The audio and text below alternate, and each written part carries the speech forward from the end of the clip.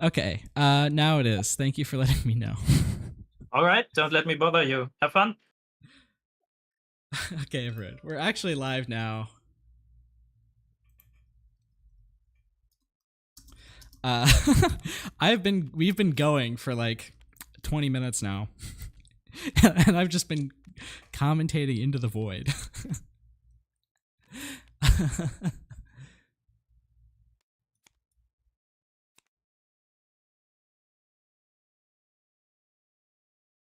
um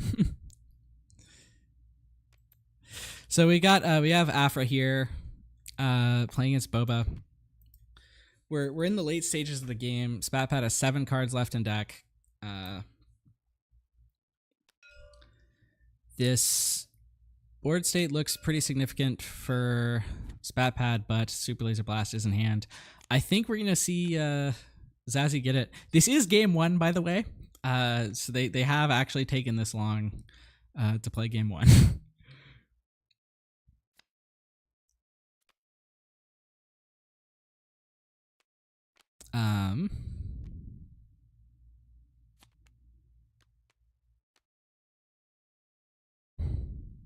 Feels sort of bad to not play Vigilance here, but I think you have to clear the board. And he does.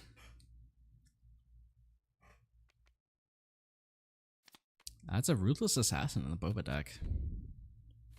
He's really all going all in on this Toro combo.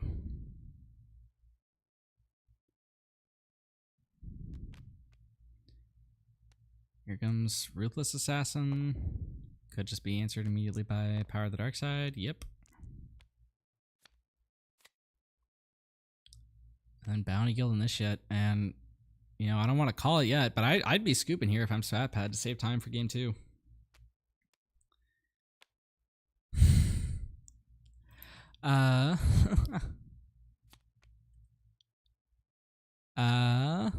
So for people wondering in the chat, yeah, Lev just posted exactly what's true. You had to either make the top cut of a league or play 2 seasons worth of league games. So we had about, I think, 90 something people qualify. Only about 30 ended up being able to make the time work. In fact, exactly 30, I believe. They're saying it's impossible to play BO3 in an hour. Yeah, we've just spent... the time limit for this is actually 60 minutes. So we've actually... Although they did get started around the 55 mark normally. So we've been going for 32.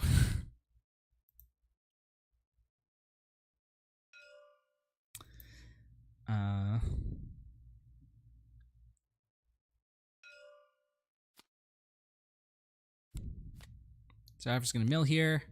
These are going to be the last 2 cards that Spatpad ever sees, I think, with the Vigilance in hand. And it's not going to be enough to win this one.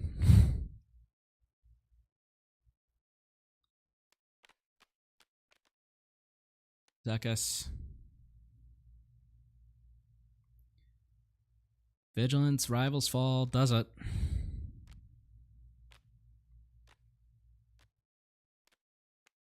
Boom.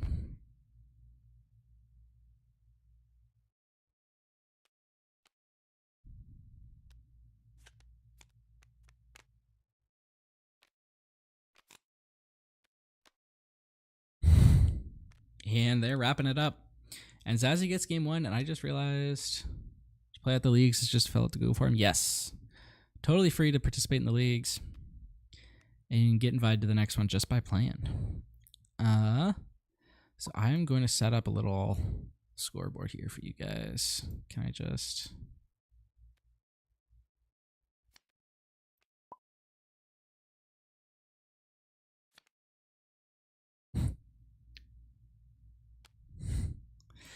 I'm going to switch over here. And then if I add this source... I think this...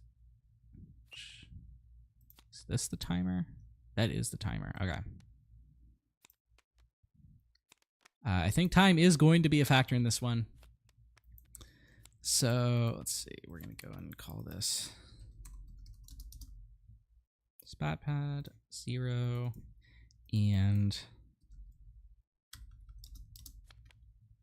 Zazzy won. Dang it. It didn't go through. Okay.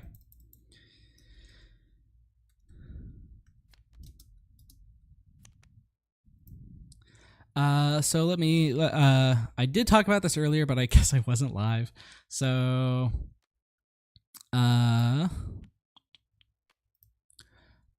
here, the breakdown for the meta, we had, it doesn't tell me what colors, but we had 6 Bobas, 4 Han, Worth the Risk, that's the new one, 4 Bosk, 3 Sabine, 2 Cad Bane, 2 Old Han, 1 Vader, 1 Boba Daimyo, 1 Rey, 1 Krennic, 1 Tarkin, 1 Palpatine, 1 Honda, 1 Kira, and 1 Afra.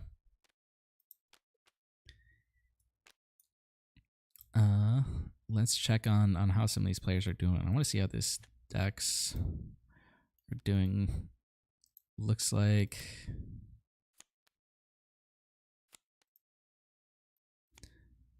our Boba Daimyo lost. That's unfortunate. Tarkin won, it looks like. Awesome.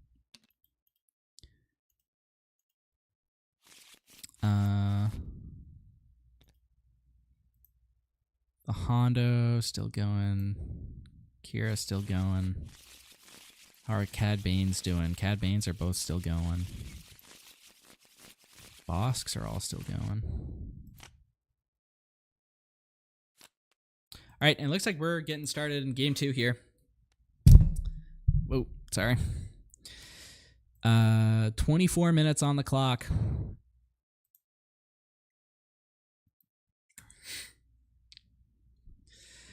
That's less time than it took to play game 1.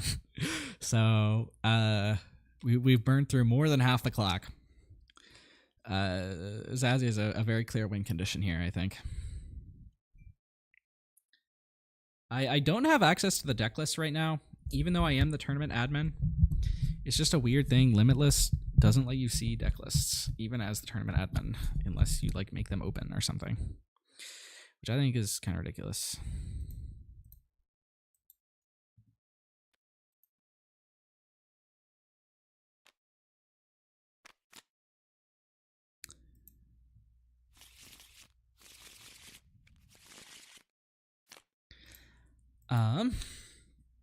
Yeah, dang. I really wish we would have gotten that first part of the game on camera. It was a lot of very interesting control gameplay, but I hit start streaming and not go live. Those are 2 different things in OBS. Dr. Pershing in the opening hand for Zazzy makes, I think, is a great opening here. Last game, his opening, resourcing double top target here. It's interesting. Those definitely helped him a lot in game 1.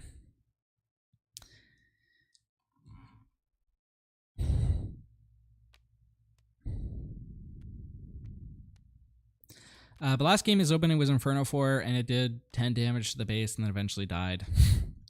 The Pershing here can actually start accumulating some advantage for Zazzy.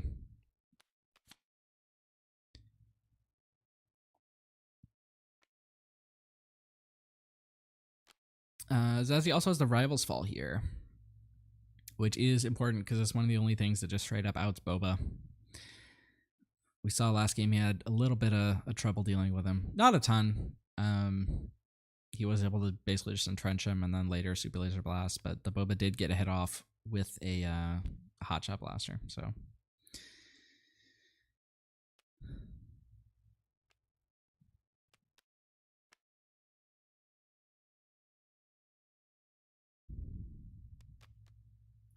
Surprise Strike, just going to clear the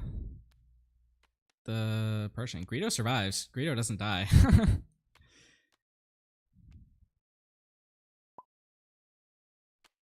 Pershing's got no health. Make an opening, gonna come down, deal with it.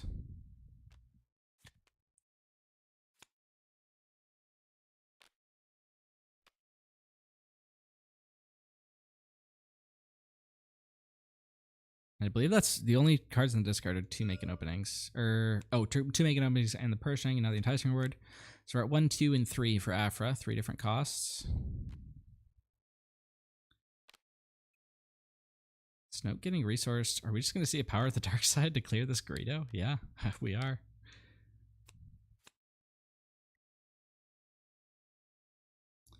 And then 4 Lom for Zazzy. And we're going to another round. They are playing pretty fast here, which favors Spatpad.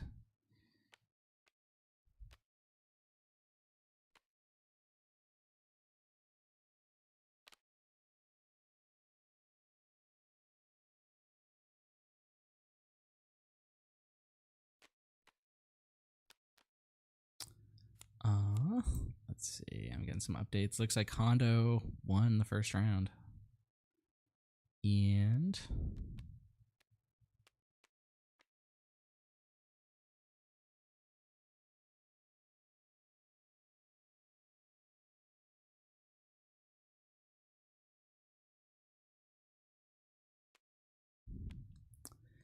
all right, Afra coming down into the Boba here. Is she buffed right now?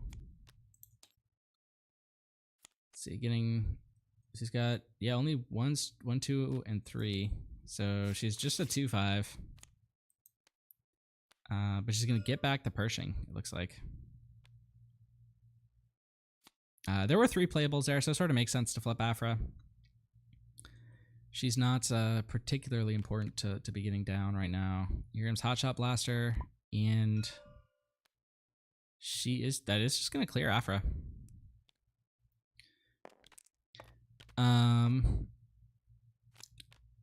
And Zazzy is gonna run out the Pershing.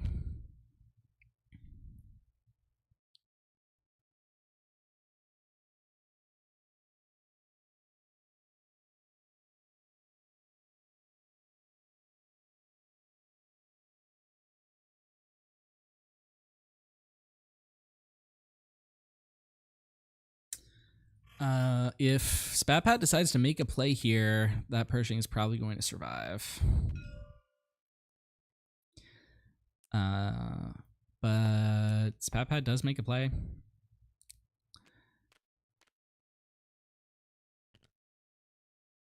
And we're going to see ECL Super Laser. This Super Laser does not die. Yep.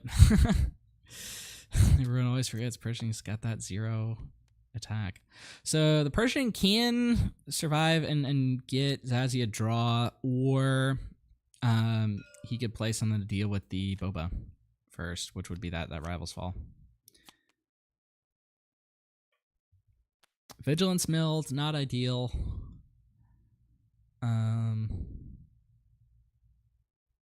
So now, I mean, Zazzy has to choose clear the Boba or get the draw from Pershing. He is running a bit low on cards. He does not have a Enticing Reward like he did last game.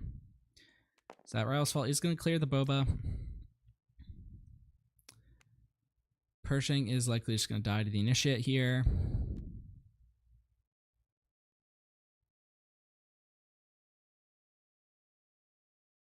Or I guess Super Laser. Doesn't really matter.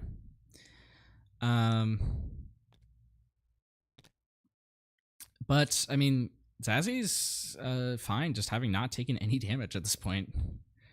So we're going into a new round. Fire Spray likely to come down and get a hit in before being neutralized by the Fel the Dragon next round. And we're moving on. Another Pershing picked up, this time just getting resourced.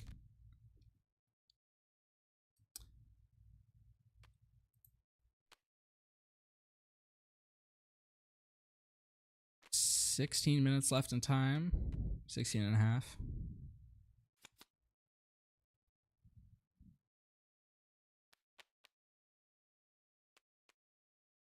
There's Ruthless Assassin gonna come down and get the proc on the Super Laser. And looks like Restock getting played. You're fine to do that at this point. Although, I mean,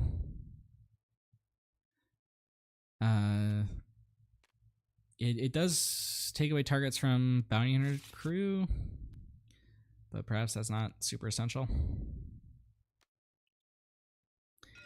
Bounty Gold Initiate goes in, gets a hit.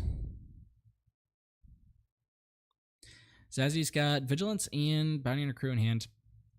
Yeah, he really needs to find some card draw because he's going to run out of ways to deal with things soon.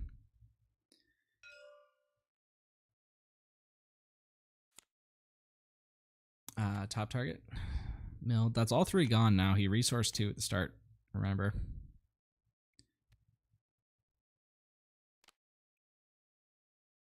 Bounty Hunter crew can pull back another card and deal with a threat at the moment. Ooh, Cunning for Spat Pad. That could actually be kind of big.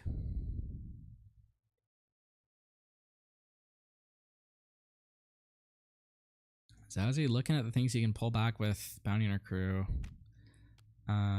Looks like just going to use Vigilance instead. Take out the Ruthless. And actually going for the mill. Not trying to stay alive forever. Actually trying to win this thing.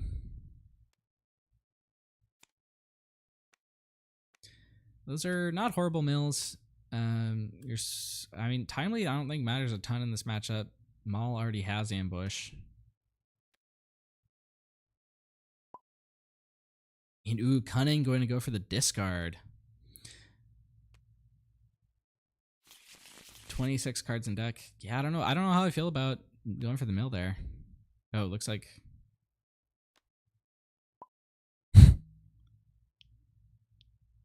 looks like they had a dispute about which card gets milled. So yeah, just do it again.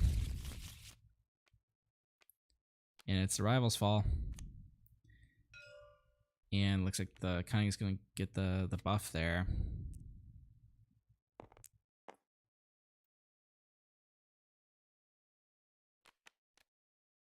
Oh yeah. Wait.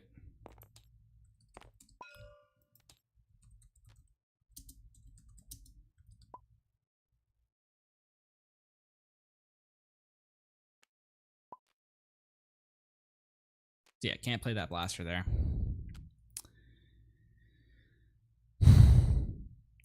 But still hitting for 5 is nothing to sneeze at.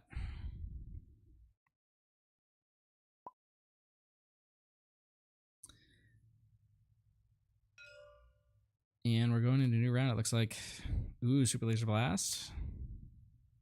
Okay, bounty posting. That's an interesting tech. Okay. It could theoretically pull an enticing reward out of the deck. If there still are any in there, I know at least one got discarded. And I'm not sure if any more have been resourced. That'd be big, but this initiate is non-unique, so you don't want to play it now. But the crew can just run over something, and it's going to get back the blast.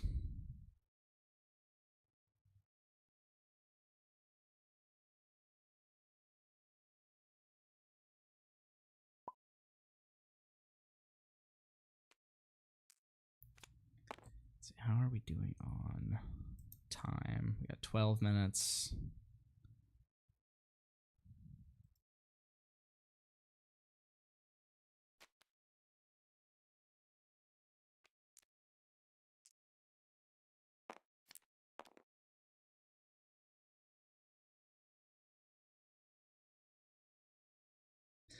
And Maul coming down to clear that Bounty Hunter crew. He is within takedown range. Yeah, I mean, you want to play bounty posting here, but it's just, you can't justify... You just can't justify letting that Maul get a hit in. Avenger is pretty big here.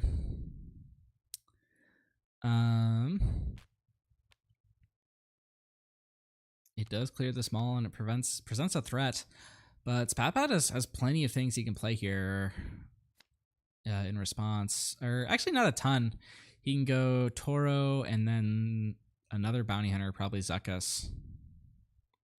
And he actually, or he could also go, no, he can't. He doesn't have enough first to do that. I was thinking he could go Toro, Blast, or Boba. but that's 9 resources, and he's at 8.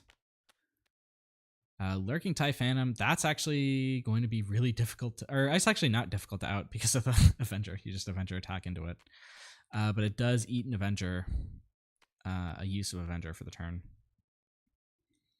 And Zuckuss is also really hard to deal with here. Ooh, and he just milled one of the only cards that deals with Zuckuss. That Rival's Fall. Entrenched also does do it.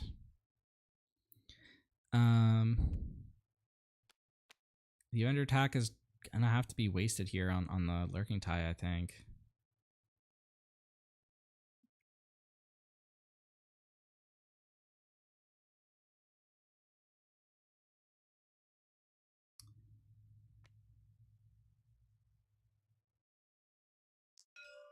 I'm gonna attack into the Lurking TIE. Lurking TIE gets chosen for the Avenger, but the combat still kills it.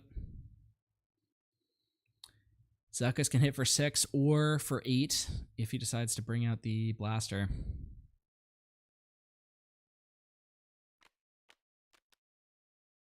And he does.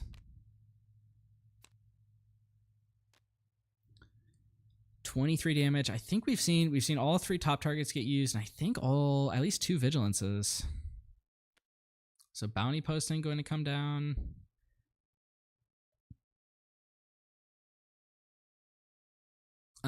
Zazie was down on a lot of cards, but he's managed to recoup some of that advantage. And he's got another enticement word to play here, which can get him even more.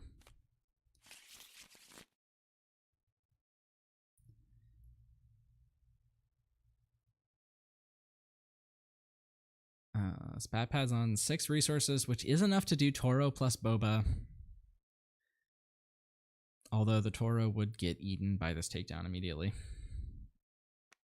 Are we at 10 minutes yet? We are. We're at 9 minutes.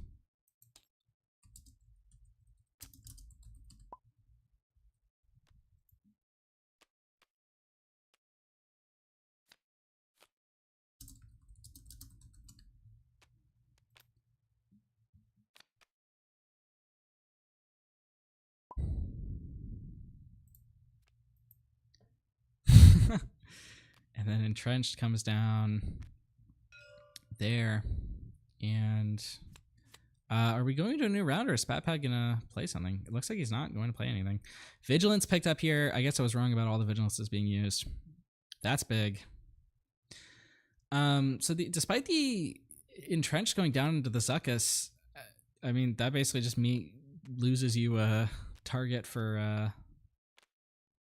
Avenger. Or just Barrage just kills the Avenger. And he's just sort of sitting there doing nothing. Vigilance going to come down, just heal 5, mill 6. Gets a Fire Spray. That's big. You want to see that. Gets a Toro, and yeah, those are interesting mills. You're happy to see the Fire Spray gone for sure. 17 cards left for Zazie versus 11 for Spatpad. Here comes Toro. Any number of things in hand that answer the Toro.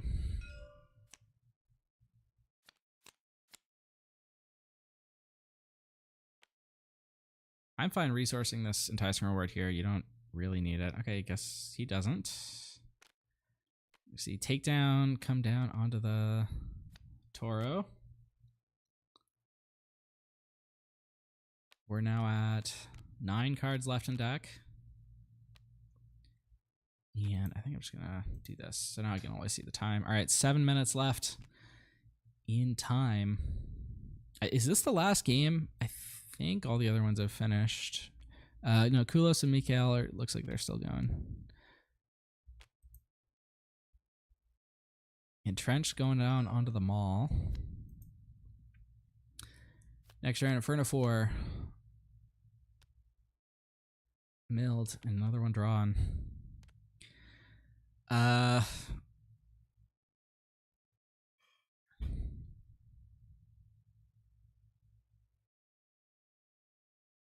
Fire Spray picked up for Spatpad. That's pretty big. Although it's probably just going to draw out the Super Laser Blast. Or maybe Fell the Dragon, I suppose.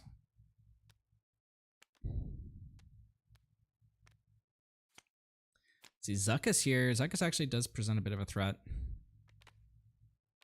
Afro just decks out here. You should have restocks. Yeah. Yep, see? There's those restocks. Ooh, and he gets a Vigilance here. So, and there are 7 cards left in Spatpad's deck. I think we might not even need time. I think Zazzy might just be able to win this one by mill here. Or maybe there's probably not time to actually mill, but he can get to the position where he would basically win by default. Yeah. It's not Spatpad's action. We just resolved the thing. But that sort of is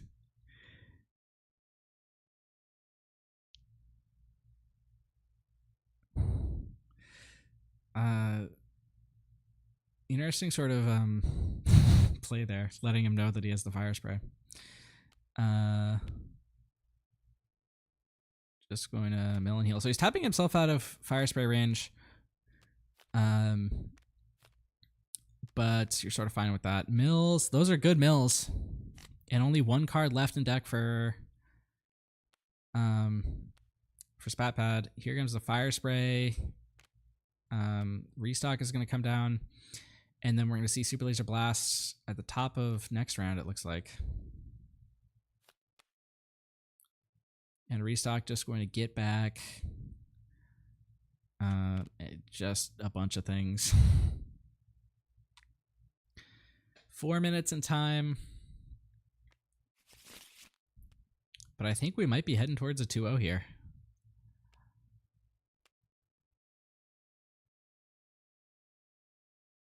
As he takes initiative, Spatpad passes. Afra, Mills make an opening. 3 cards left in hand, nothing left in deck. We're starting to see the bleeding from Mill. This is so unsatisfying to watch. Oh, this is so satisfying for me to watch. Super Laser Blast. Clear those units.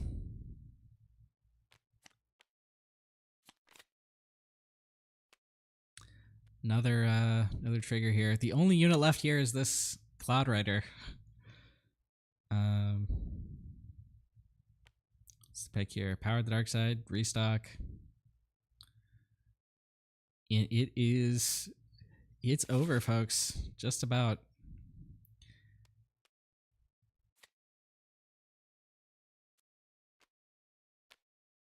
And Spatpad shows him. And Afra takes it down in round 1.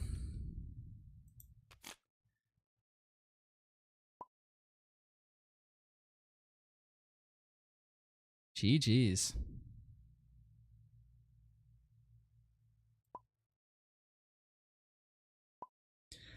And Zazie apologizes.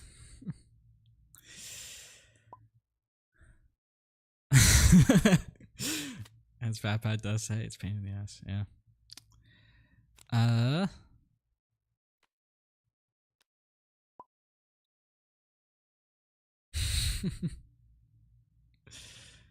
Congratulations, Azzy, for taking it down.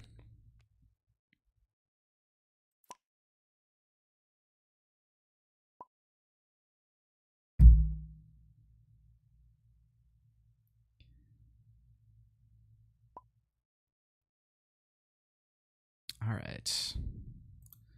So I'm just going to keep this table up for next round.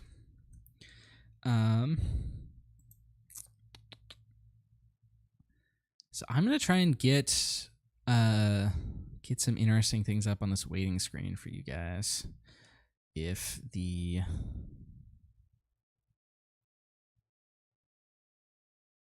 thing will allow me to. Can I just add this as a browser source? Sorry, you're going to see me fiddling with some OBS settings for a bit while we get the next round set up. Yeah, there we go. Okay. Yeah, that does not look the way I want it to. If I delete the custom CSS, does that change it? It does, actually. Okay. Can I? Do I? Is there a way to make it? Is there a site where you can see the match results? Yes, it's linked in the description of the stream. And I'm trying to pull it up on here right now. I don't want to show that ad. I think I need to make the height bigger. There we go. All right. So there's the match results. If I go, yeah, all right. It's not actually tied to what I'm looking at in my browser.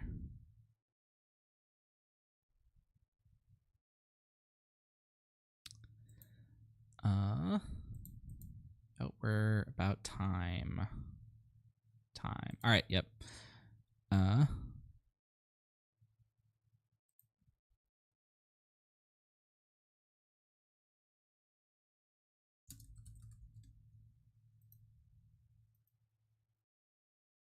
And I think, all right, I think that's actually all the games that we have reported.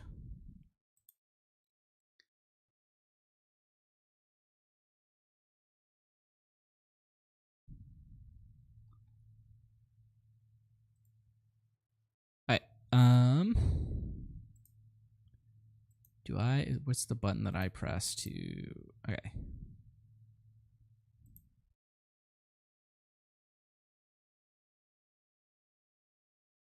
All right.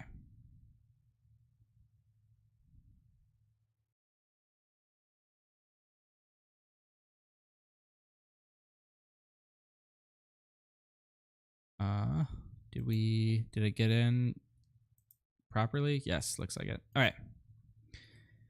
So how do I go and make a new match? A new round.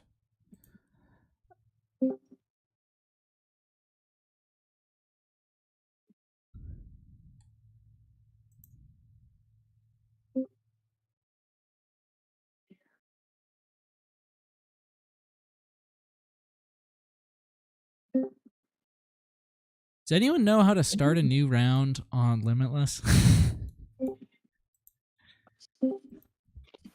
Have no idea. Clicking through everything. Admin, dashboard, end round. End round. That sounds about Yeah. right. Pair next round. Yeah, Okay, yeah. there we go. I figured out the button. Anyone have any difficulties or questions we need to talk about before we get going with the next round? No, seems all good. Just to clear it up, when time and the round is over, then you finish the action phase and still play one more action phase, right? Yes. Okay, good.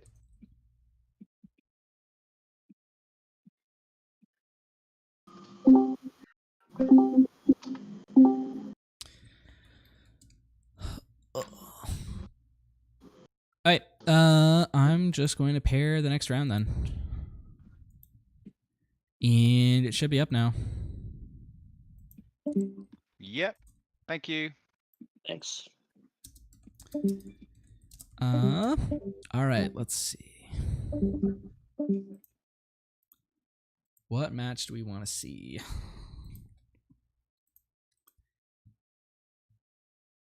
This match.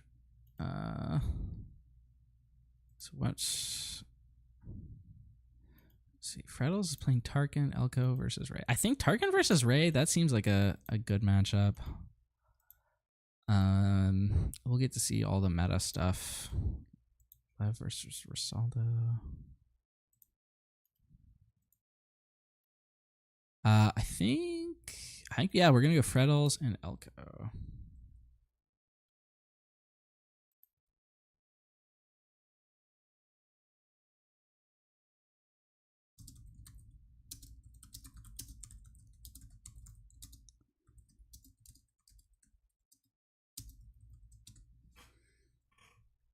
So we get Freddles and Elko. Freddles is playing Tarkin, and Elko is playing Ray. And it doesn't tell me what colors they are.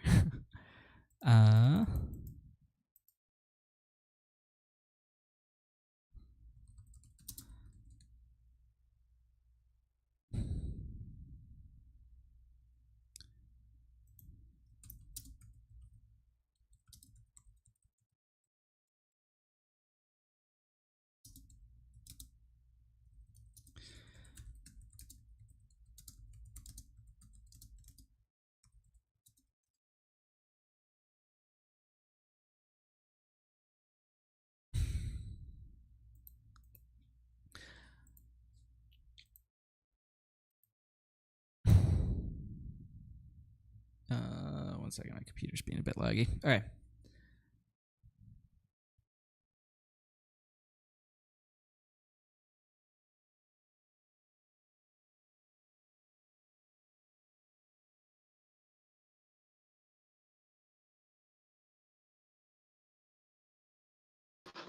Hey, you guys good with being on stream? Yeah, cool, man. Yeah, just hop into my table on TTS. It's the same password, TTI. Is it Which your name? table? Sorry? Which table is it? Which table? On TTS. You guys are fine staying in this voice channel. Just hop into my table on TTS. Yeah, what's the table name, Rebel? I'm not sure. It might still be called Top Cut technically, but it's just hosted by me, so you should be able to find it that way. See, you're on the host. Yeah.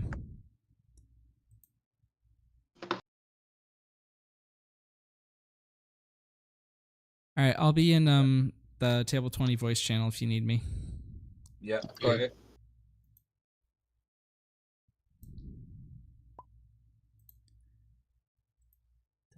Is there any way to look at the? Oh wait, I actually can look at the list. Oh, it's weird. There's a roundabout way to do it, but I found it. Okay, this is a Rave red deck, and this is Tarkin yellow. Okay, yeah, I figured.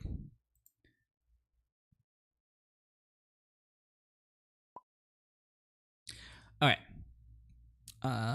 Let me. Oh, you guys are still looking at. You guys aren't looking at the game yet.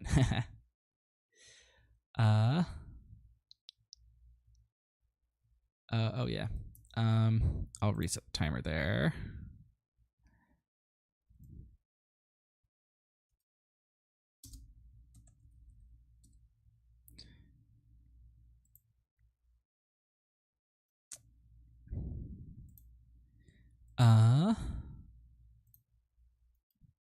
Okay, so I figured out there is a way for me to look at lists. That's cool. All right.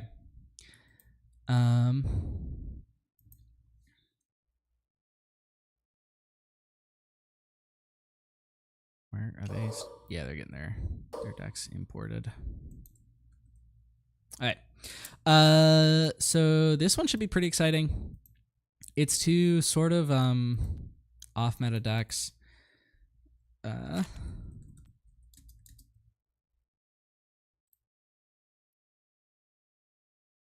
But ones that have seen play.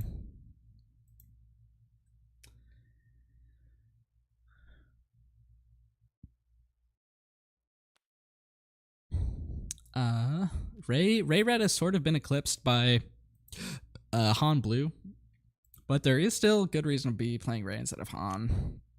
The Tarkin deck is let me take a look at the list and make sure it is what it is, but it's basically like you're running things like to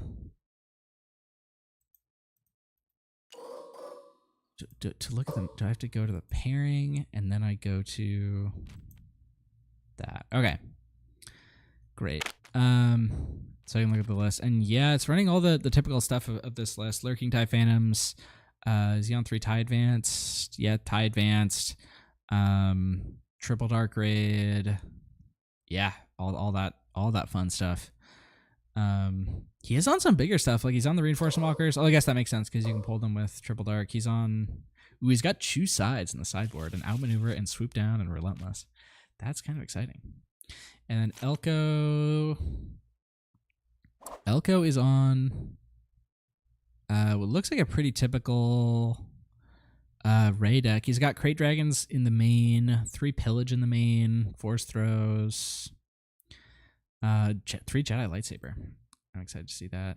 Are they? Yeah. Elko, I guess, is still Can you hear having me? trouble. Yeah, I can hear you. I have some troubles in the other room. Yep.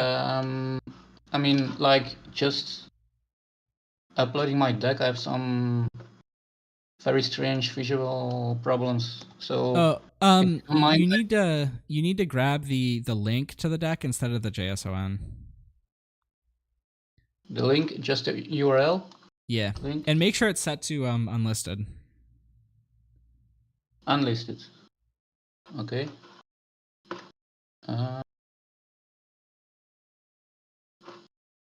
Yeah, that's fine.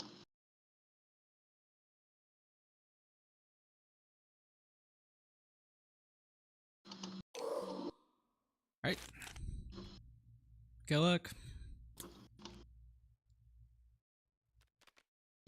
Okay, that seems better. Okay, thank you.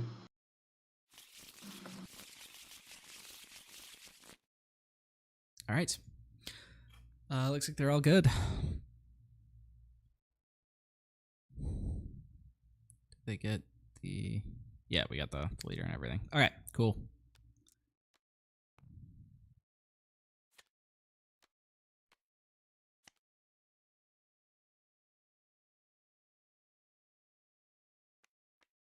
This is why we had those extra 5 minutes on top of the normal 55.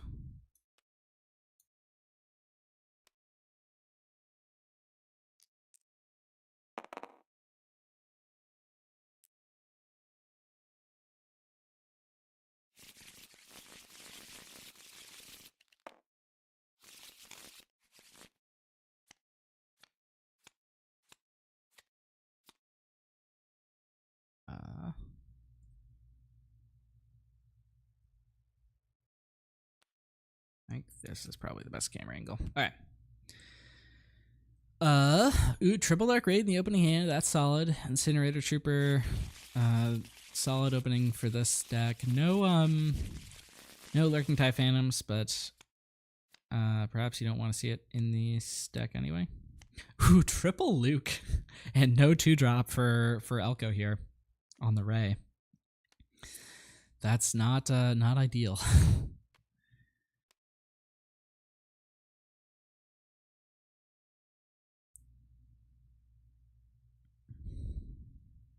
Although Yoda is a pretty good play into this deck.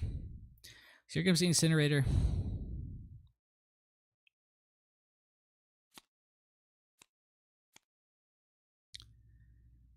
And we're going to another round. Fel the Dragon is interesting. It can stop some of these buffs from Tarkin. ISB Agent, that's another 1-drop.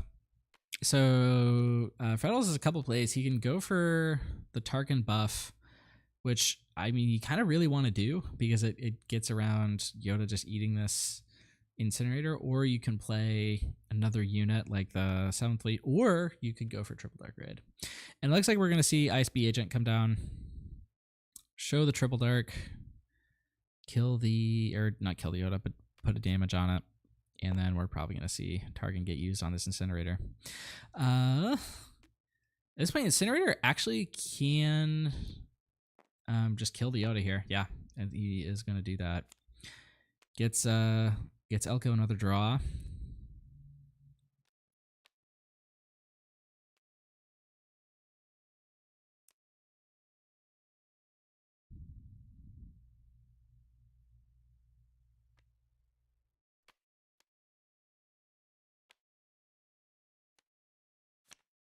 And onward we go. Veers, interesting.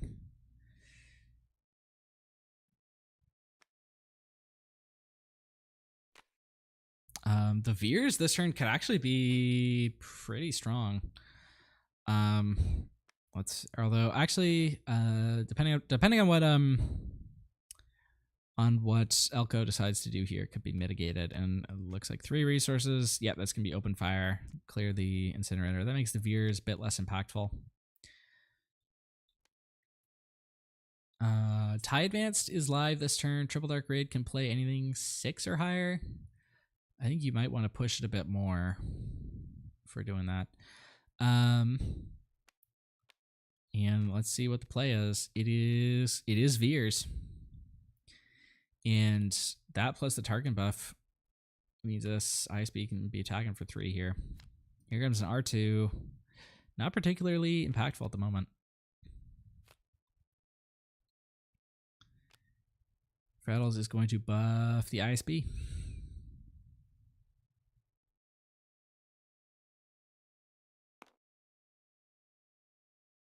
Should be 3 from the Veers. Yep. 3 damage. Outland TIE Fighter picked up.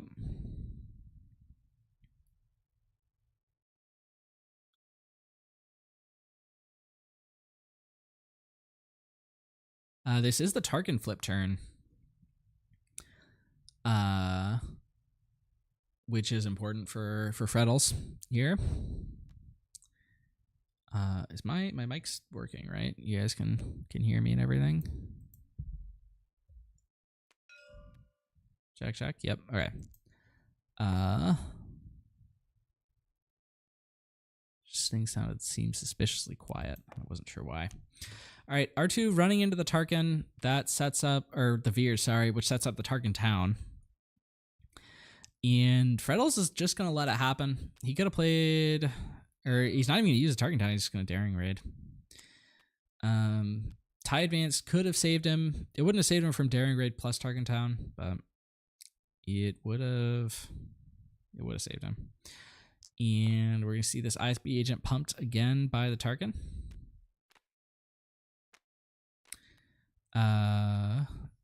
Conquer Dawn Interceptor is going to come down, make space a bit more challenging here. Here comes Tarkin. Rey going to buff the Interceptors. And what's the play here for Freddles? It is TIE Advanced. Not the ideal play into Interceptors, but it does get some experience on the board. And so now Tarkin's going to hit for 4, which is going to in turn buff the ISB, which is going to hit for 4 also.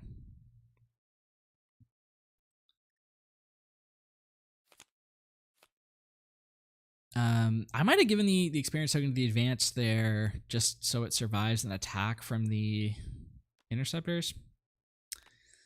Interceptors can be cleared this turn with a barrage, so I can understand why they greed it a bit, but you might also just want to save the barrage for Rey to prevent the restore. But we're finally going into the Rey flip turn. 14 damage to 0 in Freddle's favor. You really want to see that as the aggro deck here.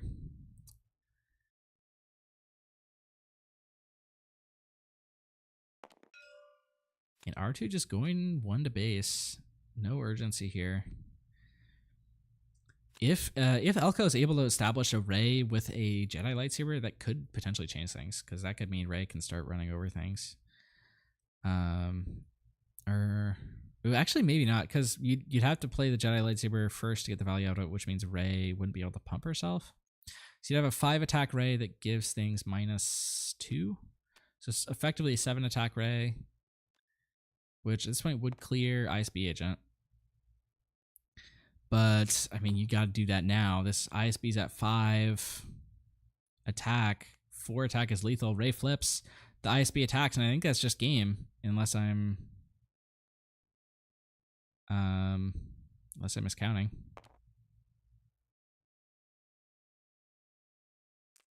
All right, GG. And Freddles takes it down in 1.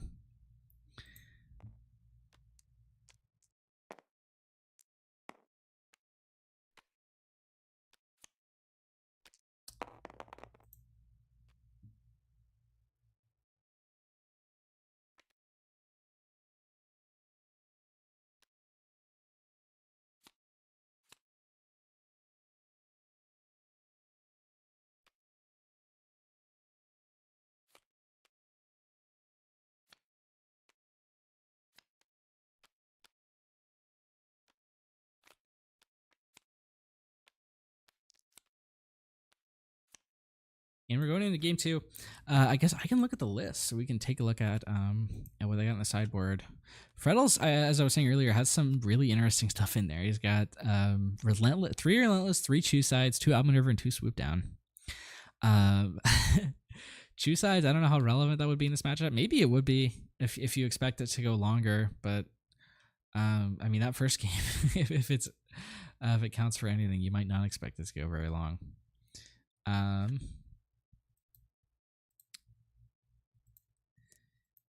The Swoop Down, I don't know if that would come in. Outmaneuver, I don't think would come in. Relentless, I don't think it would come in. You are going to try to win early, I think. Elko's got a smattering of things. He's got Confiscates in there. Top target, Heroic Sacrifice, 3/3/0, Regional Governor, 2 Making Opening to take down. Imagine Making Openings coming in to help deal with the Lurking TIE Phantom. Ray needs village protectors in this matchup. Is he? He is on 3 village protectors main. And you're right. Yennefer. That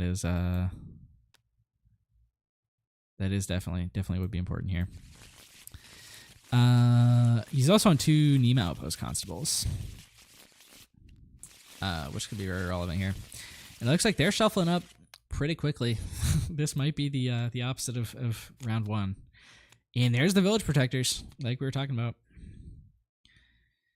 This is definitely a better hand for Elko, I think. And Freddles, this point, actually got the Lurking Tie Phantom, which is one of this deck's key plays. He's also got the Gladiator Star Destroyer, which is not something we've seen a whole lot of so far in this game at all, really, but making an appearance in this deck. It's a great target off of Triple Dark Raid.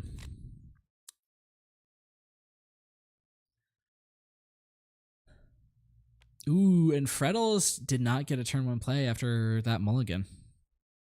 That's important. And he threw back the Lurking Tie as well.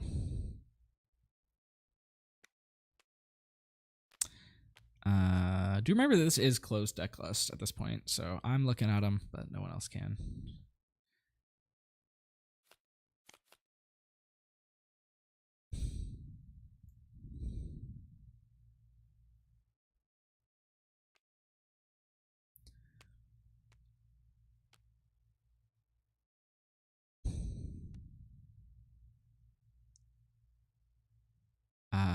I probably would resource that A-Wing here.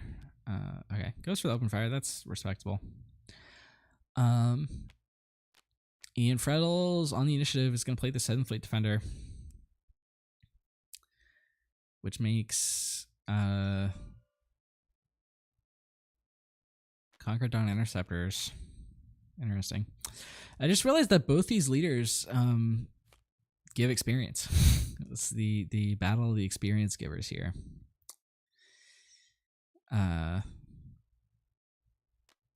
Yeah. So the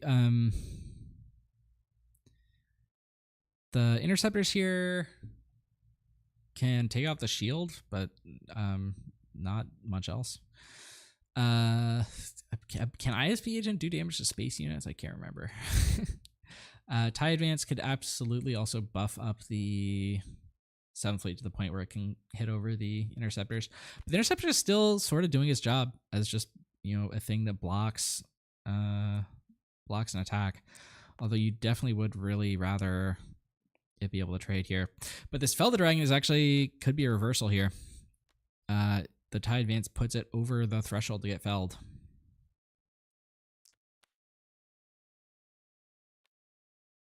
And there it is. And this game is going a lot more in Elko's favor than the last one.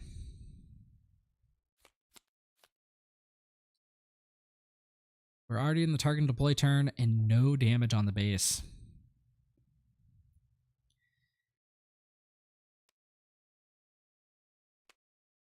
I think we might have to see Overwhelming Barrage come down just to clear this Conquer Dawn Interceptors. Actually, you don't need it. Snow Trooper Lieutenant can go in and allow it to clear, but Snow Trooper Lieutenant gets traded into by Sabine, so that's not ideal. You could see Outland TIE Fighter, I believe, only works on 2 cost or less units, so I don't think you can Outland a advanced here.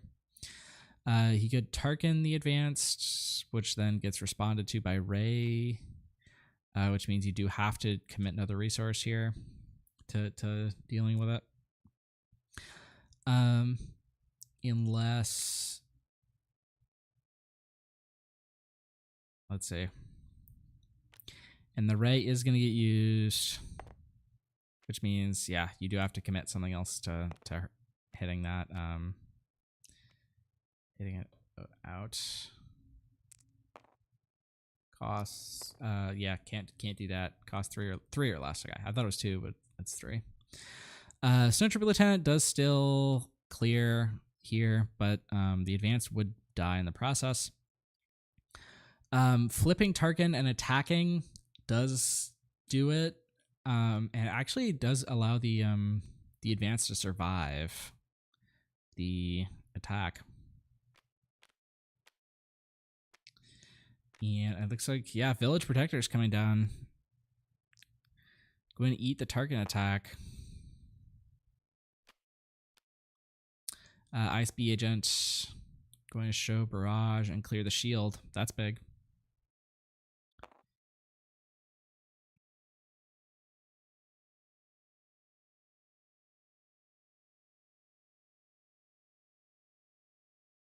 So now we can see Tarkin go in, give the advanced and experience.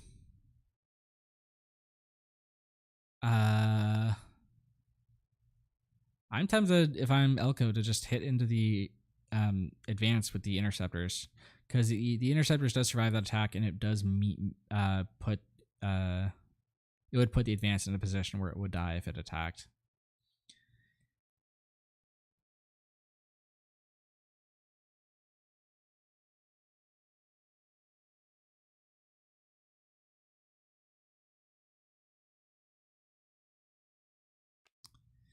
But you might also just rely on using Tarkin time for that and try to push damage with the interceptors, but it's only 2 damage. Sabine going to base there. Oh, looks like Freddle's actually decided to give the experience to the Ice Bee Agent, so he's going to probably use. Oh, he's actually tapping himself out of the Snowtrooper Lieutenant. Interesting. So I guess the this Conquer Dawn Interceptors is just going to live another round.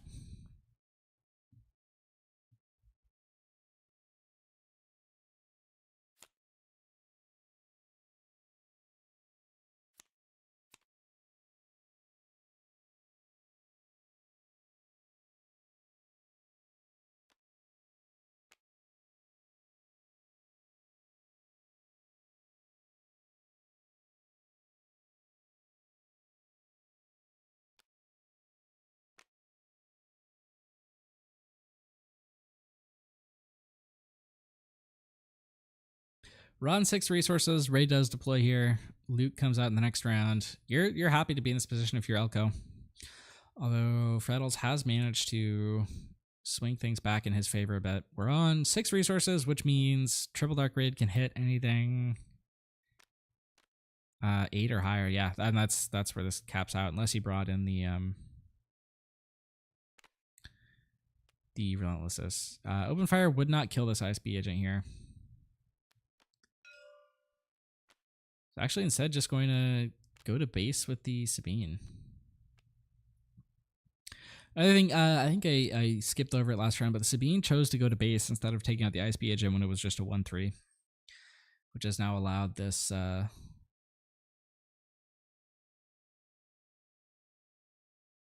Ice Bee to take some experience. And what's the play from Freddles? It is Triple Dark Raid.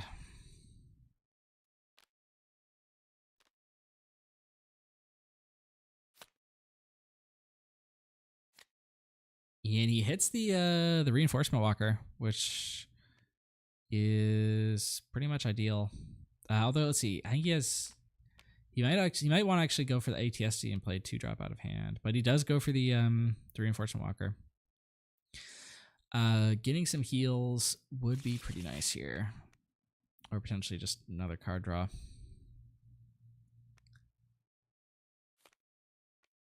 The 7 do go to the bottom of the deck before the Reinforcement Walker triggers. And he gets the Incinerator Trooper. I'm just pitching that for heals. Yep.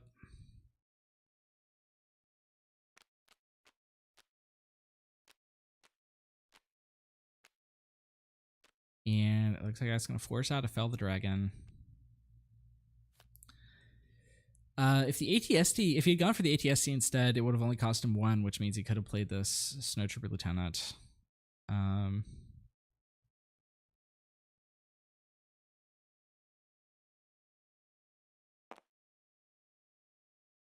Tarkin going to base, and that's the first damage for Freddles.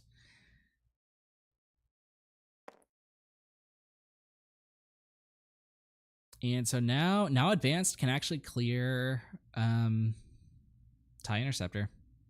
It doesn't survive in the process. Ooh, and it looks like Freddles missed his window to do it. And now he could commit both ships to clearing it, which I might just do.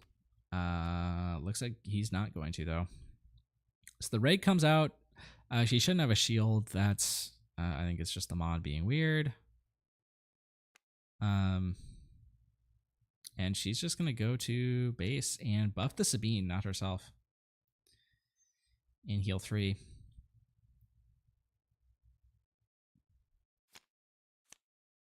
Top target and force throw. Those are very good draws here.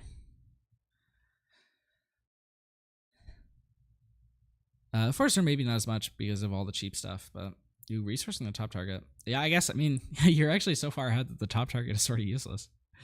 At least right now. You're not useless, but not as impactful as it could be. I imagine we're going to have to see an overwhelming barrage here. You've got to clear this ray. Yep, and we do see it, and it is onto the advanced. So that means advanced is 5, so it goes up to 7. So that clears ray and lets you deal 1 damage somewhere else.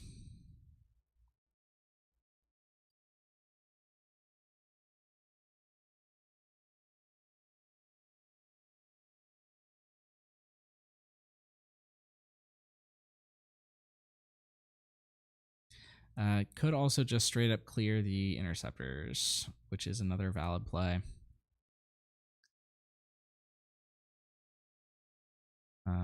Although the attack would clear the interceptors anyway. Looks like going 3. Ooh, that's an interesting split. 3, 2, and 2. Okay. There's logic to that with the lieutenants in hand.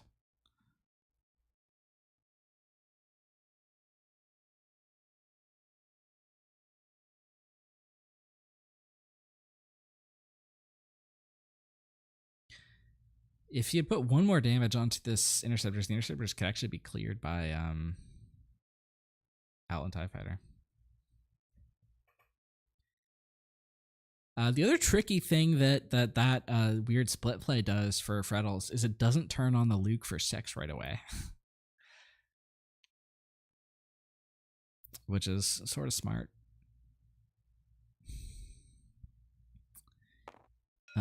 It's actually very smart. I shouldn't have said sorta. Sabine just going to base.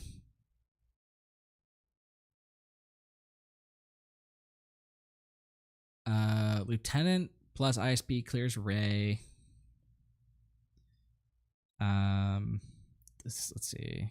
Lieutenant plus Outland clears interceptors. Right? Yeah, 7 health, 4 damage. So Lieutenant can kill whichever one Freddles doesn't want to see. Tarkin going to base and then buffing ISB would put Rey in range of just being killed right now, but she could give herself an experience, which would make that null.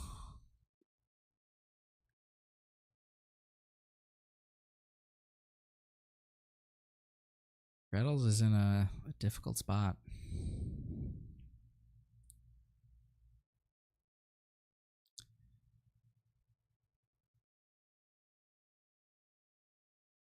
And looks like he's going to go for Tarkin and actually buff the ISB agent, or buff the TIE Advanced.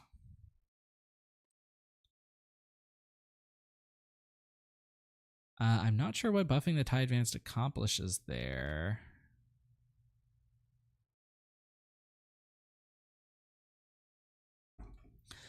Looks like 1 resource. Is that possibly force throw? So the advance, he's just gonna force throw his own Luke. 3, 4, 5, and that actually does kill it even through the barrage. Yep.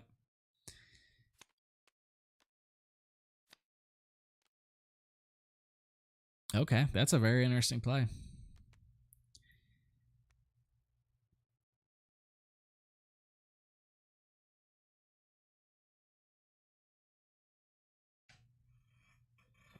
Freddle's action.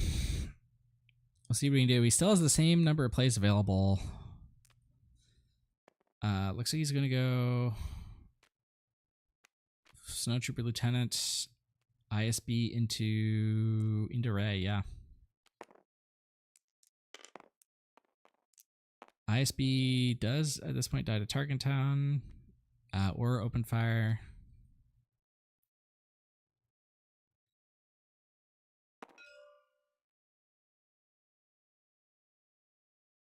Interceptors goes to base. Freddles, I think, is probably just going to claim here. You could attack into the Interceptors, but there's really no point in doing that. Elko's going to get down another unit. And probably also clear this ISB. Elko's sort of been run out of cards here, which, I mean, Freddles now really has a chance to take this game over. But Tarkentown's going to clear this ISB, which is going to make that harder. Not impossible, but harder. Open fire can also clear something, which is also going to make this harder. And Freddles only has 7 health to stabilize with.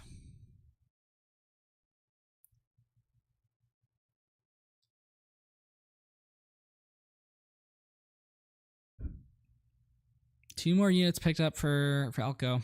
Every hit matters. Lurking TIE Phantom is pretty big here for Freddles.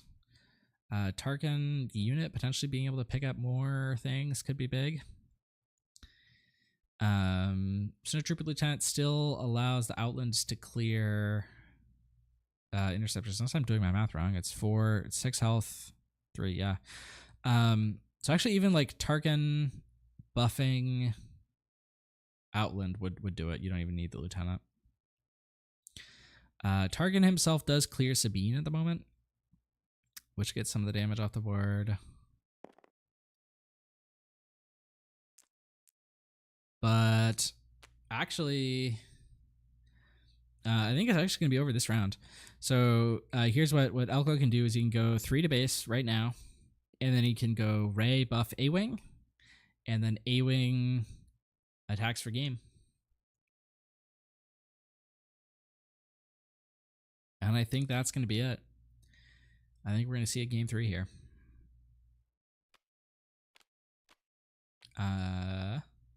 Although it's possible this Tarkin finds something relevant. I'm not sure what there is that's relevant here.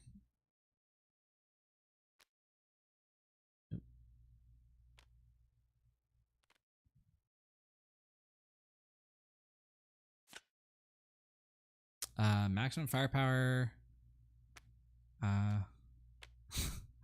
Without the resources to do it. Yeah. And Freddles is going to regret not resourcing here. And looks like he's scooping it up. And we're going into game 3 here.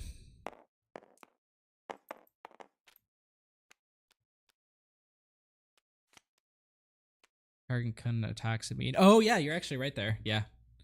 Tarkin shouldn't have been able to attack the Sabine. I always forget that Sabine ability.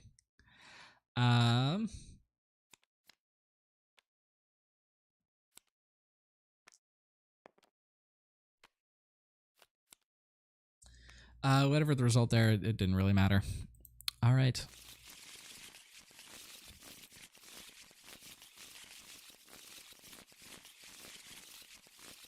All right, looks like...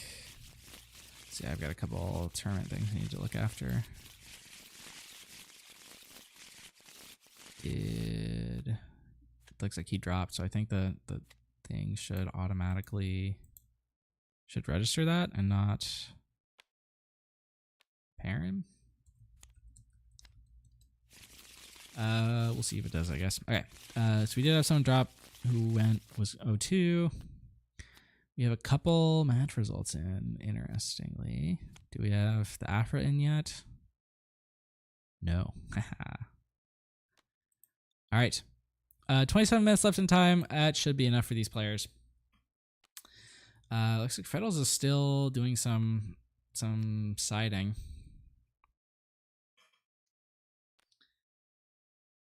This one really could go either way. It's going to depend on what the opening is. Game 1, the opening heavily favored Freddles. He had what he needed, and Elko did not have a 2-drop. Game 2, Freddles did not have a 2-drop, and Elko did. And Elko just got all the things he needed to stop the damage early. When the Triple Dark Raid came out, you had an answer to it.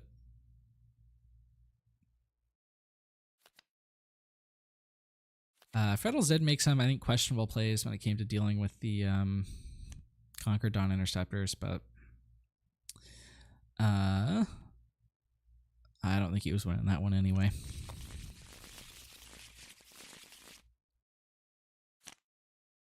All right, in game 3, this is a bit of an awkward hand, but it's not a horrible one, and he decides to keep it.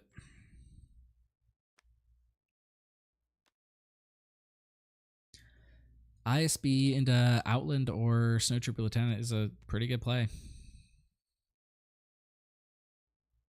Ooh, and the ISB can actually be buffed immediately.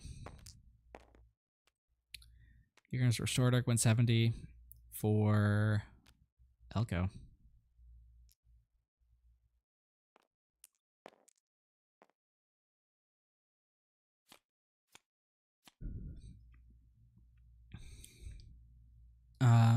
Elko does get the interceptors again.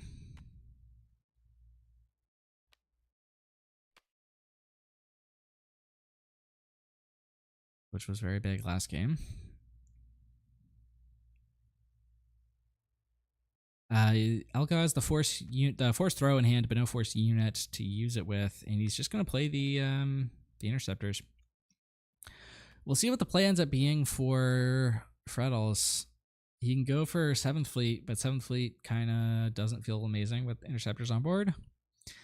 Doesn't feel horrible because you can buff it, but he is just going to buff the ISB agent, and my guess is Snow Trooper Lieutenant, although it could be Outland. But Outland is not great into this space arena.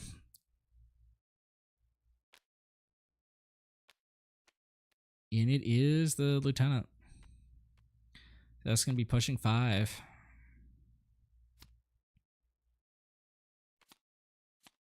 Another Interceptor's picked up. I think it's going to get resource here. Yep. And this hand is actually not great for Elko. He's got, his only plays Force Throw, but without a Force unit. Maybe he can wait and play Fell the Dragon on something if it comes up. He can Ray to buff something.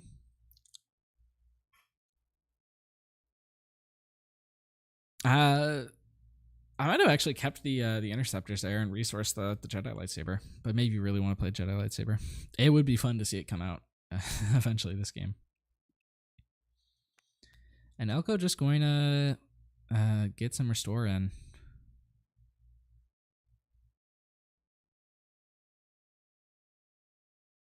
And what's the play here? TIE Advance could come out, or Veers. Veers is pretty impressive here. That ISB agent is now 1 away from being in Fell the Dragon range. We'll see if Freddles plays around the Fell.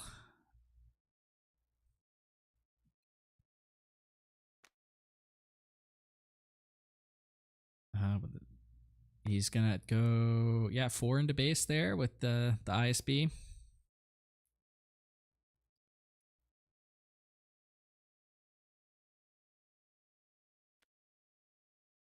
Smuggle for covert strength. Interesting.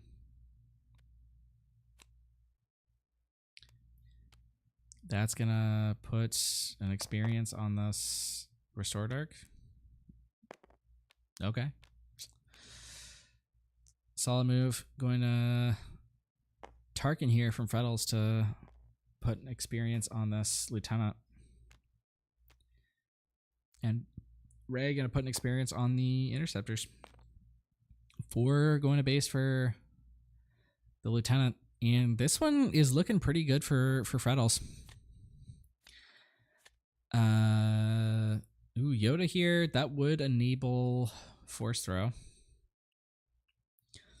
but there's just, yeah, I mean, he'd be playing it into a minefield of units here.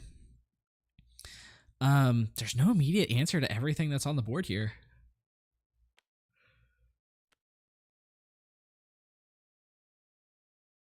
Can Freddles actually get to lethal this turn? He's got 4, that's 8, 9, 10, 11, 12, 13, 14. He can theoretically do 14 damage. So theoretically it's possible for Freddles to get there this turn. And he has a line that plays around almost everything. Here's Yoda. We'll see if he sees the lethal line and goes for it, or if he just goes for the safe route and tries to clear Yoda here. And okay, so Yoda actually gets left on board, which means Force Throw can actually destroy the lethal line. If right, yeah. So Uran's Force Throw going to he's actually going to be greedy and use it on Freddles. We're just going to put 2 damage on this ISB. Then ISB attacks for 4. Right?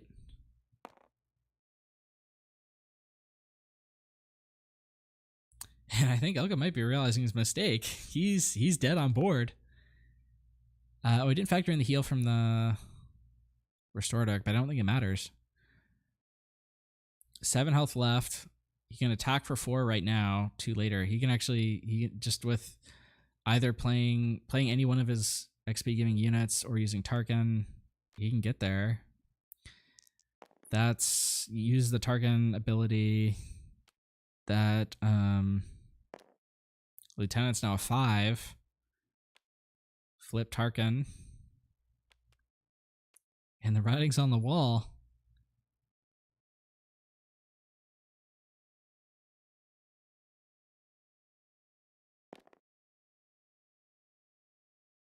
Due to base. TIE Advance comes down just to seal it up. I think even at this, so with the TIE Advanced, I think actually even if this is 4, 5, 9, 10, this would be 10 damage coming in.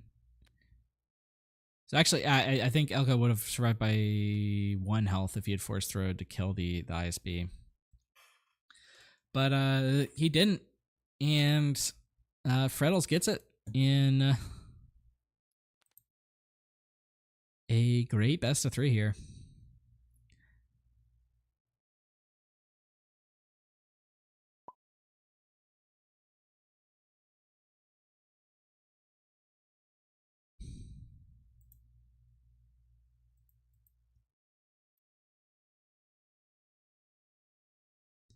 Boom.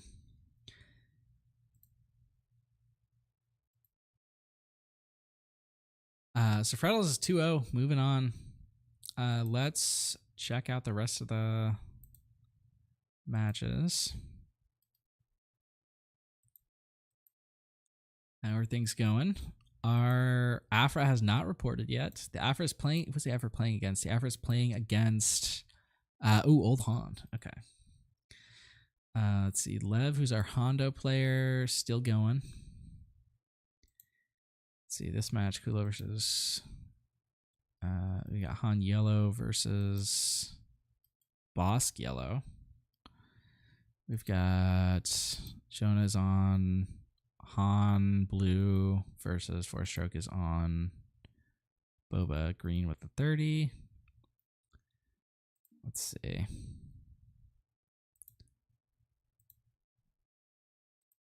Is this browser thing working? Okay, you know, I'm just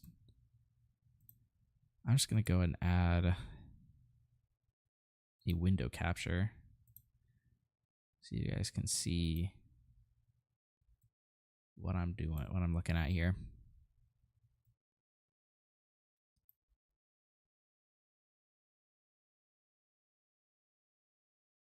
So these are the matches. We can. Ooh, looks like Vika lost. Vika, I believe, is on Boss Green. Here's the meta game. You guys can see that, right? Yeah. This is just all the leaders. It doesn't, I don't believe it doesn't give me a breakdown of, it tells me who is playing them.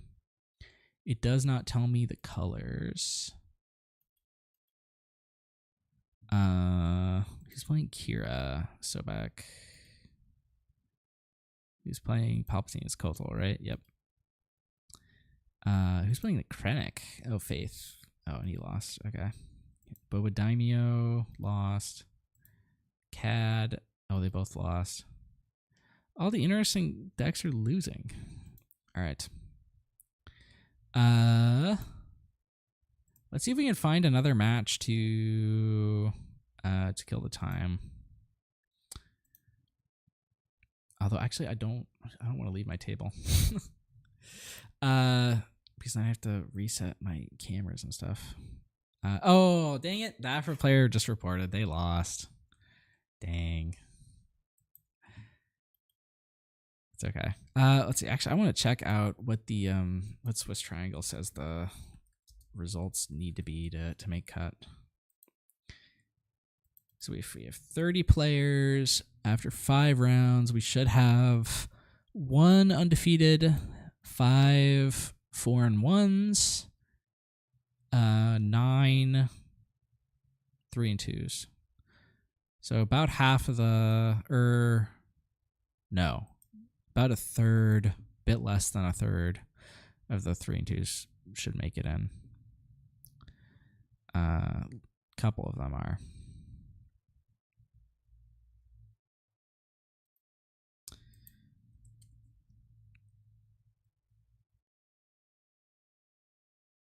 I'm going to post that in the... How are we doing on time? 14 minutes left.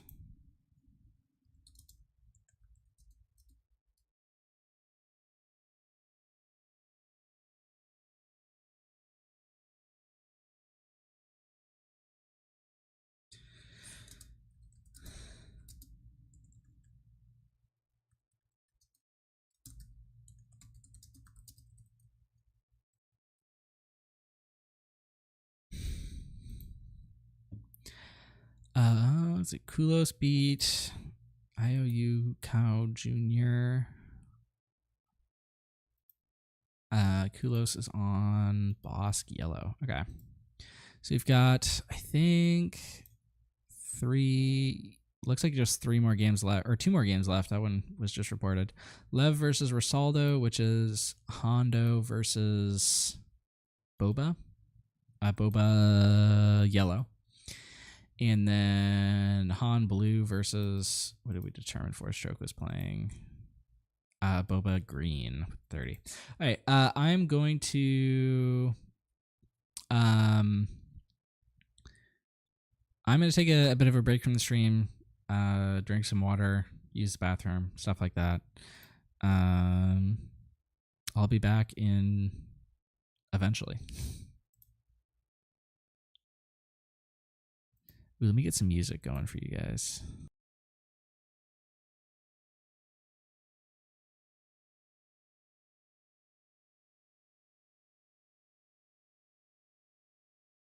Swagger down the street with your red lips and funky beat. You better hold your head up to the sky. I'm gonna roll with you till the day I die.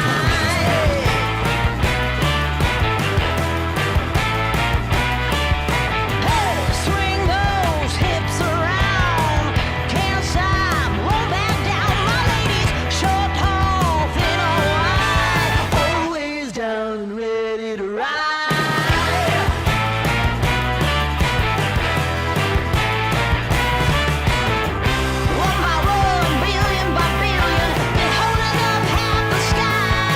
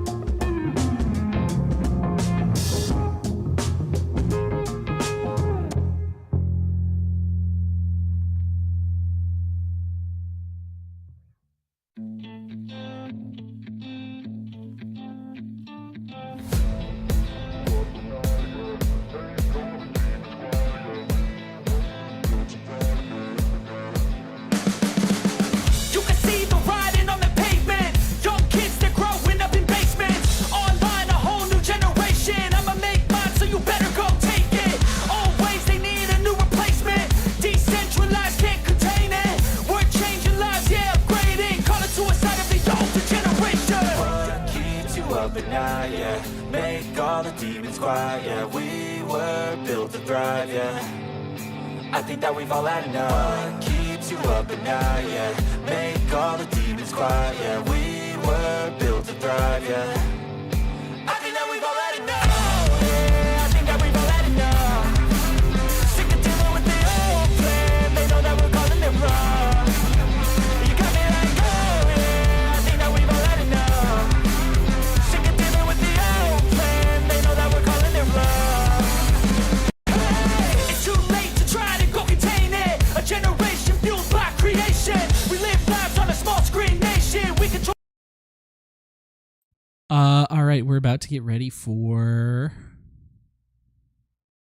the next round. The timer still says we're going, so I'm just going to reset that timer.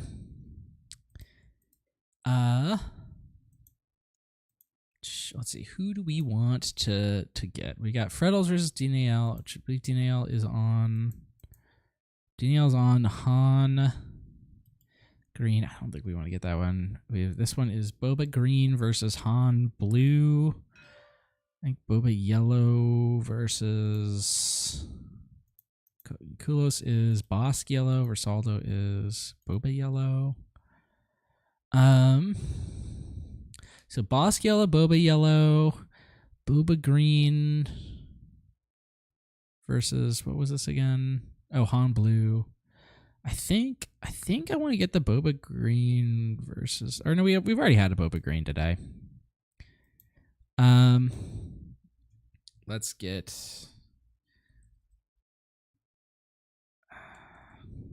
Let's see.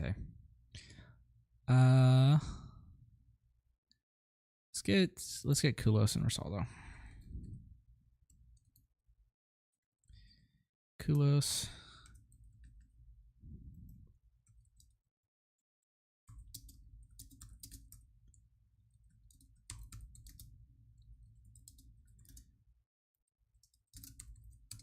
Boom.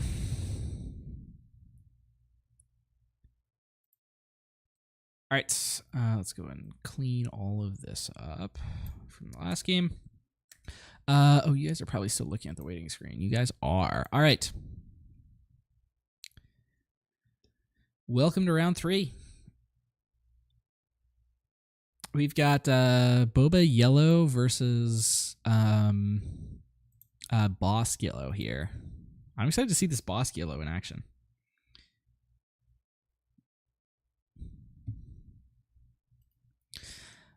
It looks like a pretty interesting list. Oh, no, sorry. It's Bosk Green, not Bosk Yellow. Okay. I forgot which color in Navarro City was. It's green.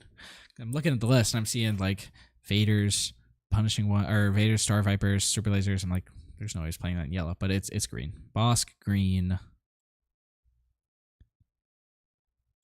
I'm going to hop in their voice, make sure they're good with it. Hey, you guys good with being on stream? Oh Yep. God, but yeah, go on. Yeah. Now I'm stressed. Yeah. Where do we join your game, or are you joining us? Yeah, join my game. Okay, Okay. let's back out of this. How do I do it? Main menu. How it's named?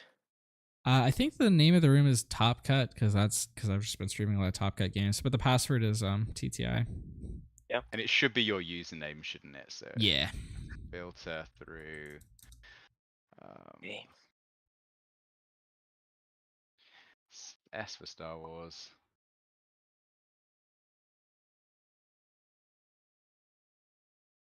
Rebel Traitor, Top Cut. Great, awesome. I'll be in table 20 if you need me. Okay, cool. Good luck. All right. Let's go and reset this. Yep. All right. I'm excited to see this Bosk Green deck. It is not running ECL. It's running the 30 health base, but still should be pretty exciting. And see how it matches up into Boba Yellow, the meta staple.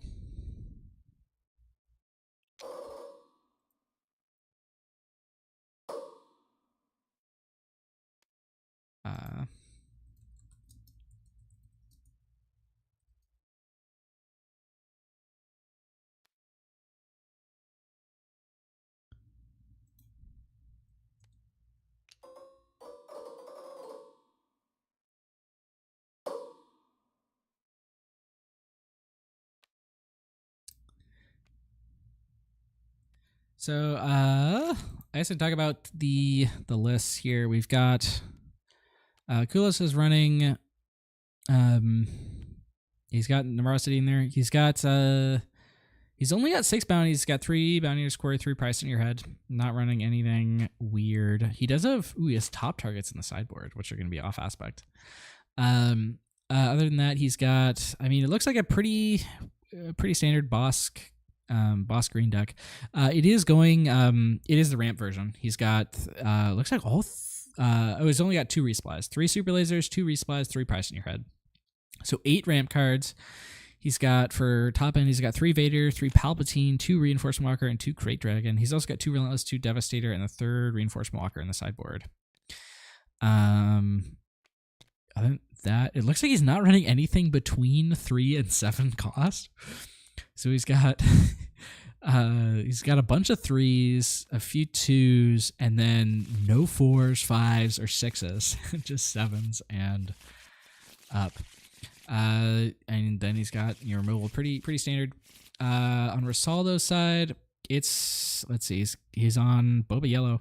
He's on Viper Probe Droid. Haven't seen that one in a while. 3 Mercenary Gunship, 3 Forlom, 2 Zuckuss. He's on 2 Boba Fett's armor main deck and 3 Cunning's expected. It's yellow, not green. 1 Relentless Pursuit, 1 Change of Heart in the main, and 3 Lurking TIE Phantoms in the sideboard for some interesting stuff. And that looks like a pretty standard Boba Yellow deck. And they're getting started.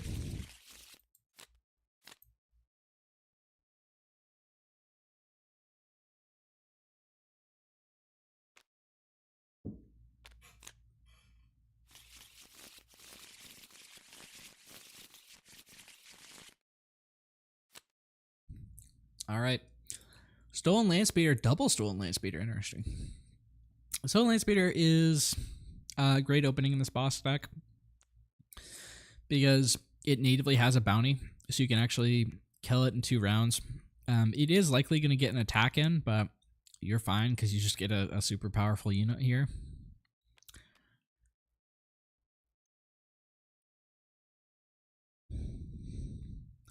And Kulos did open the super laser attack for next round. Sorry. All right, Mercenary Gunship. And Stolen Landspeeder. It does come in exhausted, right? Yeah, it is exhausted.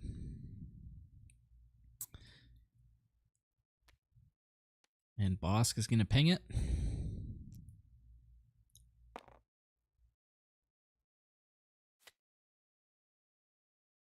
Ooh, there's a Change of Heart. Probably not super useful at this point in the matchup. And it is closed list, so Rosaldo doesn't know if this is like a rampy version or a aggro version. And in the aggro version, you really don't want it, I think. And he is just going to resource it.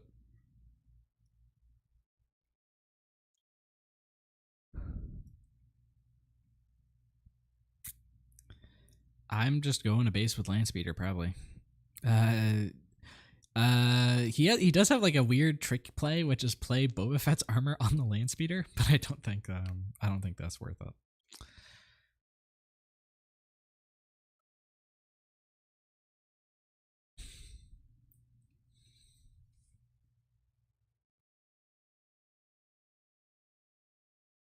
Kulos has 3 options for a play here. He can go for the ramp, or you can go for one of these ships. So Boss goes ahead and kills the Landspeeder, and it's gonna come back. It's 4-3, right? If I'm remembering it correctly. Yep. It does come out exhausted.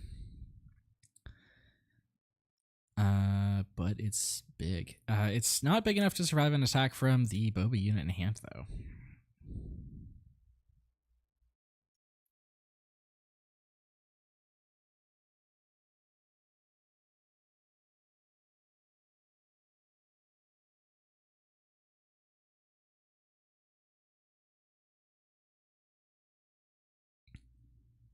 All right. Kulos now has a play to make.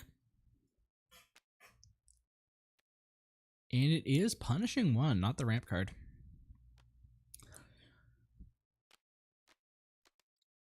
Let's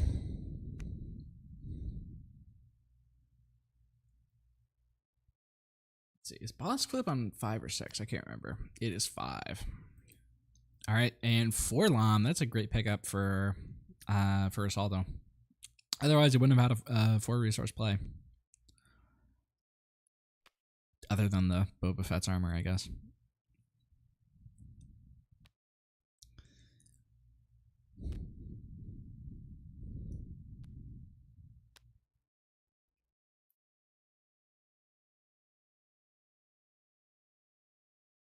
Now, it's got a couple choices. Oh, it looks like Kulos actually got the initiative. So the punishing one is just going to attack into the mercenary. And he's going to let Boba trade with the lane speeder if that's what Rosaldo does indeed want to do.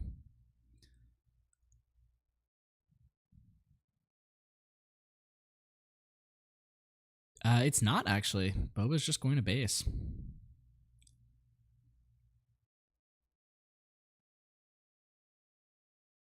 Now I think Kulos is the control, so I mean having like the lane speeder just be a 4 attacker at a base is not incredible.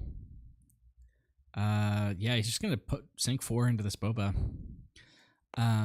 No bounty in hand, unfortunately, to kill the Boba. All right, Forlom coming down, no ambush, just a body. And open fire, just gonna clear him.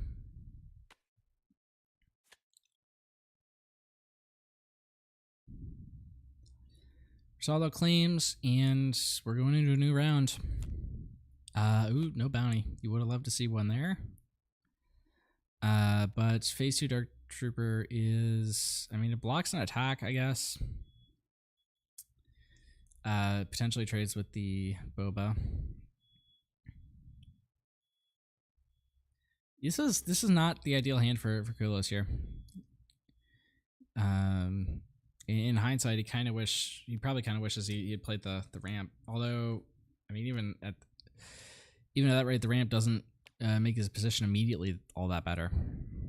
He can deploy the boss here, which can trade into some things. But the boss isn't gonna live up to his full potential with all those bounties.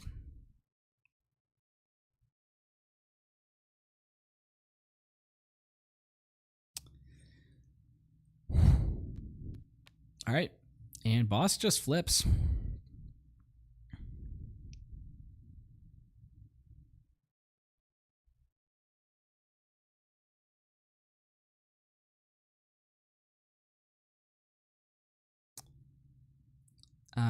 Rosaldo has the opportunity to stick a Boba's armor this turn potentially.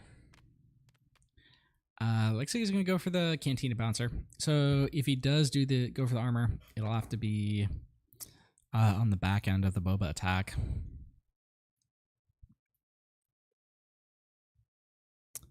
Bouncer just gets rid of the 1 health punishing one, which doesn't really accomplish much for the board state, but does accomplish something. 3, 4, and it is the Dark Trooper, not going for the Super Laser attack.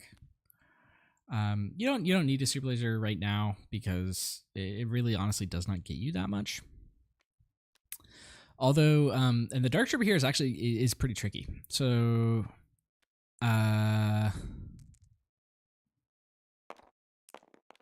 Bosk attacking into Boba means that Boba can't now play the armor on the back end because he would die if he attacks into Dark Trooper. And if Rosaldo decides to claim and use one of his other units to kill the Dark Trooper, then Bosk just clears the Boba here. So the Dark Trooper makes a lot of sense here. It stops the blowout from armor. Theoretically, Rosaldo could just claim and play the armor, which does allow him to stick it, but then he's letting the Dark Trooper get a bit of value, which he might be willing to do. Ooh, some more top end drawn there. second Palpatine, and the Crate Dragon. Not gonna be relevant for a while. You really want to play the Super Laser this round if you're Kulos, I think. And it looks like, I mean, his main play is just going to be Punishing One plus Super Laser, which is a fine play. It gets him to Palpatine range next turn.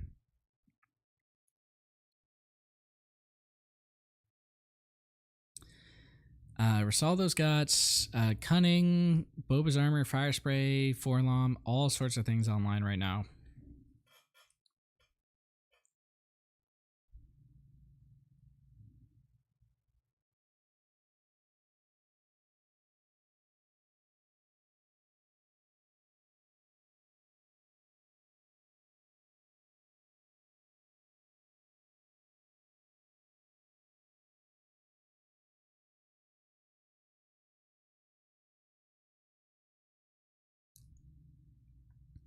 It is Rosaldo's action, and he's thinking.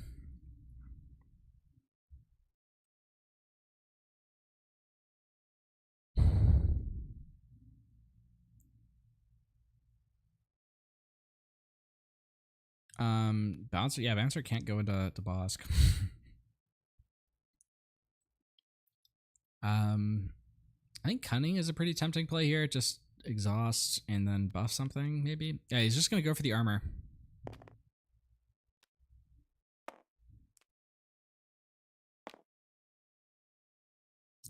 Make that Boba unkillable.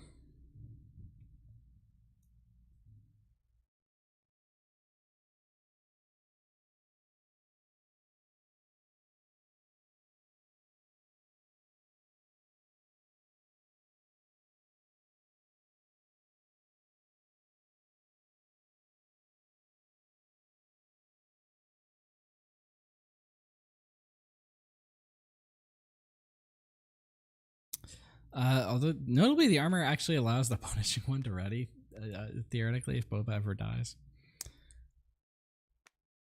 And Super Laser coming down.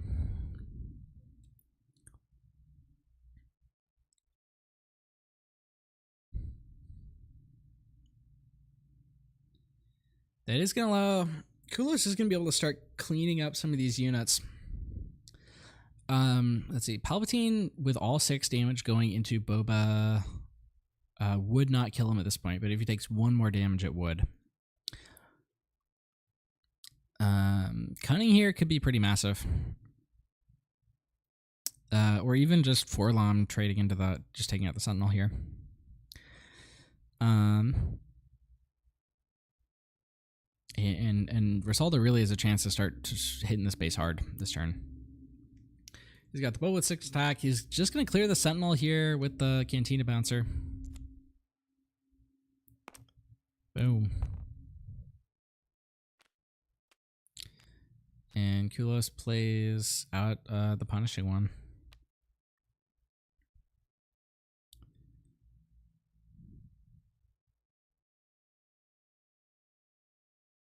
The other play that Rosaldo has is just attack with Boba. Don't play either of these 4-drops. And he gets to ready to because he's already killed the Phase 2 Dark Trooper. Which means he can then play Fire Spray this turn. And that's pretty spicy play. Goes for just Boba getting damage in before he dies. Or would potentially die to a Bosk attack. See what this Bosk does. He's sort of dead weight without any bounties. So I'm honestly kind of fine just trading him into one of these units if I'm Kulos. There's also like an argument for going into the Boba to make your Palpatine better. So he goes into the Boba, 2 of it gets blocked, so Boba goes up to 6. So now Boba's got 3 health left, which means you have to put, which means you can go like Palpatine, and then the Palpatine kills both Bobas.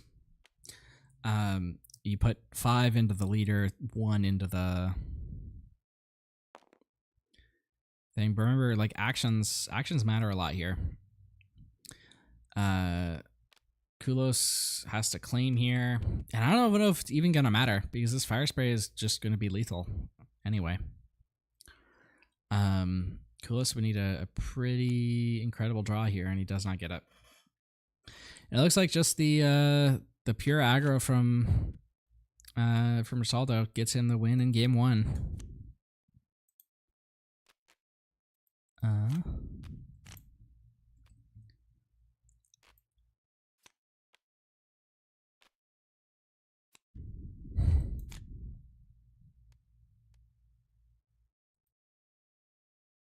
So we were talking about sideboards a bit earlier, but Risaldo's got some interesting stuff in there. He's got 3 snapshot reflexes and 3 lurking tie phantom.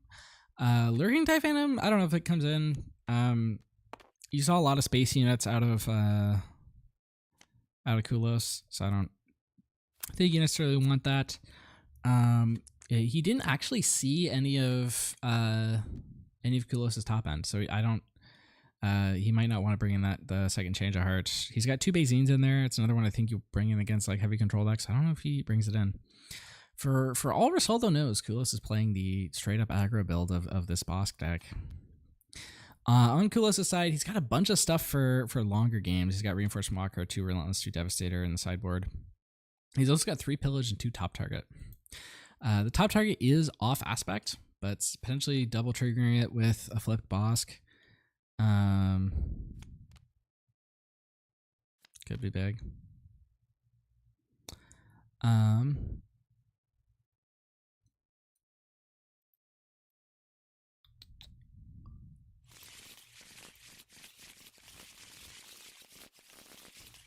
it looks like they are shuffling up for game 2. Or was that just for the sideboard? All right. 50. All right.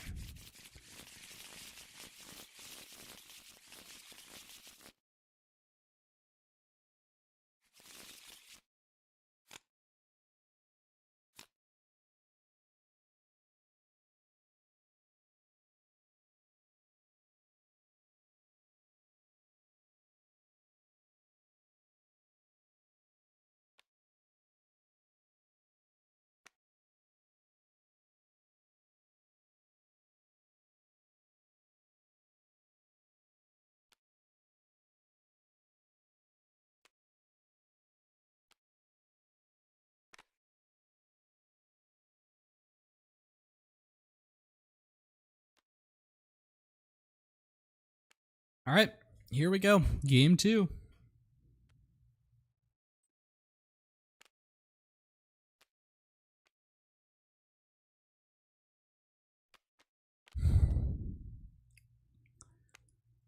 And Kulos actually has a bounty round 1, and it's the bounty on his quarry.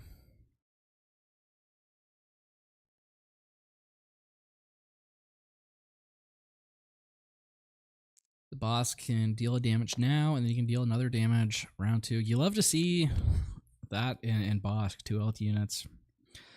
Even better 1 health units, but 2 is fine. You just get to kill them right away and trigger that bounty.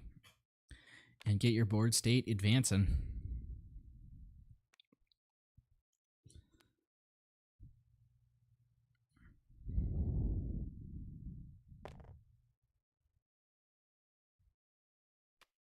And there's the Bosk, just going to trigger right away. Vader, Barrage, and I think there was an Open Fire in hand. I think you really want to see Super Laser Technician here, and he does. And it looks like the top targets did come in from the sideboard. Although one of them is going to the bottom of the deck right now.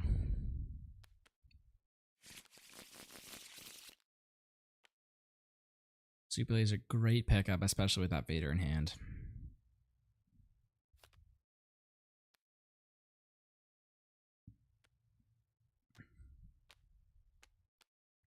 Seventh Fleet Defender rather than Toro Calcan. Makes sense. Enough damage on the board to just wipe out the Toro.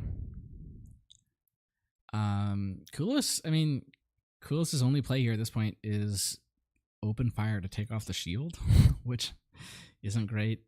He also just has the attack with the Death Star Stormtrooper, and he is going to do that, get the damage in, and then move on.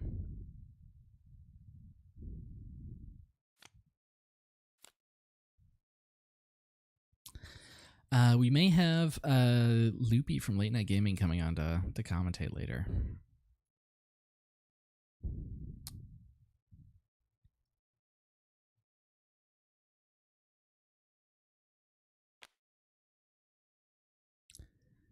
All right, we're going to 4 resources. Risaldo has Forlom, which is pretty good play here. He also just has another 7th Fleet Defender, which prevents the Super Laser from proccing, so he might go for that play instead. Especially at this point, I mean, ambushing Forlom to kill a Death Star Stormtrooper doesn't seem like a great move. Especially since it would enable the boss to flip early. And yeah, no, just going for the second 7th Fleet. Those 7th Fleets, with this hand especially, are really hard to kill for Kulos.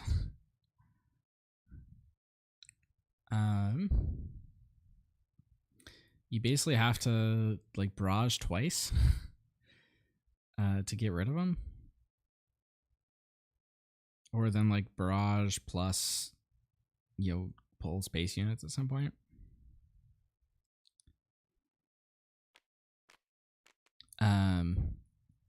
But in terms of damage, Kulos is actually ahead right now. Okay, Bounty's Quarry, that actually does make these 7th Fleets easier to deal with because you can start using your Bosk Pangs. And we are at the 5 resource turn, where now potentially that Bounty's Quarry could double proc with the Flip Bosk. And also Boba flips this turn. So things are about to heat up, I think.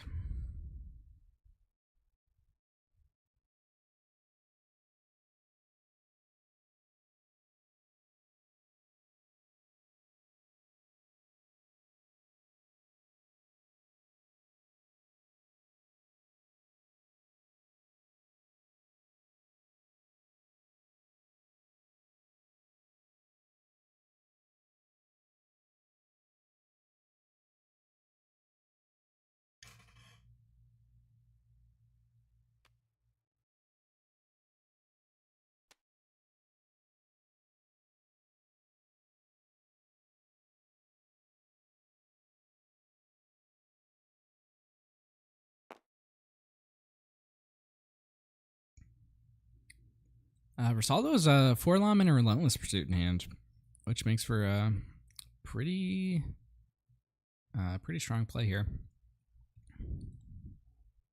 with the extra resources from Boba. Forlom at the Death Star Stormtrooper is just a pretty strong play in general. And here comes the Bounty's Quarry. The Bosk Pang and the Open Fire do kill that.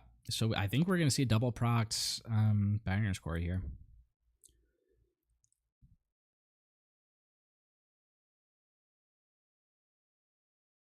It's going to take a few actions, but Kulos can get there.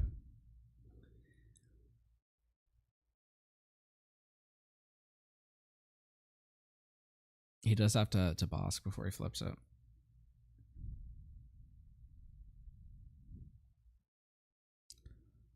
He might also just want to attack with these units to avoid a potential ambush. You do got to be worried about ambush units on 5 here. Like this Forlom that we know is in hand.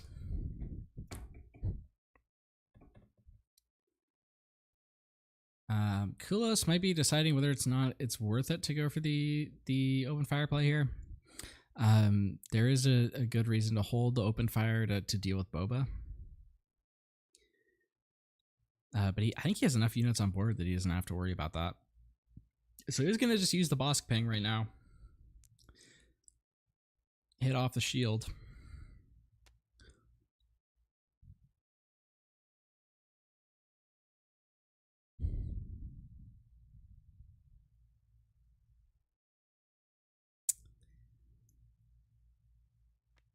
And now it's Risaldo's action.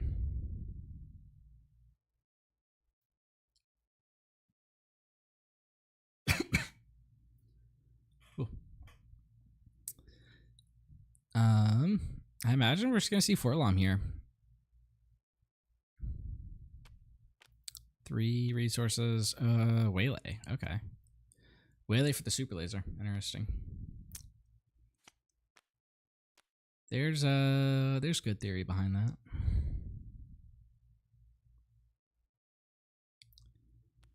And here's Bosky.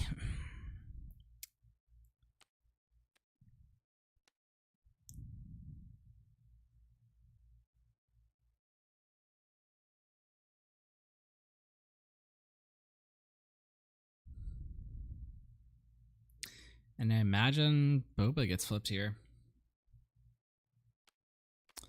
Relentless Pursuit is online. Relentless Pursuit stealing this Dark Trooper could be pretty strong. And we see Bosk attacking into the Boba here. Well, even like Relentless Pursuits, depending on what happens, it's not the worst. Like the shield saves Boba for this round, but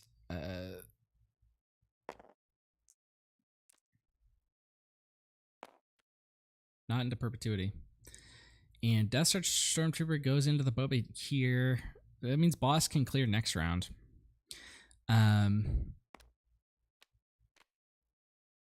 now Kulos has to decide what he wants to do. He can claim, or he can do the open fire to get the double. Oh, he goes open fire actually to kill Boba here, so he gets the Death Trooper back.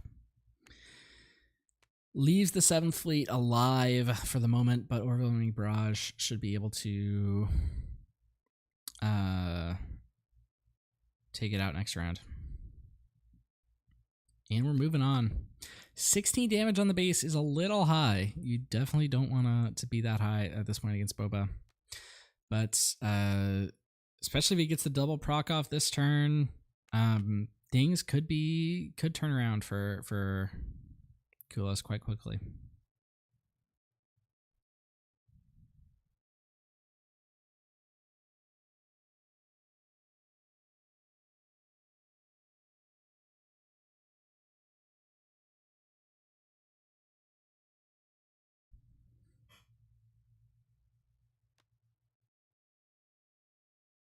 Rosaldo's hand is interesting here. He has the 3rd 7th Fleet, which is, I mean, it's a good play here. Forlom is also a great play. He actually do both. He can go, but he's actually going to use Surprise Strike here, just to get the extra damage in.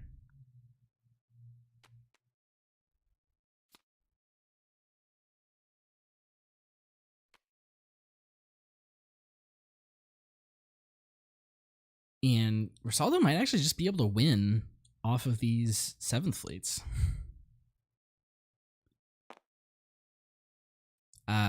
We'll see. I mean, depending on what happens here. So what would be pretty ideal would be if you go. I'm not sure how the triggers would work here. Can you? I don't. I was thinking you could go like barrage, pick up, punishing one, but I don't think that ruling works the way I was imagining.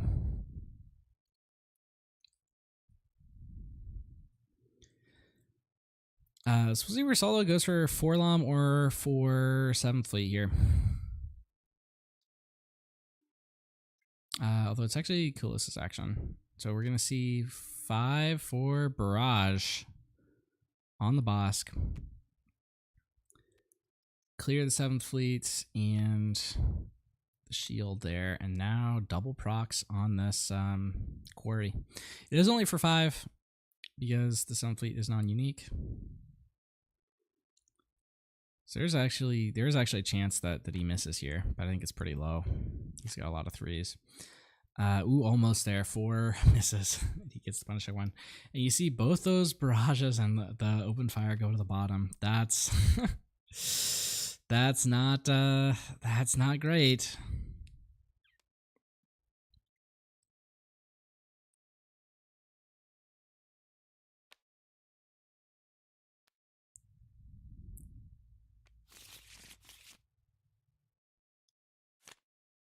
And the second one is actually going to be a mess. Devastator actually came in out of the sideboard.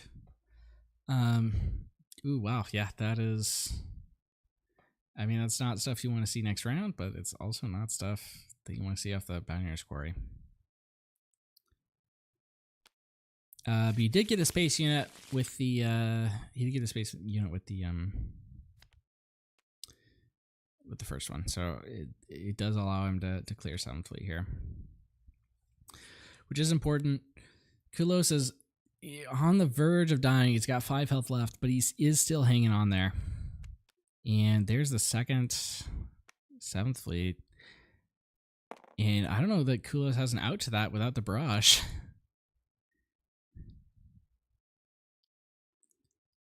Initiative is taken here. You have to, yeah. Ooh, Palpatine, but that's not online yet.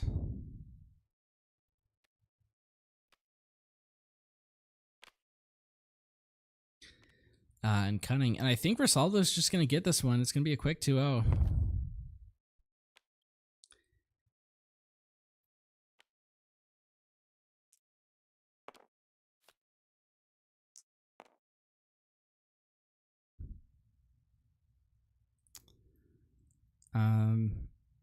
If he goes for it, he's got it.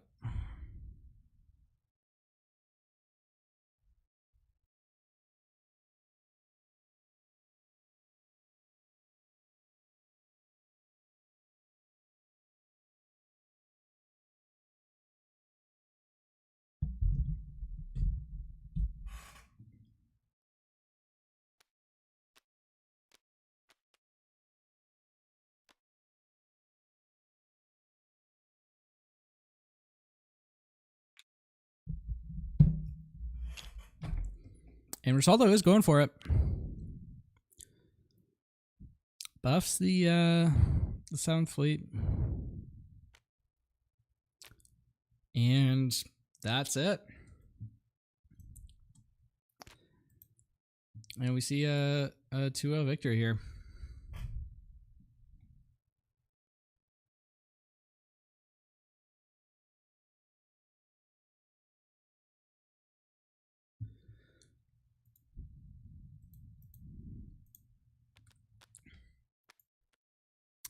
All right, congratulations to Rosaldo, and still 25 minutes left in the round. I almost want to see if we can get if we can go to another table and find another match, but it looks like most of the games are actually done. Do we have? How's our Afra player doing? Still going. Kotal 2-1, Dylan 2-1. Ooh, Lev lost with Hondo. He's 1-2 now. Dang, I was kind of rooting for him to go all the way. Vika still going. Yeah, it looks like we've got 2 0-2 games, a 1-1 game. That's the Afra game. Another 1-1 game. Kind of want to go watch that one.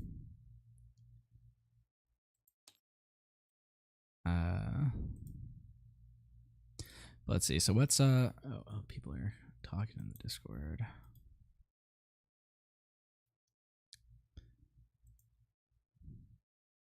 So for next round, we're gonna have so DNL won against Freddle. So our Tarkin is 2-1. DNL is playing Han Green, the old Han from Spark Rebellion. Avastator won, so he's 3-0 on Boba Green with the ECL. Eroth won, so he is 3-0 on Sabine. And then Rosaldo won here. So we have a Boba Yellow, a Boba Green, a Han Green, and a... Oh, what was that last one I just said? Oh, Sabine Green.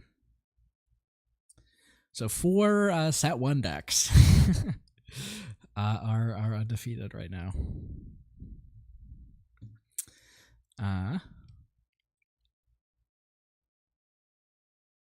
How's our meta game looking?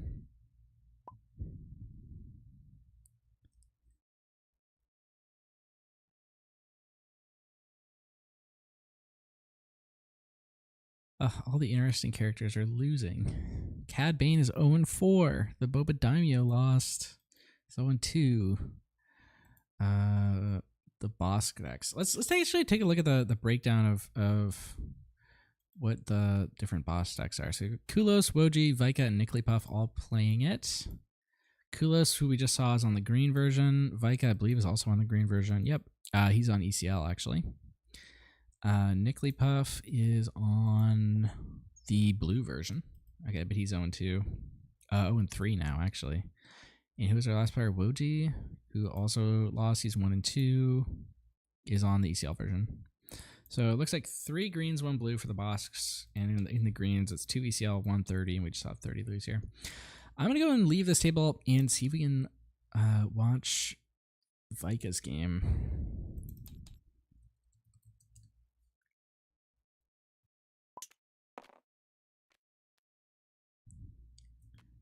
How are we doing on time? Oh, I just reset the timer on accident.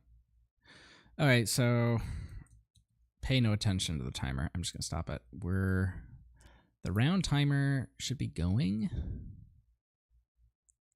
I did not start the timer. Oh, but should be individual matches should have a timer. We've got 41 minutes. So we've got oh, I just posted the time zone. So time started 3 minutes ago. So time started at 8:14.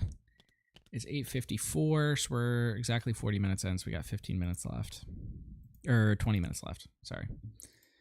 All right. So let's take a look at this game. They just made me black.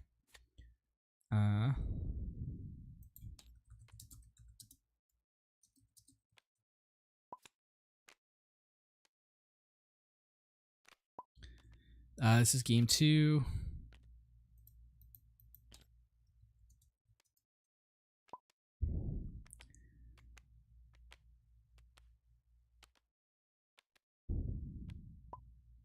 And Vika is up 1 on Bosk. This is a pretty interesting game state. Both players are on 9 health. Vika's got quite the impressive board state, though.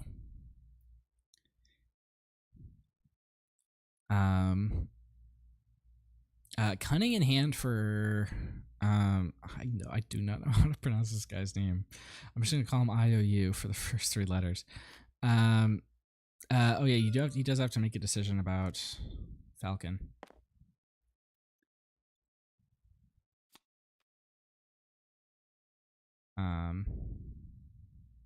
They're in voice chat, so they'll figure it out.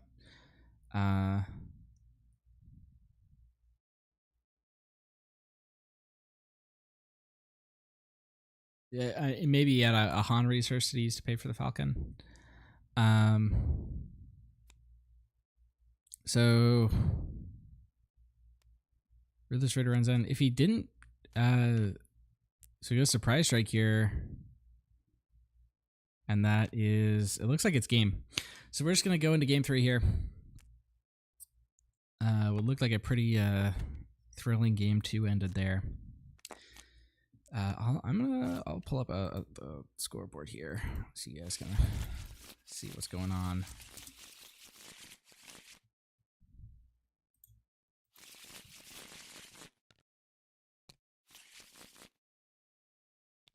We're in game 3 here.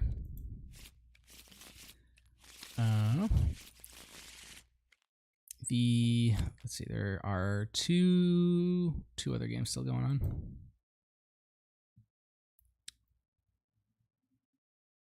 One other game actually going on, and it's the Afra game. What's Afra playing against? Afra is playing against Sabine. Oh, dang. All right.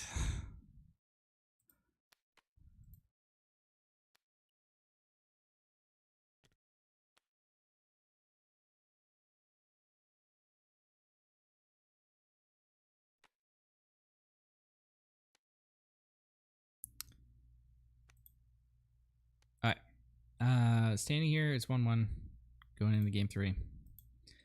Both these players are 1-1 in their record as well. How much time is left in the round? It is 8:57, so there should be 17 minutes left.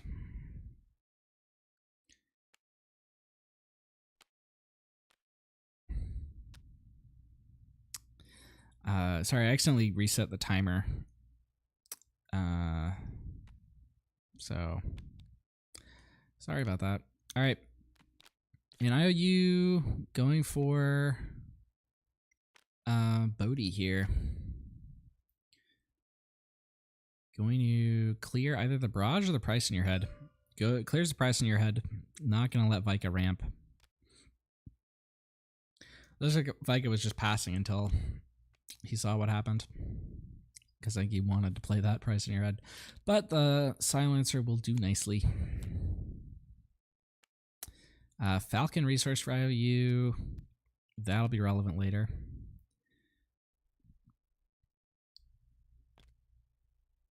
I wasn't paying attention to IOU's resources, so I don't know if he's got DJ Tech down there or not.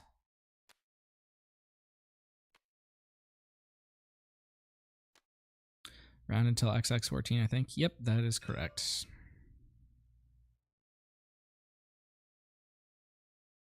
So 15 minutes.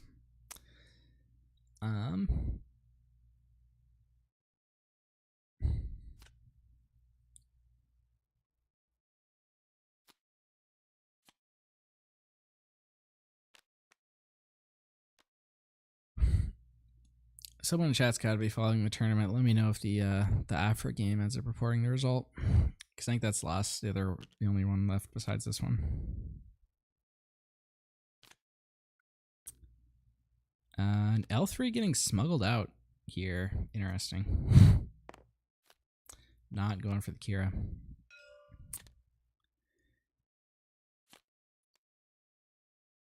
Toro here is, I mean, he's in danger of just dying to damage, but he is a pretty big play for this deck.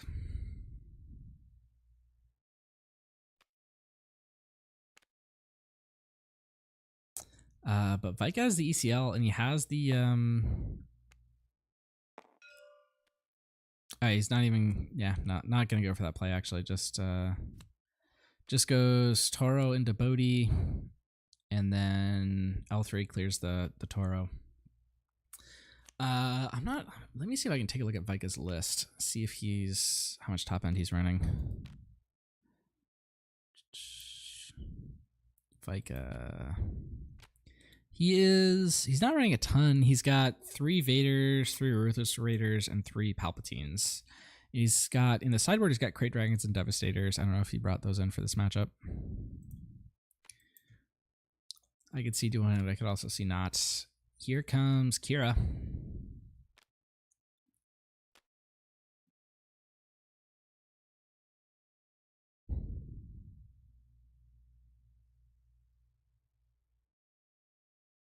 And it's Barrage.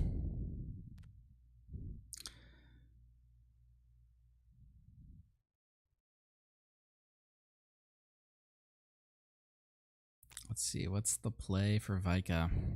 It is the Reputable Hunter. Not with ECL. And we're going to the next round. Vika picking up a Palpatine, but he's only on 5 resources. No ramp. Afro just won? Really? Against the Sabine deck? Oh, I'm so happy.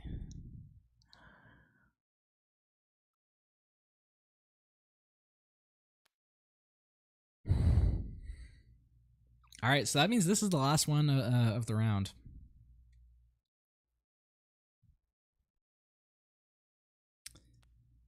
Change of heart going to the resource row there. We're on 5. So IOU could go for the Han play this turn if he wants, but I don't know how much he's getting out of it. Vika's got the IG-11 with the ECL. So that can clear the Kira, make way for the Barrage next turn if that's what he wants to do.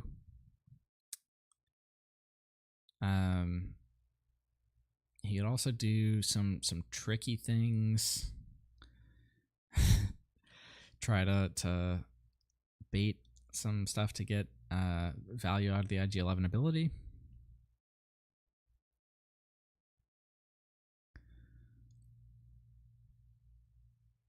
But right now, I think he's just gonna go Silencer into base while he can. Alright, so Kira goes to base, so I think the bait plays are off limits now. Okay, they're rewinding that actually. And Han going for the the resource. He's resourcing Bodhi. Interesting, but he's having second thoughts. Actually, instead goes for the Waylay. So he can play the Bodhi this turn, which would clear the barrage.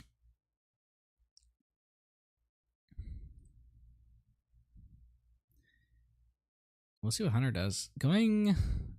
So IG-11 is IG-11 6 attack? I can't remember. I think he is.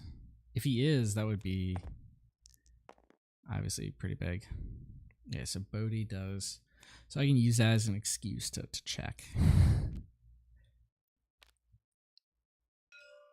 IG-11 is 6 power, yeah. So you can just clear the Han as soon as he comes out. And the Reputable Hunter going into the Kira there makes it easier for makes this IG-11 more impactful. Because you can go ECL, IG-11, and then that would kill Han, and it would also, the ability would kill Kira.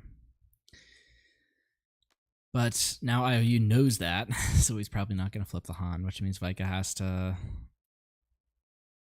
figure out what the best play is in the meantime. And that he could just flip Bosk and try to dirtle, or he could shotgun the IG-11 now. And just bank on the Han not being super impactful. And it looks like that's what he's going to do. I think it's a pretty safe play. With 3 resources already spent, there's not a whole lot that you could get off this Han that you'd be super worried about. Obviously, you'd like to kill it, but if you believe that's not going to happen, then doing this makes sense. Han does get flipped here. So does Bosk, likely.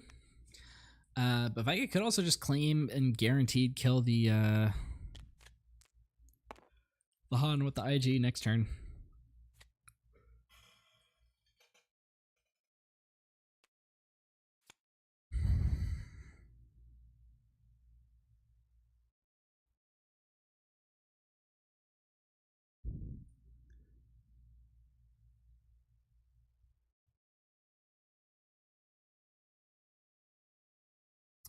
And we're at 8 minutes left in time, I believe. I'm just gonna let them know.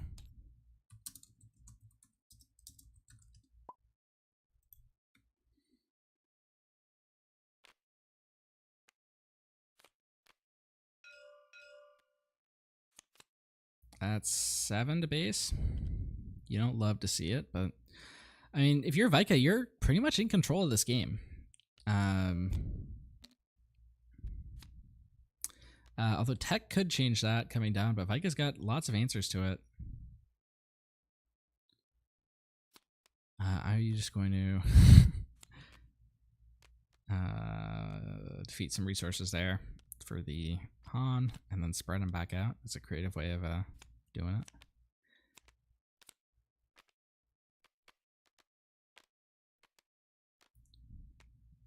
Vika's got Barrage online, which means he doesn't even have to attack with the IG to clear this board.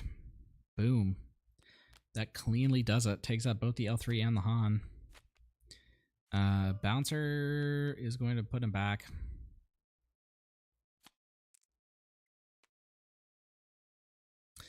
But now Vika can just start hitting base here. He's got 10 on board.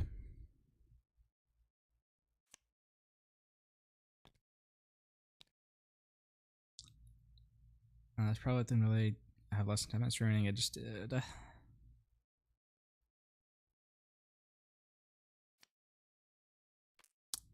And looks like Vika's playing pretty conservatively, taking out both of those, taking out that that bouncer. We've got, I think, 2 copies of tech in the resource row. We've also got a Spark Rebellion here. Vika's up to 1, 2, 3, 4, 5. He's up to 7. He can actually play everything in his hand right now. 6 resources. Oh, Falcon. Yeah, that he also does have that.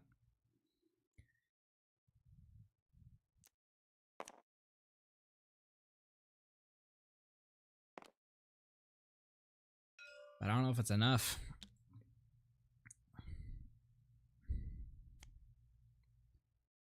Vika's putting the pressure on here.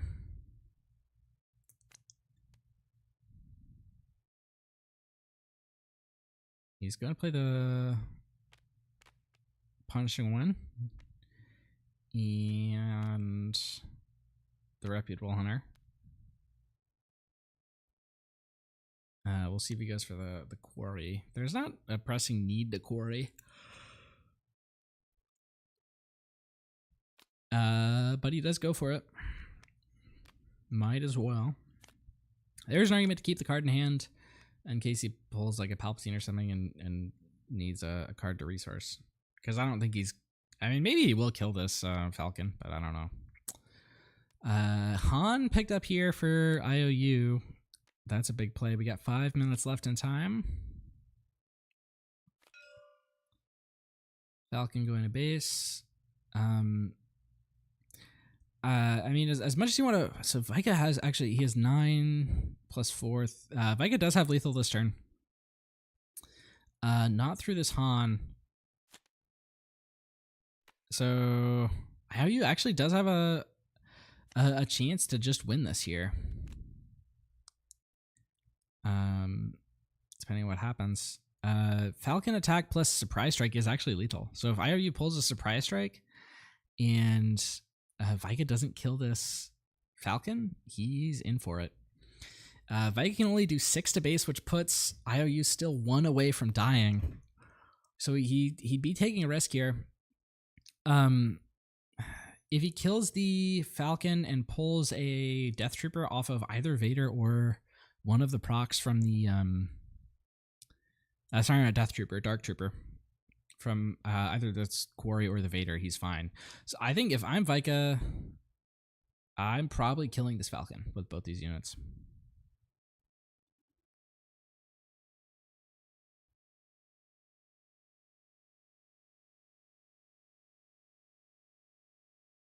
Either of these units hitting base with a surprise strike is lethal, but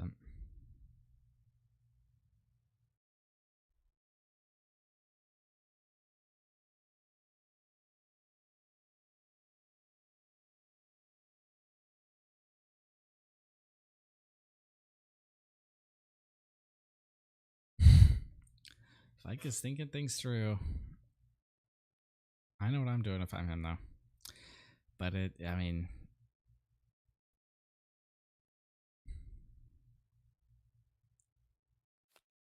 And, okay, it looks like he's making the play that I would have made. So it's only surprise strike, revolver, top deck, angle, yeah. I mean, yeah, basically, but Vika has a line that plays around even that, so... Alright, double procs on this, and it is for all 10.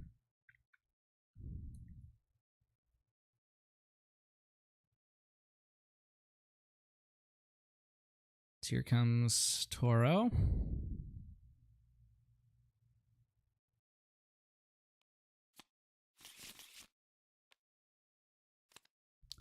And the second proc, he's going to get to look through another 10 cards here. Still no Sentinel. But he also has a Vader coming down. He actually can he can reset the Toro here off of that, which is interesting. He's actually going to swing Toro into Han here, so he actually gets to kill the Han off the Vader. That's big. That answers both threats. I think Vika's got this one. He made the right choice.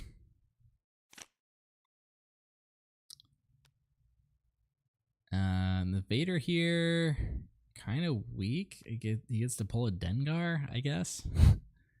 He also gets to pull that. So no Dark Troopers in that 30 cards that he looked for.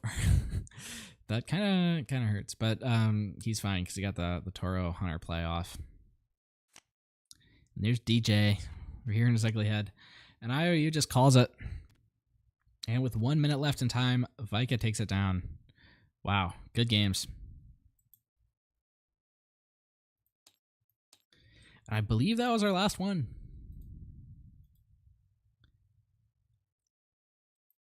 Yeah, and the Afra did indeed win against Sabine. That's crazy. All right.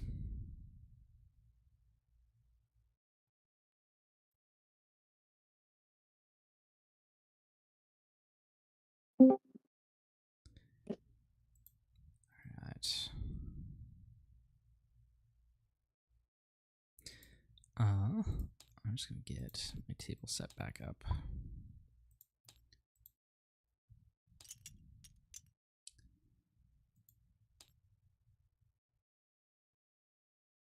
What's going on?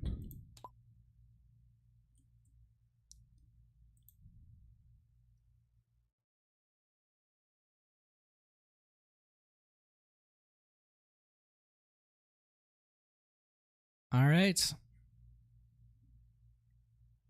Everyone good? Ready for the next round? Any Sure thing. any burning questions? All good, mate. All right. That's everything. Then I'm going to start the next round. And it's up. All right. Good luck, everyone. All it, Buku.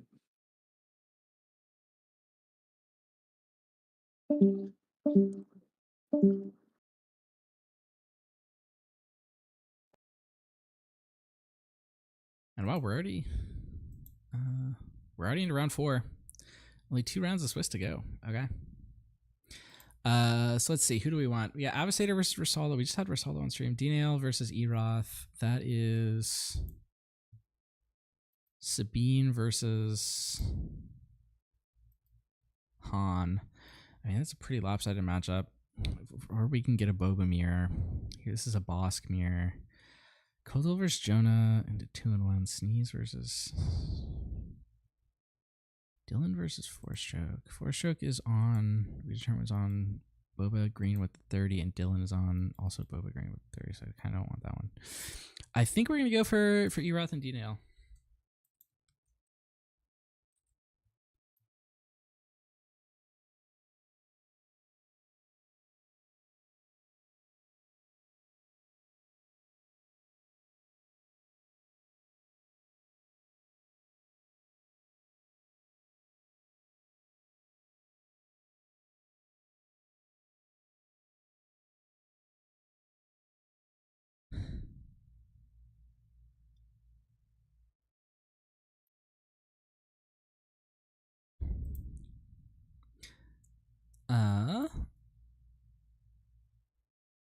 So we're gonna get D-Nail and Eroth. I'm gonna go and say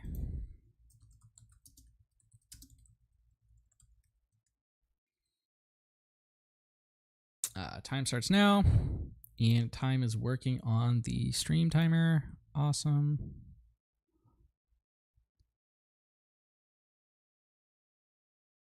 So we have D-Nail and Eroth. Eroth is playing Sabine Green, and D-Nail is playing Old Han Green. They're both 3-0. While they get here, let's talk about the standings. Our other 3-0s are Risaldo, who we just saw, who's on Boba Green, or Boba Yellow, and Avastator, who's on Boba Green with ECL. We have a bunch of 2-1s. We got 10 players at 2-1. We got Jonah Niklas on New Han Blue, Vika on Boss Green, Zazie on Afra Blue, Buku on Sabine Green, Kulos on Boss Green, Freddles on Tarkin Yellow, Force Choke on Boba Green, I believe. Yeah, Green with the 30 health base. Dylan on Boba, also Green with the 30 health base. Sneeze on Han. Not sure what kind of Han. It's the new one, but I'm not sure what color. Let's see. We can check. Sneeze is on Han Blue. He's playing as Afra. That'll be fun. And let's see. Then after that, we have Kotal, who's on Palpatine Green, and he is our last 2-1. And then, yeah, so that's what's doing well. Kira, underrepresented. I think our one Kira player is Sobek, who is 1-2 right now. You can make cut at X&2, but it's not likely. All right, and DNL is here. And here's Eroth.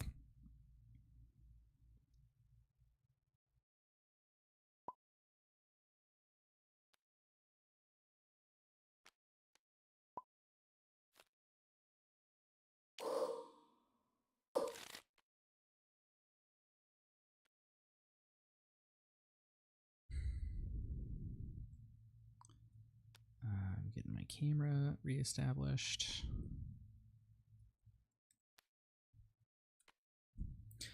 I think Loopy from Late Night Gaming is going to join us. And speaking of Late Night Gaming, I'll be going on their show tonight. So I will be on stream like all day. I think this one's going to be a bit shorter than I initially thought. So see, it looks like Eroth needs to reset here.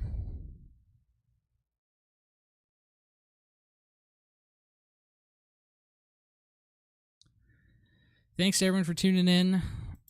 Your support means a lot.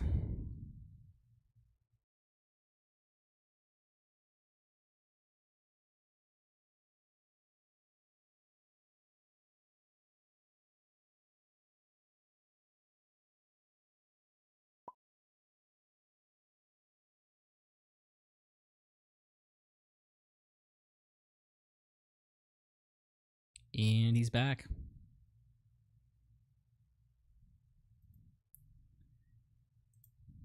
Let's see, what are the matchups right now we can talk about? So our other table one matchup is a Boba mirror. Well, it's not exactly mirror. It's Boba green versus Boba yellow. Then we have a Bosk mirror. Also not exactly mirror. It's Bosk 30 health versus Bosk ECL. We got Palpatine green taking on Han 2 blue. We got Han 2 blue taking on Afra blue. We got Sabine green taking on Tarkin yellow. We've got Boba ECL versus Boba ECL.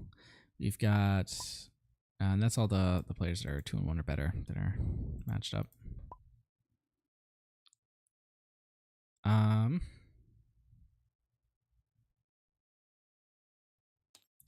Let's see. Looks like we're having TTS, so I'm just gonna reload the game.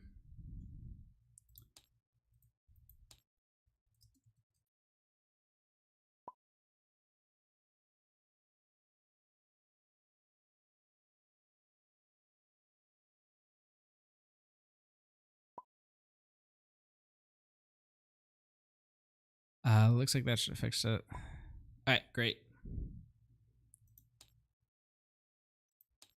Go and hide this menu. Boom.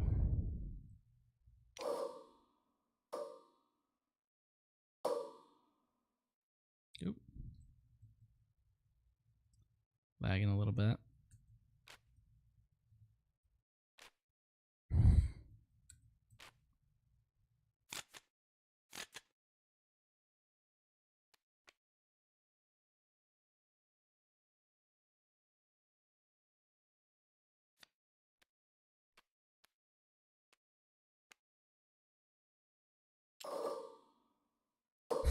Having some TTS trouble.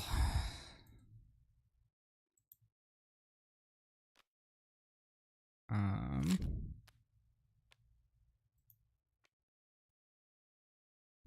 it comes down to it, I'm probably gonna grant these guys a time extension. Oh, I can fix the scoreboard. Who we got is Eroth, and is that how you spell it? DNAIEL? AIEL. I got it right. Yep, and then Eroth.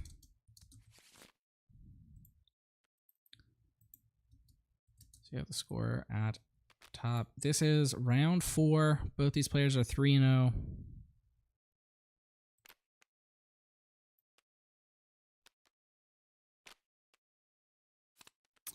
I guess I can pull up their lists and talk about them a bit. So Eroth is on. I mean, it's Sabine. He's got 3 Darksabers in the main, 3 Poe, 3 Wrecker. I mean, it's pretty standard Sabine. He's got Ketsus and Rebel Pathfinders in there. I don't know if they're standard at this point. Nothing too striking. He's on 3 Metal Ceremony. That's something that's fallen a bit out of favor. Okay.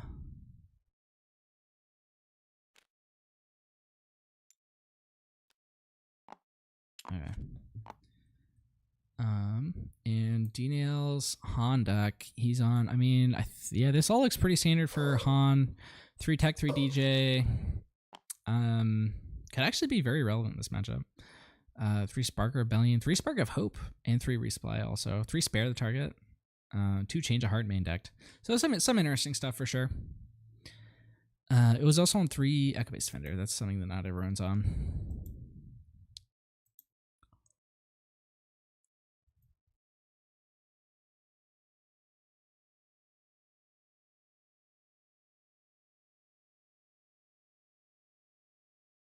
All right.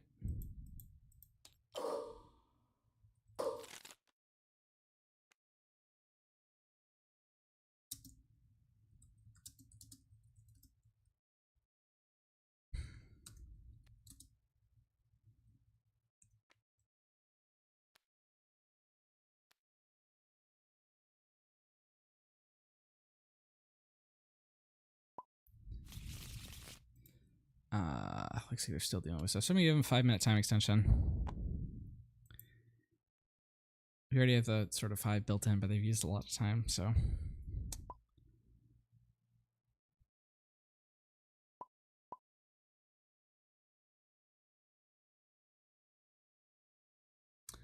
right. And Danielle wins. He's gonna go first. Good luck, everyone. Oh yeah, I'm zoomed out.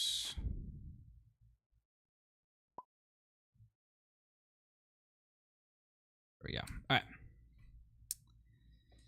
right. This is an interesting hand. You got a good turn 1 play in Cloud Rider, and Spark of Hope is it's not a great turn 2 play. I mean, going first, if you go Cloud Rider, kill something, I don't know. It's okay. He decides to keep it. I think that's respectable. This is definitely a keepable hand.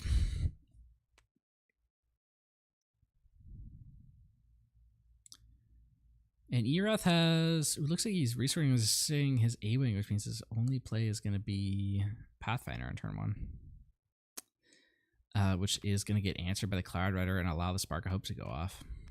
So that's, I mean, you love to see that if you're D-Nail.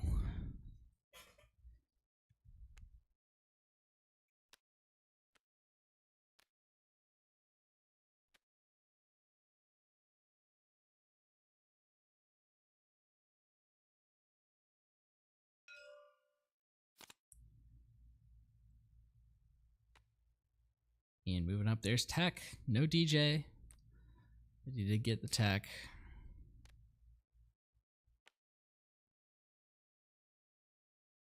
Debating on whether to play it or the Spark of Hope. Decides to resource Spark of Hope. Keeps the Tech at hand. So, yep, Cloud Rider just takes out that Pathfinder. Cassian is a solid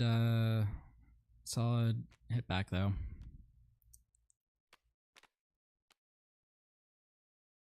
And let's see what DNL responds with. He does respond with the Spark of Hope. Resource that Cloud Rider.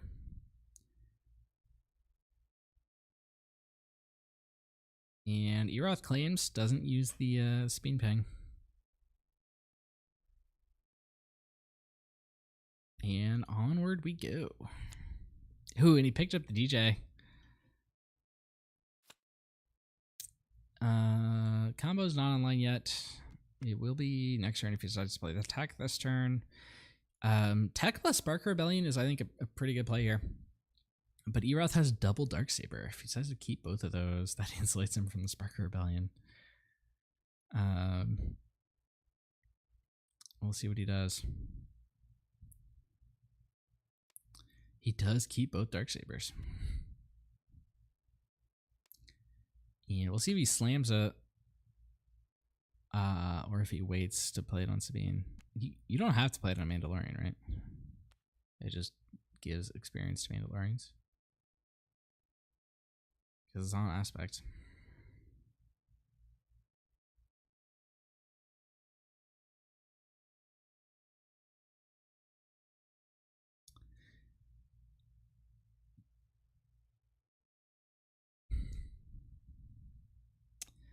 Decides to just attack with Cassian.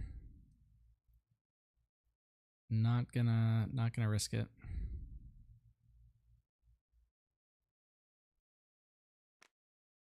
Han, let's see.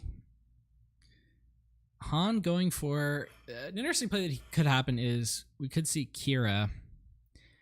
I was thinking, yeah, you could go Kira and then eventually get to the tech when he flips the Han here. Kira calling Darksaber would be pretty impactful here.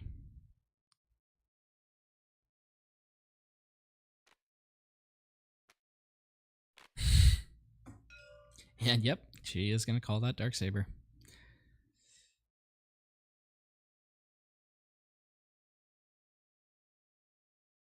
And Wing Leader comes down almost as good.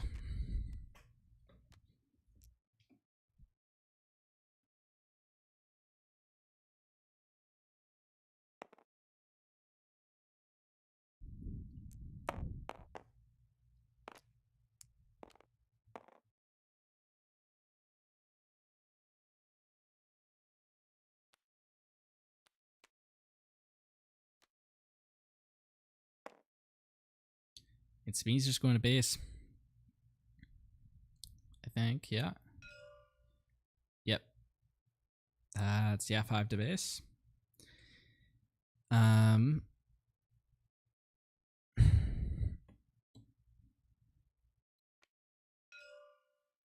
gonna go into the Sabine and generate another resource. We'll see if he goes for the tech or if he goes for Sparks to clear that Poe out of hand. Getting rid of the Poe, would be pretty strong. Theoretically, tech could, roll back the resources, which prevents the Poe from being played, but Eroth's going to have the initiative, so it's not going to work that way. So Spark does come down, and that Poe is out of here.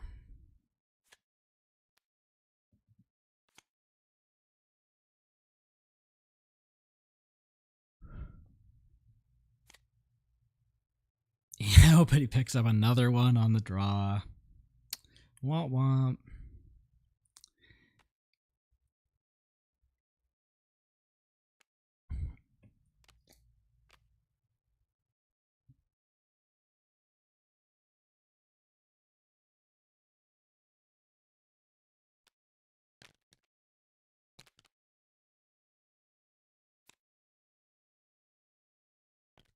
Daniel's got to kill 2 resources here. Ooh, kills his own tech. Don't know why you do that. I mean, maybe there's another one under there. Maybe he wants to play. Pretty sure that was the one he just resourced. So I don't think he has another attack in the resource row. So he has the one that he can play from hand.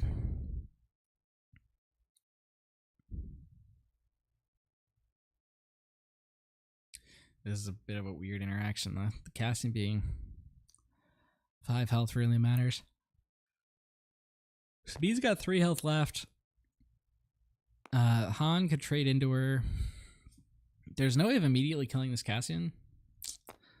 But you could put pressure on him. And Dino does decide to put pressure on the Cassian. And he does get the on attack trigger.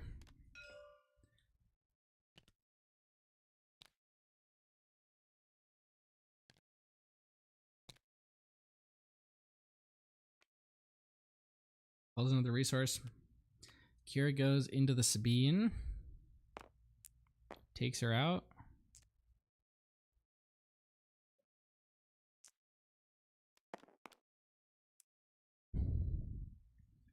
Eroth's managed to get a lot of damage through here. Daniel's going to be going up to 19 after this Wing Leader attack. And then he can also play a Poe here if he wants, which is a big, big threat.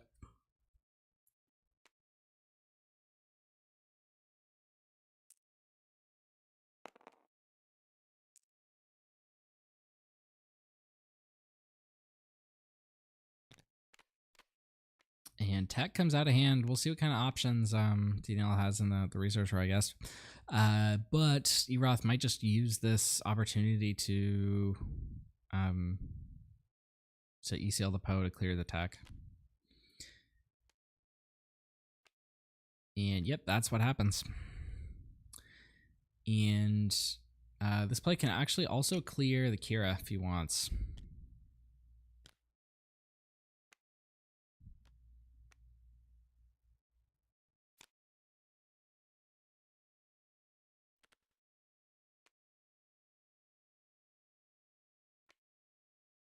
And he actually is going to go for the discard, it looks like, with the Han.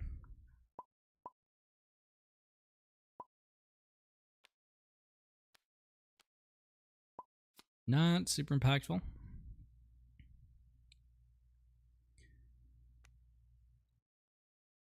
Deal.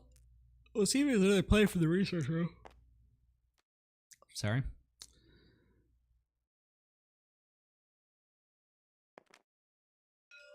And ooh, he's actually gonna discard the Darksaber as well to kill the Kira. James Daniel is pending 4 for something. It looks like he's got the third tech.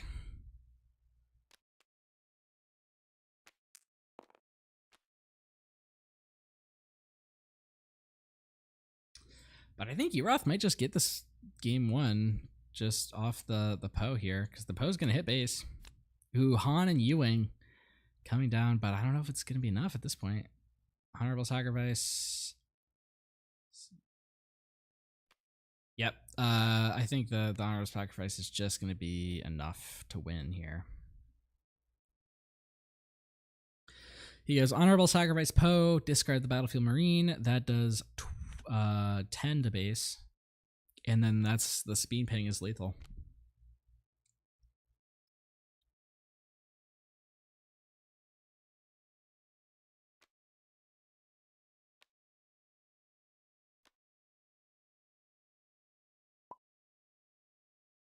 And yep, you're just gonna call it. And we're moving into game 2 here. Eroth up 1 on Sabine.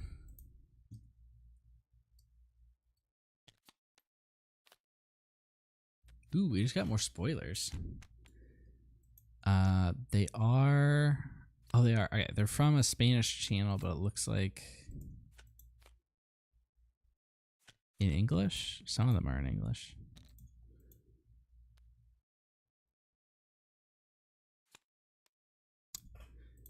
Okay. I mean, this is the perfect time. They are sideboarding.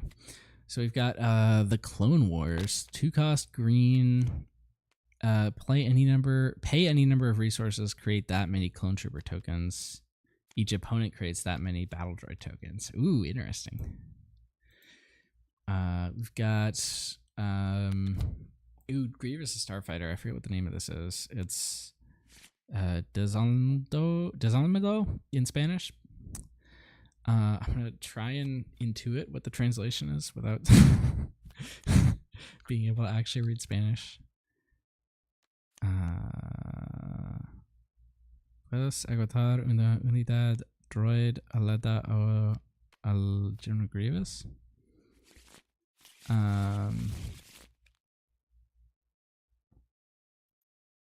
Yeah, I don't know. I'm not sure what it does. Something to do with Grievous. Super Battle Druid. 3/5 for 4 in red. I think that is my intuition of the translation is if you control another separatist, then it gets +2/+0. Yeah. Sabine Wren. Oh, this one's in English. Okay. Sabine Wren, 4 cost yellow hero unit. Not force, although she does have the lightsaber. While this unit is exhausted, she can't be attacked unless she is Sentinel. On attack, you may discard a card from your deck. If it doesn't share an aspect with your base, deal 2 damage to a ground unit. She's another Spectre for Hera. Discard a card from your deck. If it doesn't share an aspect with your base, deal 2 damage to a ground unit. Ooh. Oh, yeah, this is like all in on Hera. Okay. They're just printing more Hera stuff. That's cool. That's fun. I enjoy that.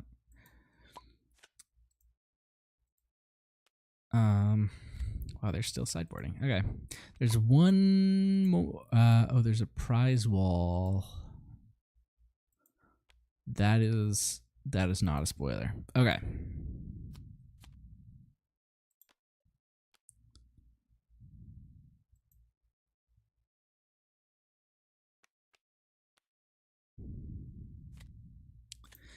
I guess we can talk about these decks sideboards. I've got D-Nails pulled up right now. He's got 3 Surprise Strike. I don't think it's coming in. He's got 2 Leias. That might come in. Traitorous could probably come in. Syndicate Lackey's also pretty good in this matchup. On Eroth's side, Comfy, Rebel Assault, Timely. I don't know. I don't know if I'd bring in all this stuff in this matchup.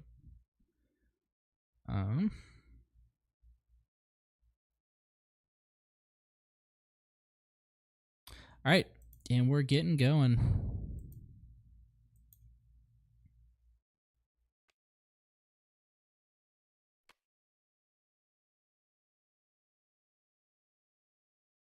DJ in the opening hand. On Eroth's side, he's got 2 potential turn 1 plays. He's got this Ketsu and Rebel Pathfinder. And red 3 on the follow-up.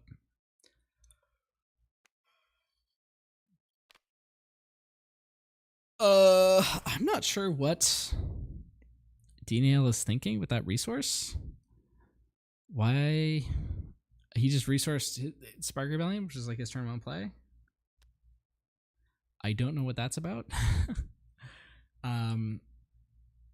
He didn't resource the DJ, which means he's not setting up for that. I'm really confused by that. Maybe he plans to go Han, resource the DJ, play resupply. That's actually a solid. That's probably what he's trying to do. Okay. And yeah, he does do that. That makes more sense. Because out of the cards that you have left, keeping Kira, you'd probably rather keep Kira plus Ewing Reinforcement than Spark Rebellion.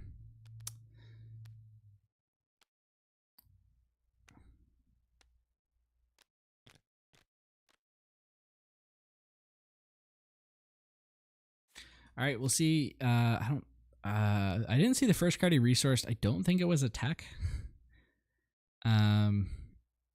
He didn't draw one here.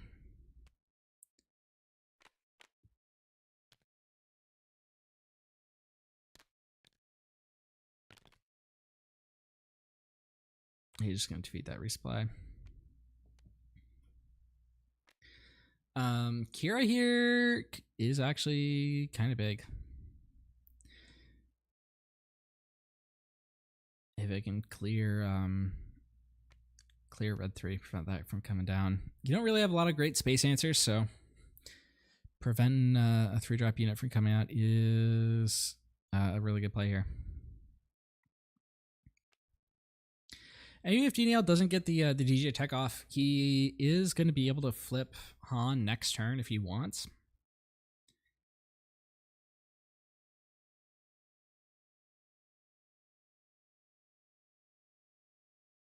Let's see. He's actually going to call the Wrecker with Kira. Interesting. There's logic to that, but it does mean that red 3 gets to come down.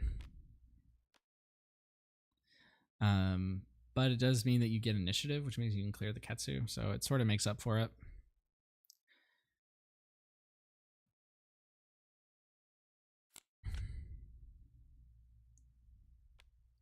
Another DJ.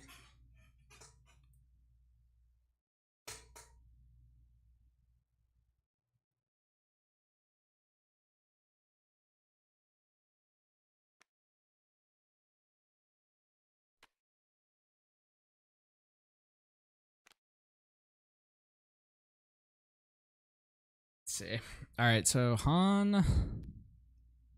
Oh, DJ's 9. I was thinking like he could go for DJ this turn, just straight up, without tech, but no. He's not the yellow version of Han. So he does go for the Han. So he's gonna flip it and get to play. So he resourced the home one. I think that makes sense. Although home one is good in this matchup, you're realistically not gonna get to it for a while. I do think he made a mistake by, or possibly at least made a mistake by not killing that Ketsu, but I guess he probably wants to keep the Kira undamaged to protect it, to prevent the Wrecker plays from coming out. But that might be a fool's errand. Han is going to clear the Ketsu. Make another resource.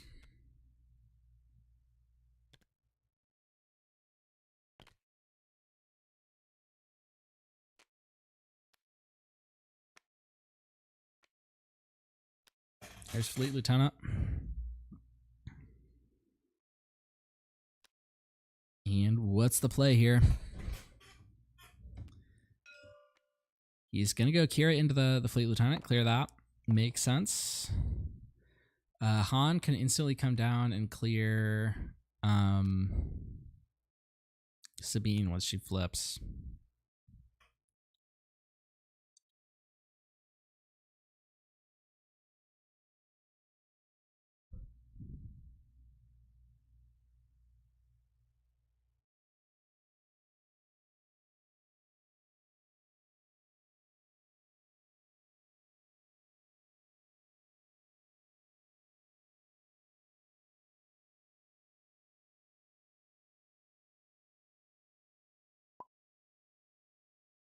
He rather just passes. I'd probably play Ewing then. There's lots of things that you're totally satisfied getting off of Ewing. You're also running things like Echo Base Defender, which blocks the Sabine attack, which is the reason why Eroth is passing here, is to bait out a play to get a Sabine attack in without getting immediately killed by Han. So I'm just fine playing Ewing here if I'm DNL. And that is what's going to happen.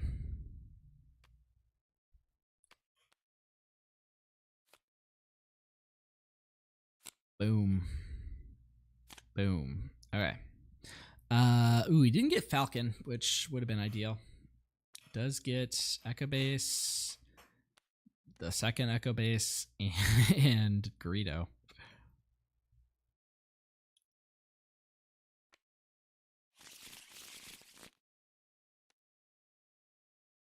And DDL's got a pretty formidable presence on this ground.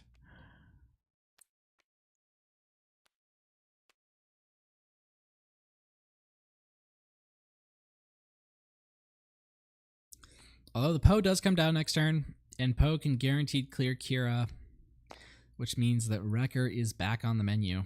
Although, to guarantee that to happen, he does have to use the ECL, which makes Wrecker less of a threat. And Falcon, you love to see that. That helps you deal with this this red 3.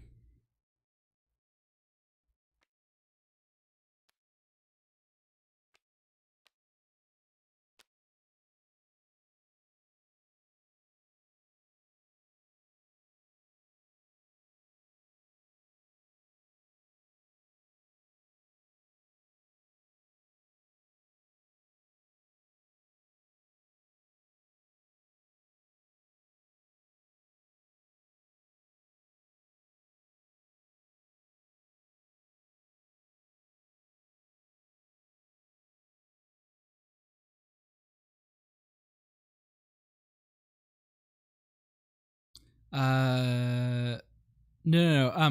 So you're right. The ping only goes to the base, but the defender dies because of the rage from red 3.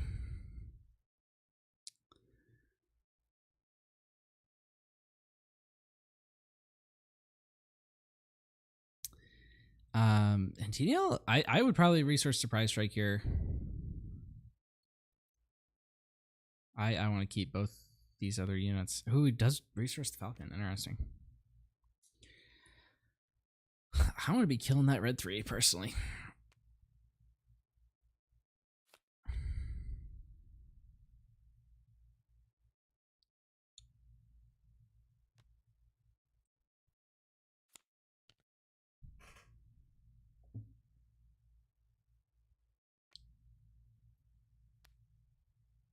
All right.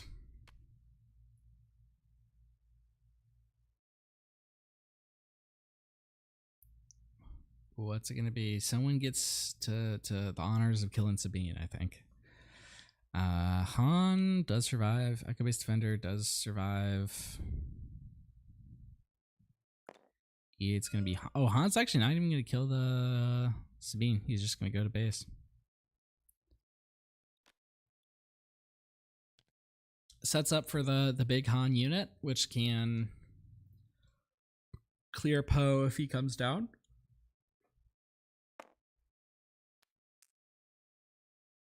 Sabine trades into the Echo Base.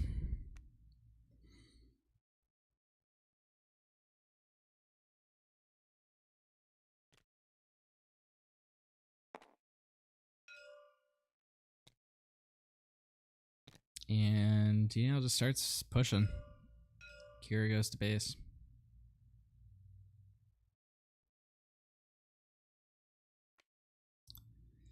Red 3 going to base. Greedo going to base.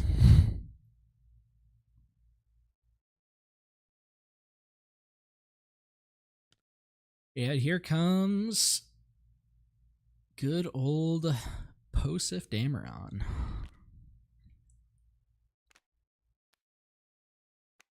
That is what Poe is short for. And does attack into the Han, clears the Han, throws a Marine at this Kira. That means Wrecker is back on the menu. He's got 2 of it in hand. Although the ECL was cleared, so Wrecker's not as much of a threat. That Marine should be in the discard pile. It's not on board. Yep. Euros just having some lag issues. All right, here comes the Han. Clears the Poe.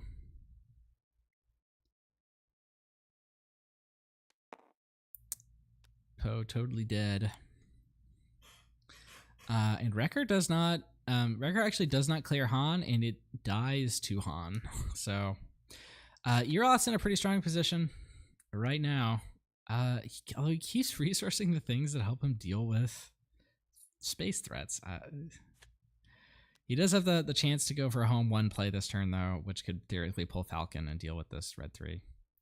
But I will say, if DNL loses this game, it's probably because he just let that red 3 live forever.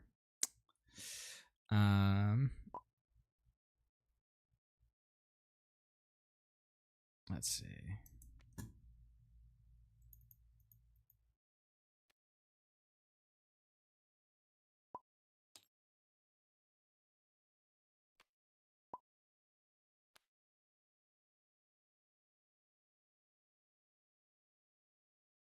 Good TTS tip: if you're not seeing the cards in your hand, click the top of your deck, and sometimes it's they magically appear.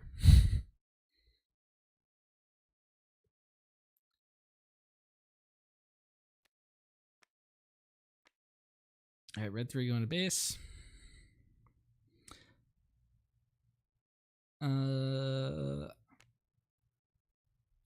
is actually 1 damage off of getting lethal this round with Surprise Strike. But since it doesn't actually change the clock, I think, yeah, you resource it. You go for home 1. And the home 1 should just wrap things up.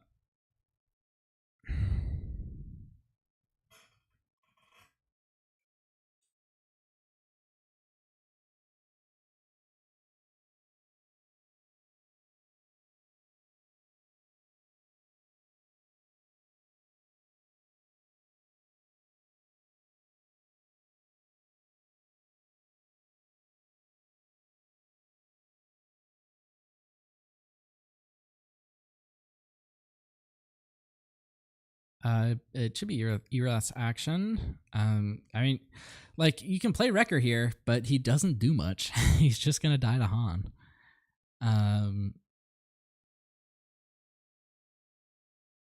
You can play Sabine, but she also doesn't do much. Just deciding to use the Sabine Peng, maybe trying to bait some actions. And here's home one. I can't remember everything these got in there, but I'm probably pulling Falcon here. Yep.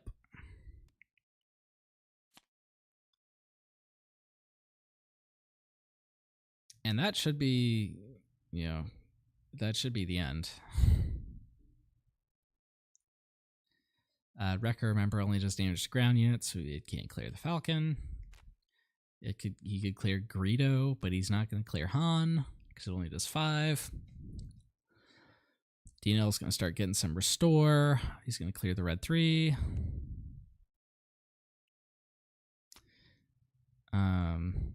So Erath is in a position where he can go Wrecker, Ping, and then Wrecker again next round, but he's not going to go through it. He just scoops. All right, and we're going to game 3. 21 minutes left in time. Let's check in on some of the other games. How are things going? Looks like our other 4-0 match, Rosaldo won, so he's 4-0 now, yeah, with Boba Yellow. Kotal 3-1 with Palp Green. The boss mirror between Viking Kulos is still going on. Afra, Zazie took it. He's 3-1 now. Buku 3-1 knocked out Freddles, who was our Tarkin player. Buku's also on Sabine. Dylan won the Boba mirror against 4-Stroke. Those are all of our Hyperbolic matches. Looks like we have 2 other matches going. Urine Delvers knocks them. They're both 1 and 2, and Viking vs. Kulos, they're both 2 and 1, and they're both on Bosk. 20 minutes left in time. Good luck. Going into game 3. This is an interesting hand here.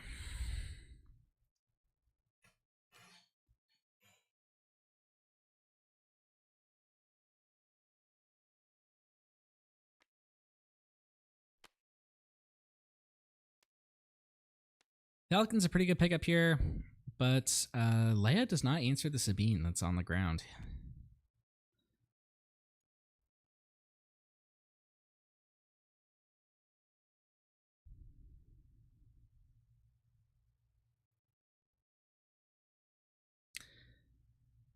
I might just claim here if I'm DDL. Maybe it is worth establishing a presence. All right, he goes for the Leia.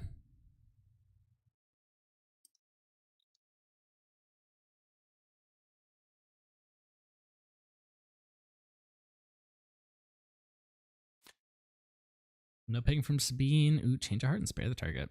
Interesting. Spare the target could be good here. We'll see what Erath's play is. If it's red 3, this Falcon's going to answer it. If it's Sundari, though, then it doesn't. Only one other game still running. Do one finish? Oh yeah, 2 others. That's what I thought. All right. Timely intervention in hand for Erath. That's interesting.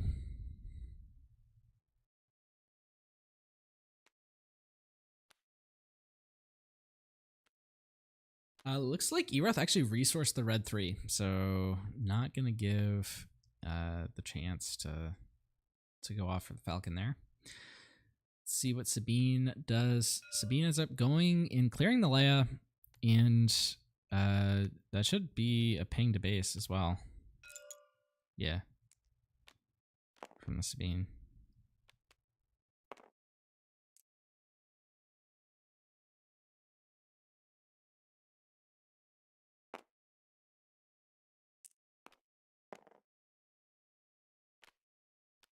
And Sundari Peacekeepers. And That's actually a pretty tricky one for Daniel to out.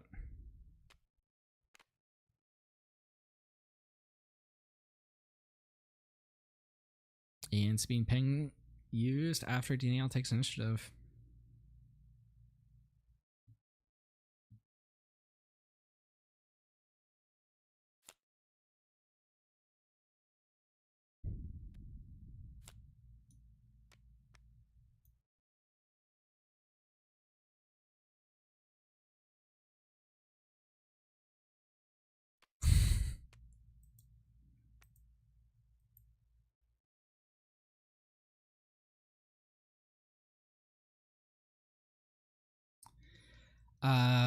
Okay. So, Daniel can go for the Han play this turn. And it's pretty solid. He's got the big Han unit in hand. He can start clearing stuff. He's also got another play, which is go for like, you know, 2 of these 3s. He is just going to resource this Falcon here. Go up to 6.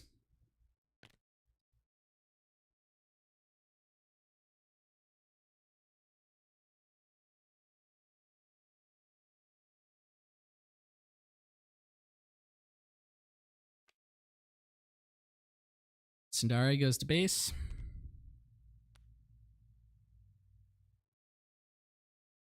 And I think we might just see Fleet Lieutenant come down here on the Sabine.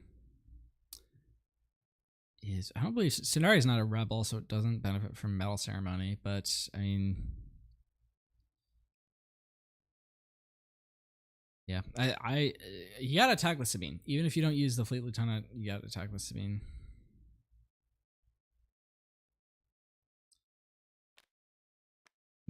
Is he gonna go Timely Intervention, Fleet Lieutenant, to kill the Han? That works. That does work. Yeah.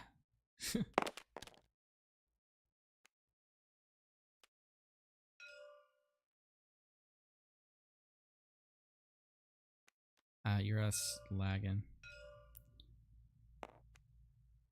So Timely, 3 to the fleet. Sabine that attacks for 4. So, and then does 1 to base, yeah.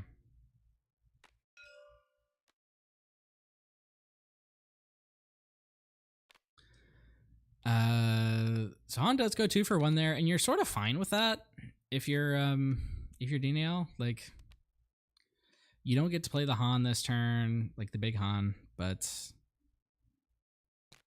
honestly, it's not that big a deal.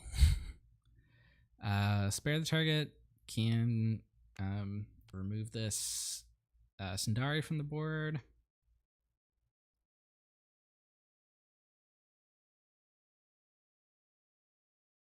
Lieutenant double ambush incoming. No, he doesn't need to do that. That is like a tricky trick play you can do with the Fleet Lieutenant, though, is you can you can't double ambush really, but so you can go like no, you can't do that. That's with sneak attack. With sneak attack, you can do it. With timely intervention, you can't do the trick play with Fleet Lieutenant, because the ambush and the buff are two separate triggers. Spare the target comes down, balances the Sundari.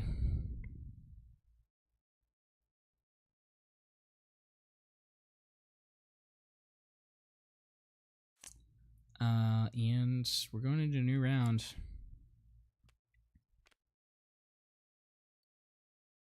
Daniel, he's got a handle on the board, but he's running low on cards.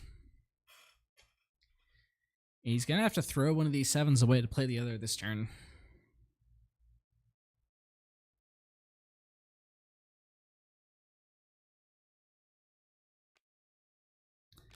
And Eroth has Poe online this turn.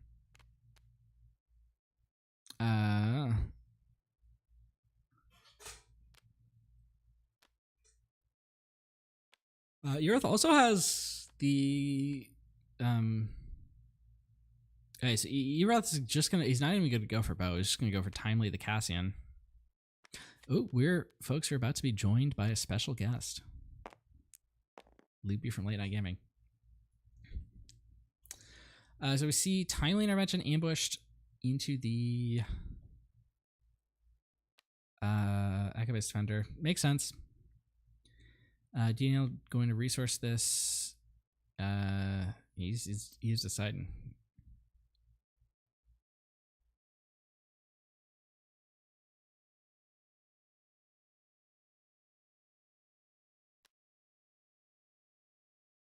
And he ends up going resourcing the U-Wing to play the Han.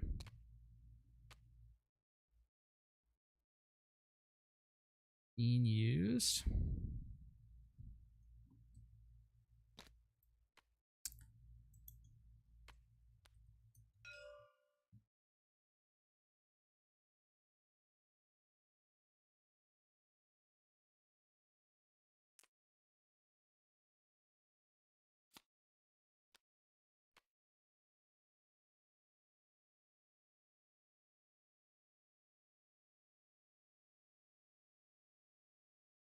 And then the Han clears the Cassian. Sabine actually gets to flip this turn. She didn't flip last round. And Loopy's in the room. Just wait till he joins the voice channel.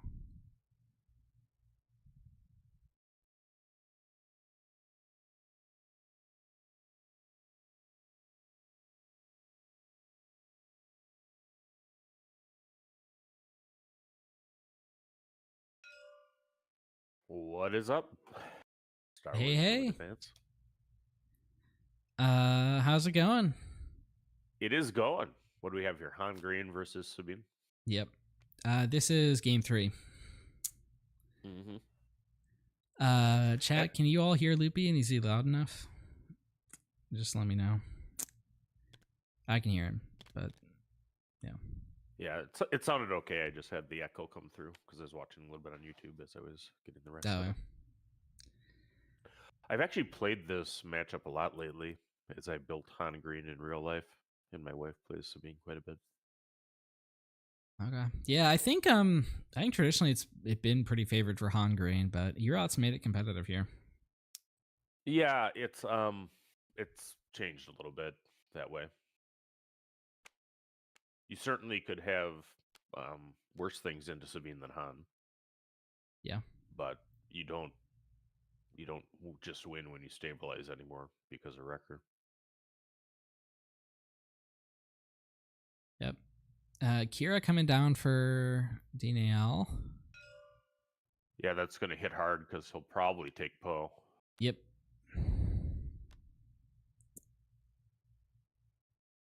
Kira is just really, really one of... That might be the strongest new card that got added for Han Green. Tech TJ included. Yeah. It's either Kira or Tech, in my opinion. Yeah. Urot's been having lag issues the whole match, by the way. Yeah. Don't know if you've been following along. But yeah, I imagine it's going to be Poe. Mm-hmm.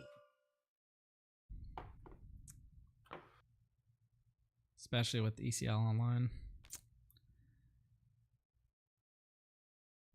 He can't play the other 2 units, though. Sundari and Pathfinder, and that's pretty good. Yeah. But he hasn't done a ton of damage.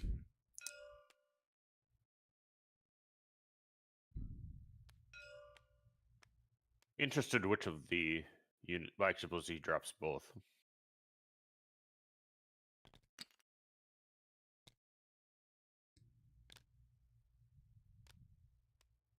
Goes for Pathfinder. Really? He can do both. There's nothing stopping him. And yep. I think you have to take care of the Han unit.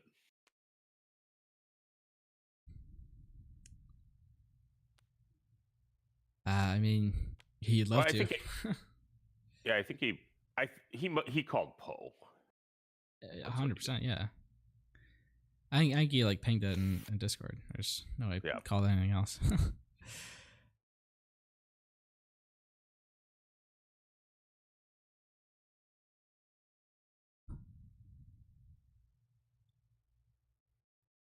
Yeah. So it comes down to top decking a Wrecker, really, right? Basically, yeah. And he didn't. He drew Ketsu and A-Wing. Uh-huh. Since Pathfinder can sneak through, deal a couple damage. But Daniel's got double Echo Base Defender in hand. Which is really gonna slow this game down.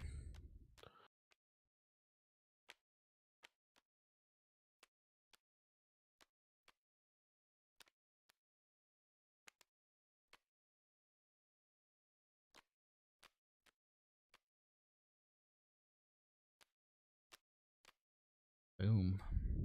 Yeah, I think it's just going to be drop both those boys this turn. Call it a day. Do your 6 damage. Yeah.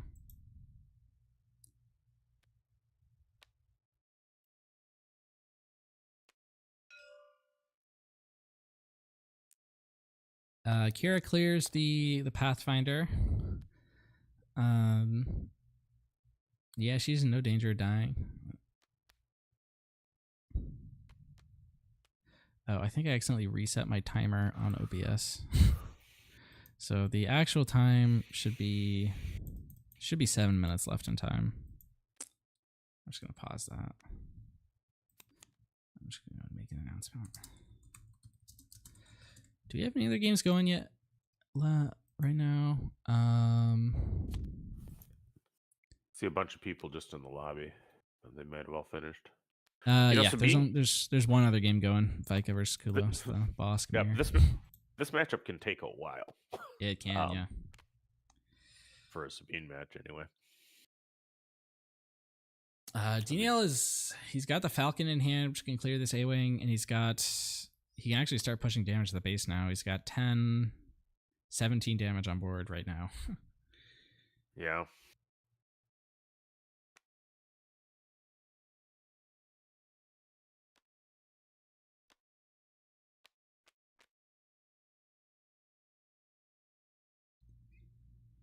No wrecker for Eroth. I think that's his way out. Yeah. Or like 2 space units and Rebel Assault. Yeah. Maybe get some there. He does have K2, which can do 4 off the ECL. And that gets him kind of close to 4 cause range. So he's not out of it yet. Yeah, so actually if he does 4 off the K2, that puts Daniel to 25. That means 4 cause hitting all 4 times plus it's Sabine Peng is lethal. So I think that's his win con at this point. But you don't want to burn the ECL in case you draw a wrecker. Goes for the K2. Looks like hard cast instead of ECL.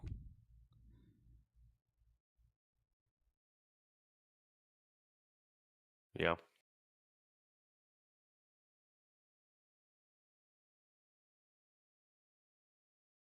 That's okay. It does the same 4 damage next turn. Unless Daniel decides to kill it this turn. Right. Then I in suppose that you case could it's kill him 1 with less. Han. Yeah.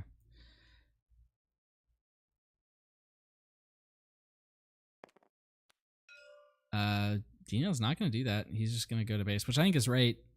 I think it's right too. Then he only needs 6. He's 1 Han attack from winning. Yep. Actually, I suppose an Echo-based defender gets him there too. Yeah, I don't know, Echo-based defender, and Eroth is calling it. Picks up Cassian Wing Leader. Not what So he Hans needed. gets through by the nose hair.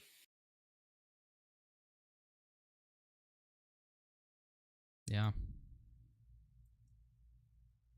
Now I think that had Rucker been drawn, he probably wins. He never used his ECL. Needed 4 more. Yeah, he didn't use ECL. If he drew it earlier, yeah, he probably could have. Right. From this point, it's only 4 damage, which is not quite enough. But yeah, there is definitely a world in which he draws better. All right, so you got invitational games going on all day. Yeah, this was round 5, so not quite all day. We've got or this is round 4, sorry, not round 5. So we got one more round of Swiss and then top 8. Oh, well, it should be fun. Should be able to stick around for a good chunk of that, if not all. Awesome. And then after that, I'm going to be going on your stream, Late Night Gaming. Yeah, no, it should be good. Yeah, no, it's been good working with you with these coverage events. I think that the method we have of doing this, makes a lot of sense and hopefully allow us to get good tournaments out. Yeah. She should edit the rest of the videos. Well, I get a few minutes. I actually had to work this week. Which is not as fun as making content. Yeah.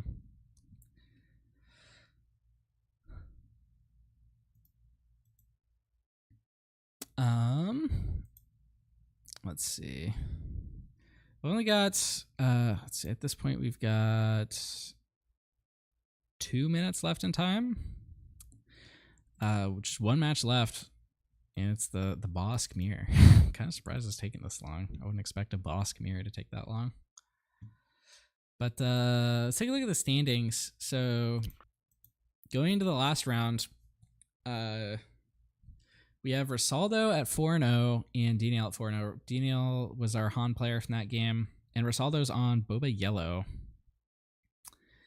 We're gonna have a Bosk, the winner of Vika versus Kulos, at 3-1. Kotal is 3-1 on Palpatine. Zazie is 3-1 on Afra Blue, the player from round 1. Look at your voice just pick up when you start talking about Afra. Buku 3-1 on Sabine.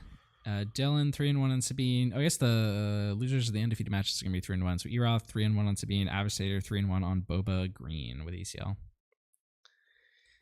So we're gonna have 2 4-0s and then 1, 2, 3, 4, 5, 6, 7. Yeah, 7 3-1s or 7 4-1s. Yeah, 3-1. 7 3-1s. So the 2 3-0s are Boba Yellow and Han. Yep. So I think 2 3 and 2s are gonna sneak in. Yeah. I might actually want to get like one of the other decks on stream because we've had both those players on. Just get to the Afra right away. We did have Afra on earlier, but I kind of want to see the Afra, see if it can sneak in. We did have from the tournament to Wisconsin an Afra match that made it to stream. I actually got to check it out on the replay when we did the edit. That was pretty cool. Yeah. Except that I matched it with Kira, that's the last deck you want to see. 1 second. I'm just gonna go tell the other Viking Kulis that they're in time. All right. Yeah, I will ambush. We're in time now, so finish the round and then play one more. Okay. All right.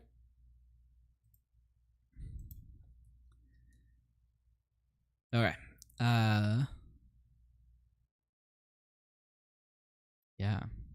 Yeah, the Afro match in Wisconsin was fun. It did get paired against Mono Boba, which is a tough matchup. Mm-hmm.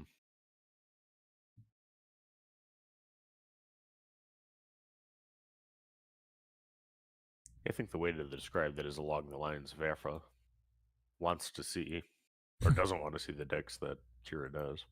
Yeah. But I don't think Afra really wants Sabine. Yeah. Kira really doesn't either, to be honest with you. Yeah. She'd rather go against the mid ranges and the Bobas of the world. Yep.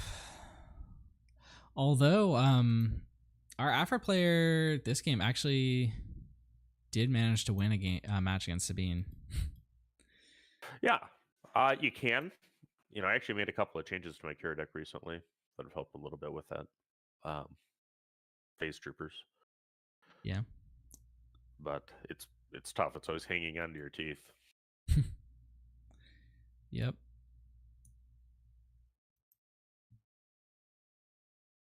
Are they coming to the same room that we're in, or do we move in TTS? For the next round, they'll come to us. All right, I'll just wait out here then. I have been liking Hunt Green. It's got some interesting matchup. It's a fun deck to pilot. Yeah. Yeah, I'm missing a couple cards for it, but I still took a version of it to my locals a couple weeks ago, and I ended up going 3-0 with it. Yeah, I had a I famously opened 14 home ones set one.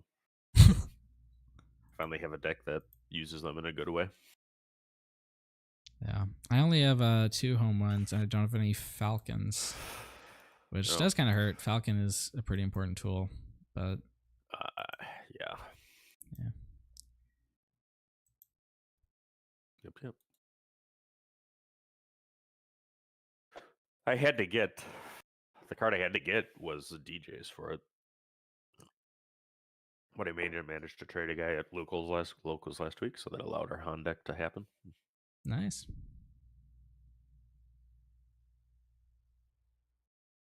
And it's very much a like max value type mid-range deck. Like you're just hoping to, ramp up and then just pound them down with more and better units than they got.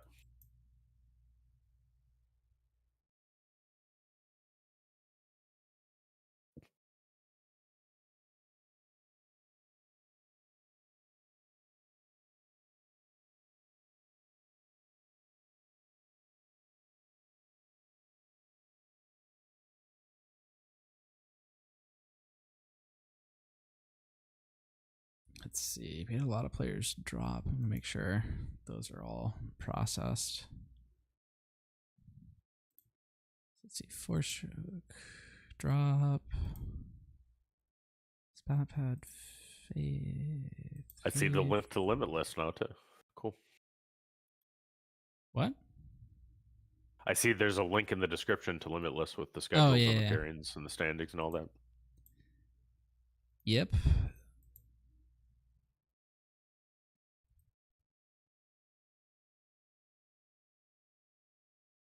It even has their country flag limited in good part. That's pretty cool. Yeah, we've got players from all over the world. I don't think we quite got any from Australia, New Zealand, but we got Europe, North America. I don't think we got South America. But yeah. But there are South American players. I've talked to a couple people from Brazil. Yeah. That say they play in locals there. Packers were in Brazil yesterday. I'm not sure if Jordan Love's going to make it out okay. Who? He's the quarterback for the Packers. But he had an injury towards the end of the game last night. Which is a little bit distressing. We'll see how it goes.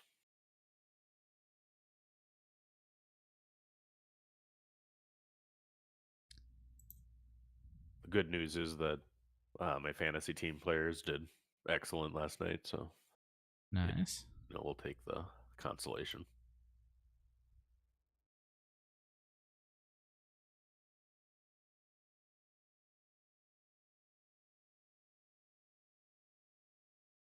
Yeah, there was speculation that like official SWU events would move to Limitless for tournament software too.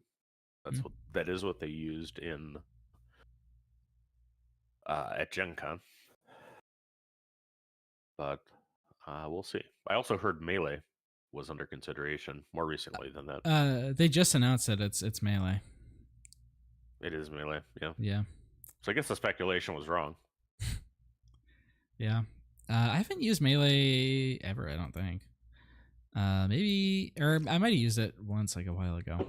Limitless, this is my first time using Limitless. I like it, but it is kind of weird in some places. Like I can't I can't view deck lists before the tournament starts, even as the organizer, and I have to go into like weird specific places to view them once it has started. Right. Yeah. I don't know if you ever used a site called Tabletop TO, but that was a good one. I have not. Okay. But they stopped. They couldn't continue it, so it's discontinued at this point. Okay. All the matches are done, so they're gonna want me to start the new one.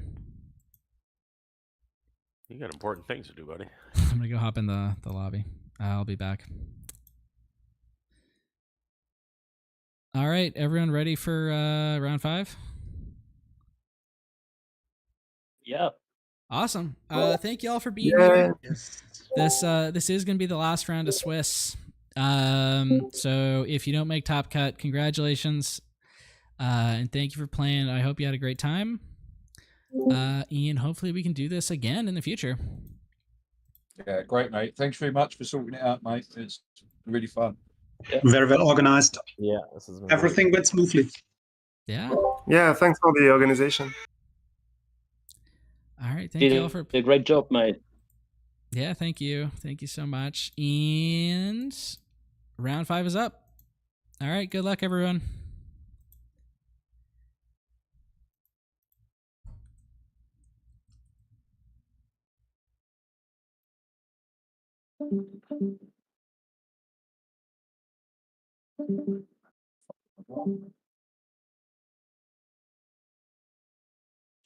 Oh my god, massive match. All right, round 5 pairings are up. So would you rather do the undefeated matchup, which is Boba Yellow versus Han Green, or would you rather do one of the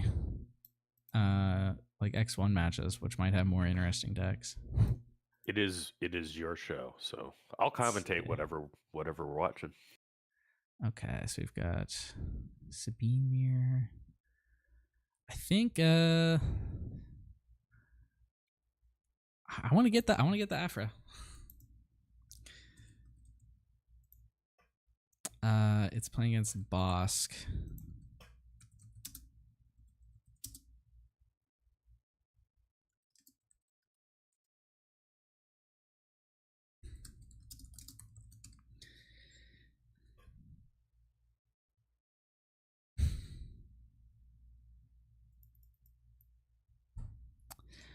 So it's going to be Afra Blue versus Bosk Green.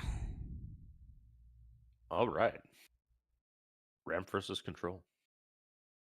Yeah, I believe. So we had Kulos on earlier. I think his list is actually running a bit more of the high-end cards.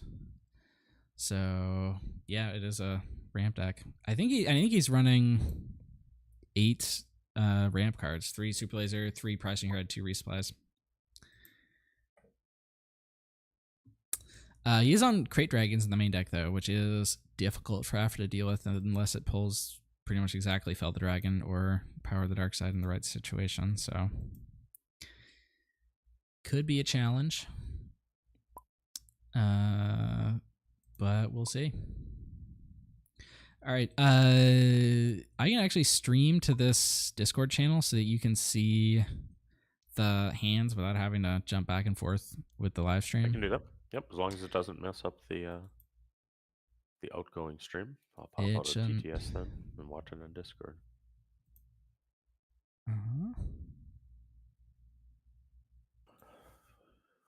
All right, there you go.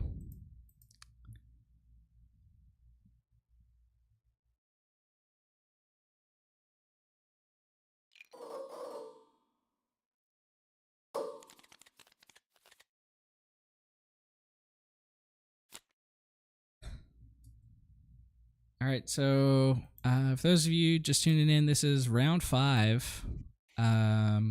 Both these players are 3-1. I think all 4-1s are guaranteed to make it. Some 3-2s will make it, but not many.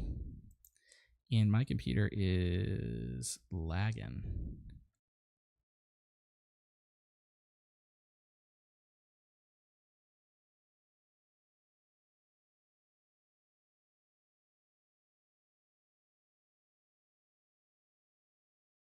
I wonder if that My relates to the outgoing Discord stream. Oh, the player just disconnected. I think I'm gonna watch through GTS like I was before. If I can't see the hands, I can't see the hands.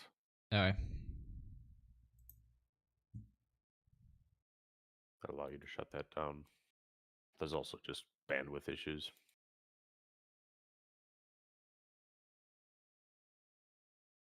internet connectivity is the sworn enemy of all coverage attempts. Yep.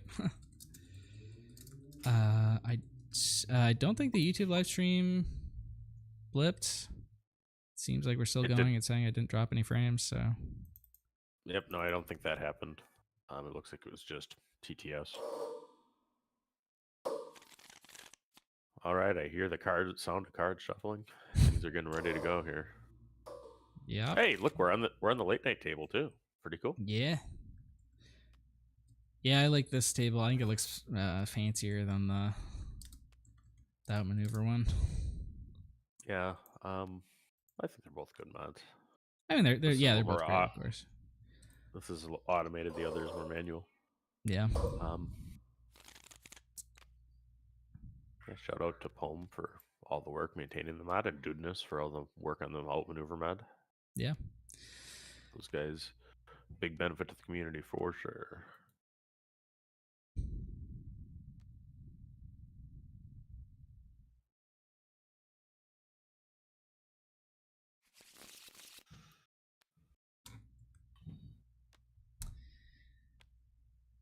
All right.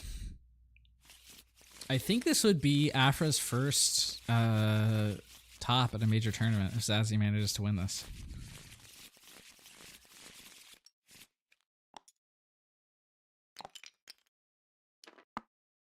And it looks like Zazzy's going to get initiative.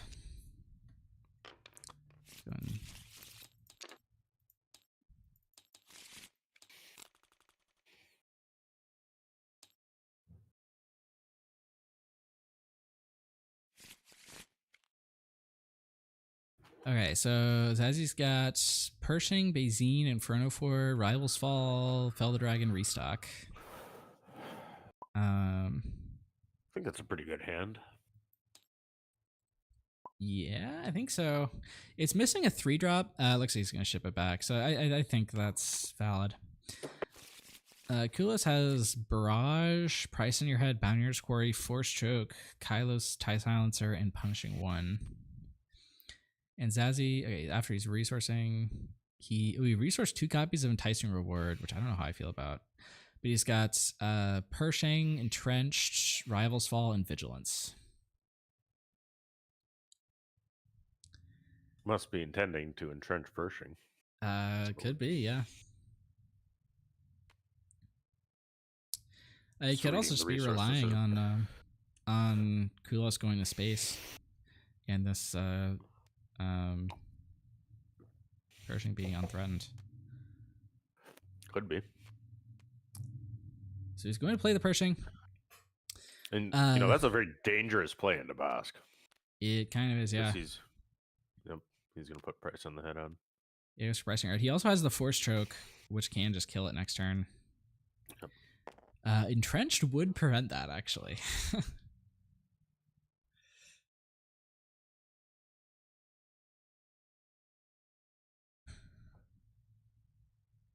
But Entrenched only basically staves it off. They're reading Afra.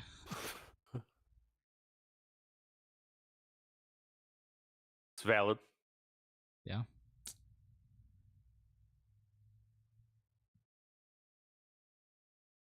I'm known for playing a good amount of Moff Gideon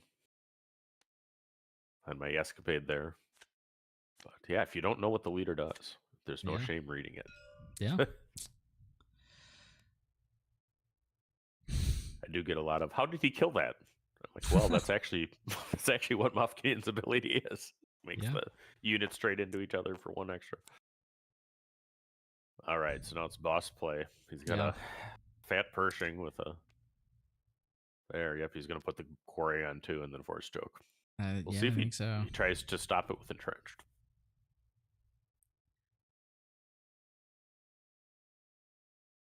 Entrenched actually at this point wouldn't even save him because of It wouldn't, yeah. Right. So he's going to ramp and get a 3-drop. Yep. But he does, the Force Choke does give Zazzy an extra draw here. Yeah. Which is sort of what he wanted Pershing for anyway. And he actually picked up another copy of Pershing off that Force Choke.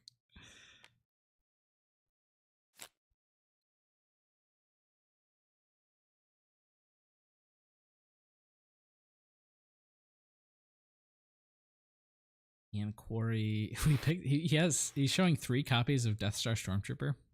I'm pretty sure Quarry only lets you pull 1 unit. It doesn't let you pull. Yeah, but it's one unit. A unit that costs 3 It's or less. it's not like Vader that lets you split 2-1 if you can. If this was Vader, that would be pretty insane.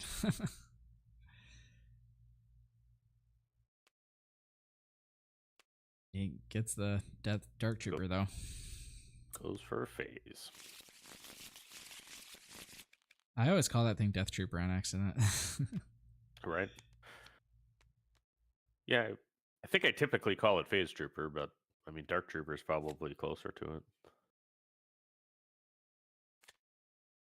What did he? I don't Just know what draw the difference 2 is cards? between a Dark Trooper and a Death Trooper. Oh, they're going to be actual round. Star That's Wars why I one. draw 2 cards. Okay. Yeah. He's got to do the Afra thing. The Dark Troopers, I'm pretty sure, are droids. Yeah, they're all droids. The Death Troopers are like zombies, I guess. Mm-hmm. But actual zombies also do exist in Star Wars. I don't think they're technically zombies, but they're similar. Night Sisters. Yeah. If those aren't zombies, they're real close. They do. At one point in the Clone Wars, they make a bunch of them die and they resurrect them as zombies. So. Right. I don't think they have an actual name. I remember I think there was a Destiny card called Night Sister Zombie. Yeah. Something like that. Yeah. And that was the actual name. I am your father. Yeah, you don't let Afra take 3 cards. Yeah, no. And I was, Zazie did resource 2 copies of Entice Reward turn 1, and I was kind of unsure about that, but he's managed to pick up quite a bit of card advantage here. Mm-hmm. Pershing did work.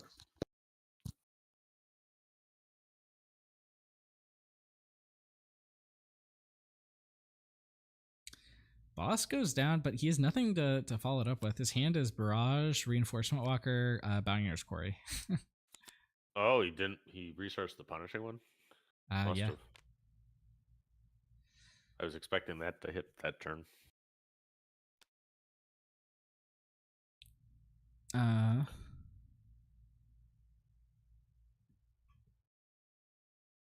What do you stay at 5?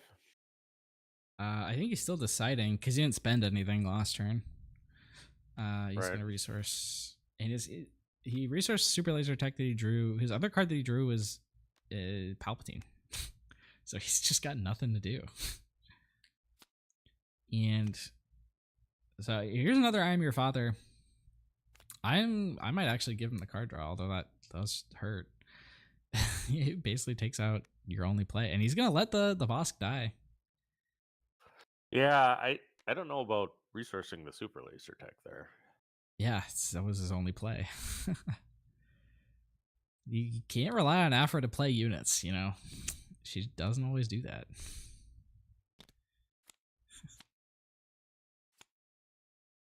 Super Laser Blast. Let me take a look at the discard just to see where we're at for Afra. We've got a 2, another 2, a 1, a 3, and 2 8s. So just 3 different costs among there for Afra. So she's not quite at. She's not going to be a 5/5 if she flips. Afrazon Remote Village. Is that the right blue base for Afra, in your opinion? I think so. Yeah. There you go. You heard it here, folks. Vosk on Navarro City. I suppose that's the place Bounty Hunters go. That's where Grief Karga is, right? Yeah. I think that's the right one for Bosk. It's got to get the quest covers. I tend to think it's ECL, but I mean. Yeah.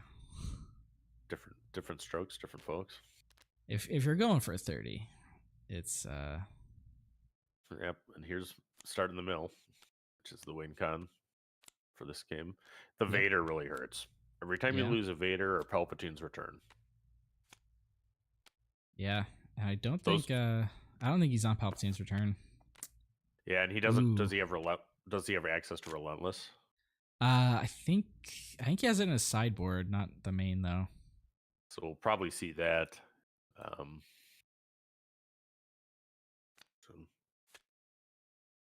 Do you have the list somewhere? I have access to them, but I don't think you do because All right. yeah. I'll just ask you questions. Okay, yeah. It's Limitless is weird.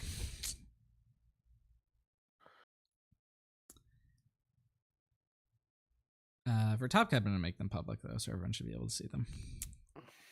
And this is a thing that I noticed about Zazie because we had one of his future matches early. He tends to like aggressively use this restock, which I don't agree with because it you sort of want some of your cards in the discard pile to bring back with Afra. But I guess like his theory is probably that he filters through a lot of cards with things like enticing reward, so he actually does get to see them eventually. But I feel like it's kind of a waste of resources. Yeah, there's a lot of. I heard there's a big Star Wars Limited tournament going on in Spain today. Yeah. I was talking with a Spanish player playing on Best earlier today. Rivals Fall used there to take out the Walker, Texas Ranger. That's one way to make sure that Afra has a unit. Yeah. I think it's actually probably a pretty important card in this matchup for that reason. Yeah.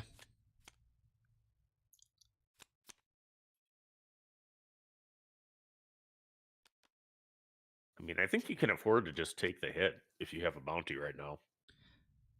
Yeah, for sure. To bounty it up. Like, you're not losing to Afra on damage to base from a stolen land speeder. Right. Nope. I think that's exactly right. And it kind of gives Afra nothing to do. Yeah. Let's see. We still are at 1, 2, 3. 1, 2. He only gets to look at 5. And Afra is at 5 different costs in the graveyard now, so she is a 5/5. She does. Oh, double Crate Dragon! You don't want to see that. You want to draw those, not put them on the bottom with Quarry. But he does get Punishing One, and it's a play.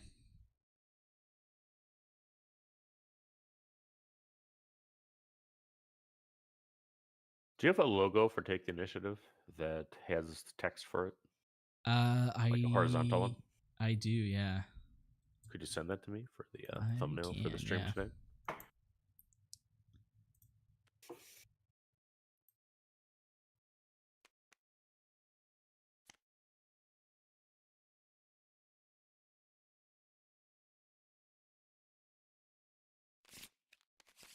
Aww.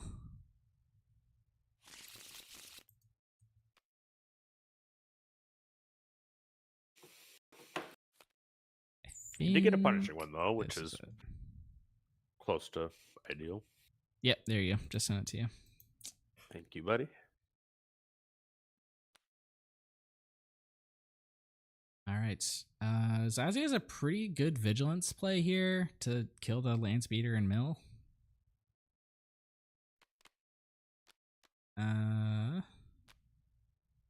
He might not take it though. He's just gonna go Power of the Dark Side.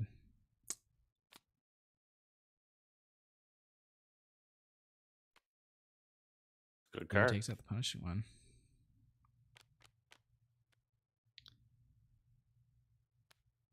Here's Dark Trooper. Zazie is an Avenger in hand, which could theoretically start taking this game over.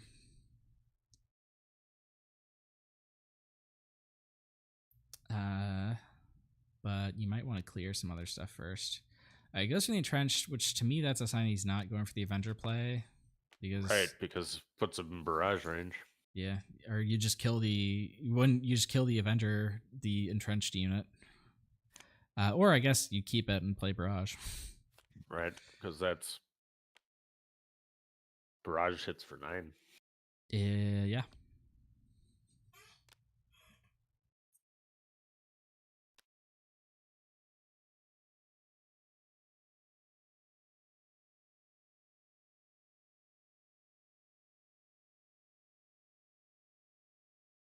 $20 cards left in deck. Okay, so I guess he does go for the Avenger. He's making trying to assumptions. get him to take the entrenched unit. I don't think you get to pick like that. Yeah. It's all the mind games. There is I might actually pick the entrenched unit because he has Palpatine plus open fire, which kills the Avenger. And it leaves him with the Dark Trooper, which actually is like a valuable unit because it's not entrenched. Mhm.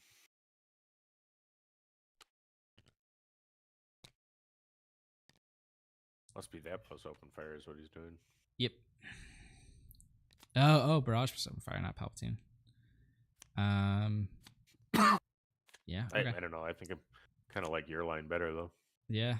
I guess maybe he's playing around Super Playing Laser around Blast. Yeah. Must be it. But I mean, you're so far behind. I don't know if you can afford to do that. And we know Zazie doesn't actually have it, of course. But of course, Kulis doesn't have access to that information. But I didn't know that till now.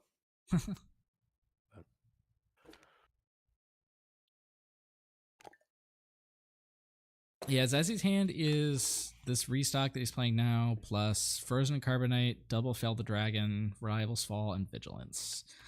And Kulos has Palpatine, Vader, and Barrage. And remember, Afra still has not flipped yet.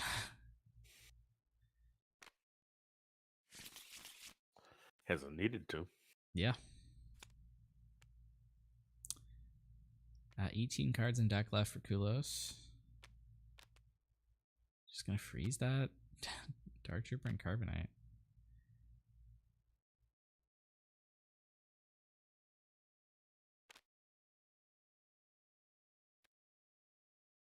Vader.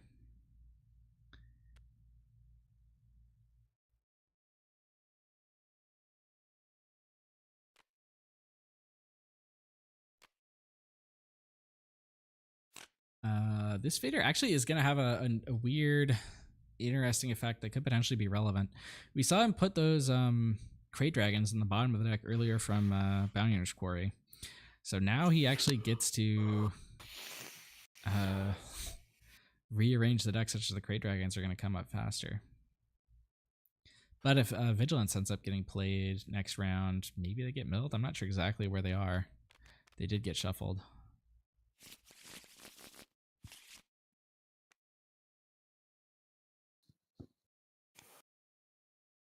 Now, of course, Zazie doesn't know about that, but Kulos does if he's thinking. So we're going to see Fell the Dragon, kill Vader.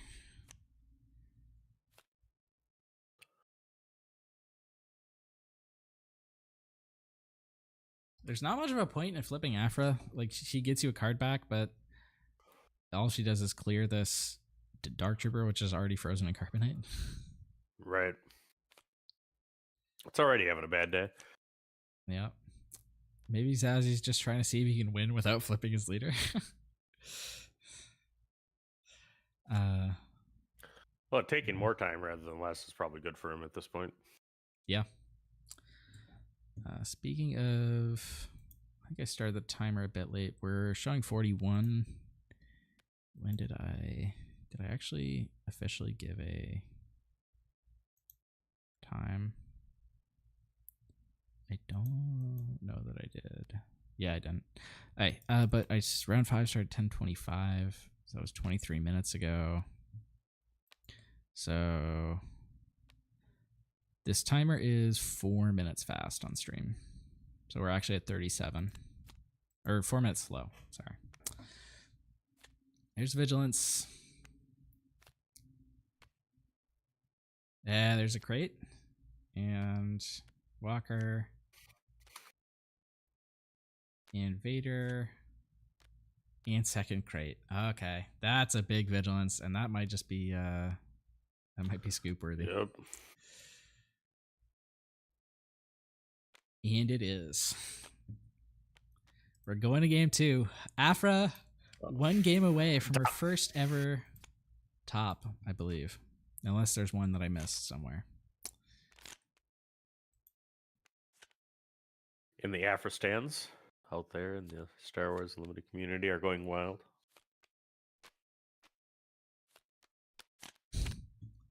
all 5 of us. The murder droids are celebrating. I hope we get those in set 3, and they like work with her. You know, there was a Sabine revealed today, which Yeah, surprised I me. just saw that. There's a fringe Sabine. Yeah.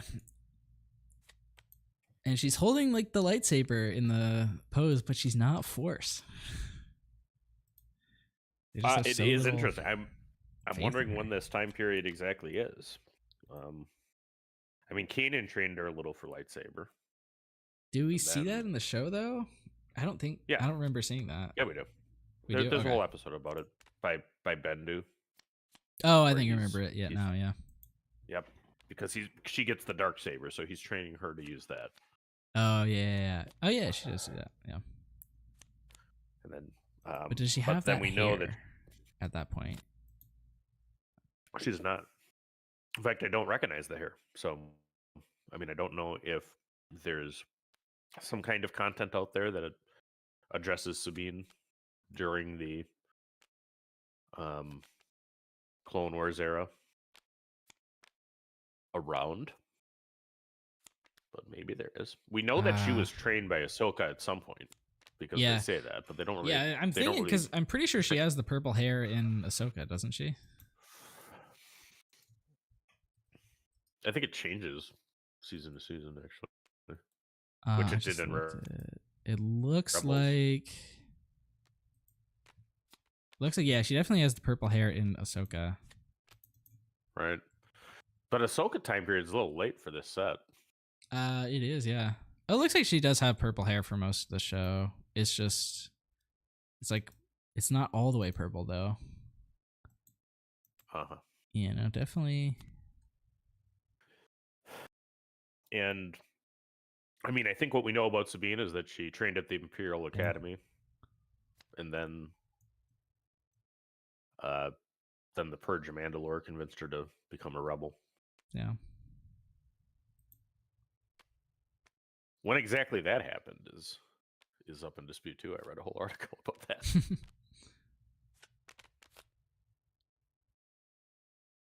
We're starting to see some match results roll in. Looks like Lev won his match, so he finished 3-2 on Honda. We'll see if his breakers are good enough. Somewhere, actually, I know where George Lahoka is. He's in Tampa because SCGCon is then. Yeah. He's rooting for the Hondo, I'm sure. IOUCOUNOUJR. I don't know how to pronounce that guy's name, but he's 3-2 on Yellow Han. And Buku beat Eroth in the Sabine Mirror to finish 4-1. So we got at least Shout out one to Boop. of our top cut participants locked in, and it is Sabine. I guess both the 4-0s are definitely going to make it. So that's a Han 1 green and a Boba yellow.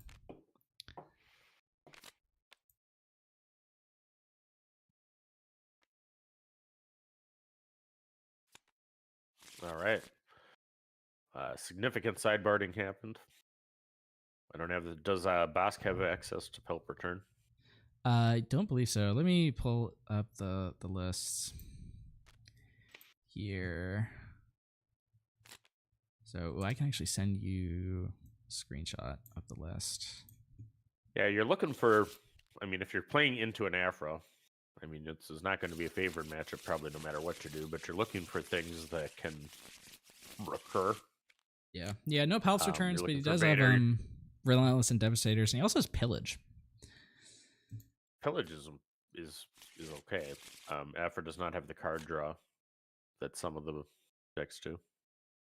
I mean, I think she actually isn't- does have a lot of card draw, but still the discard can't hurt if he doesn't get it, especially. He's got Enticing Reward. He's actually running a copy of Bounty Posting to search the Enticing Reward. He's got Pershing. He looks like he's not running the Mining Guild tie. So I think he's playing a bit less. He's also got the I Am Your Fathers. He's playing a bit less draw power than I think my build that I posted originally.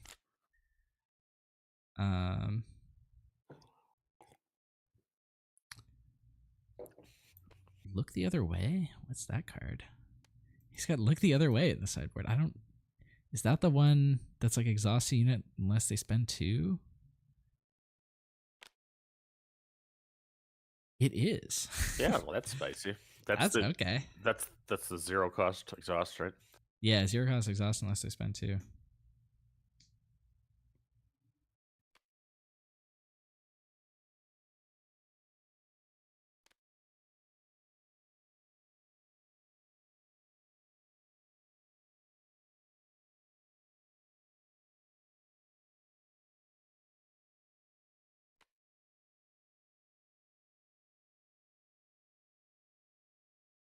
All right. And looks like they both skipped turn 1. And we're going into turn 2. At this point, Boss should be looking to ramp any way he can. And we're skipping to round 3. Yeah, that's real bad for Bosk. Yeah.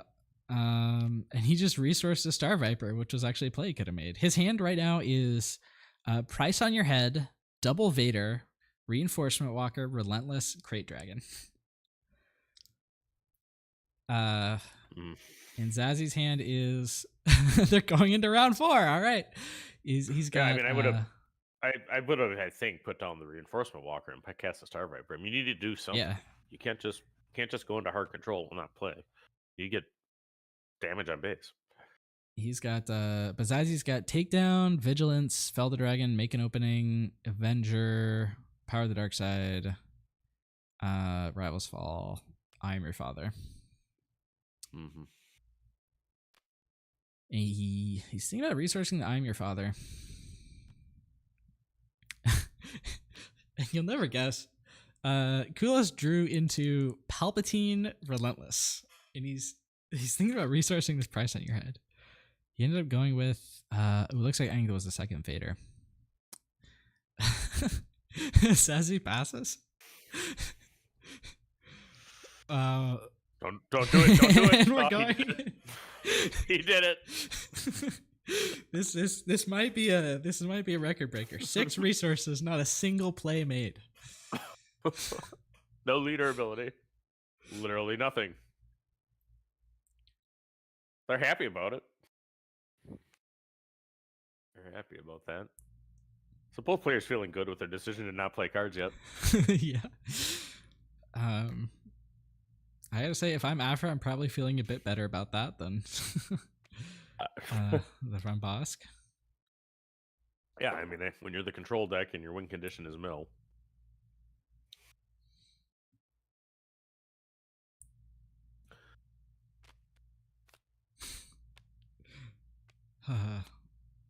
Just goes right for the vigilance.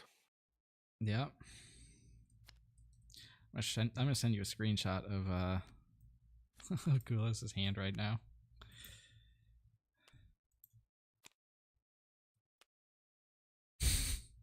So the Kylo tie, he actually could use. Yeah, that's actually a play that he can make. Yep. So we have 2 cards played for the first time this match. Being vigilant, so it's milled. And then I think that actually in response, he's going to play the Kylo tie. Yep.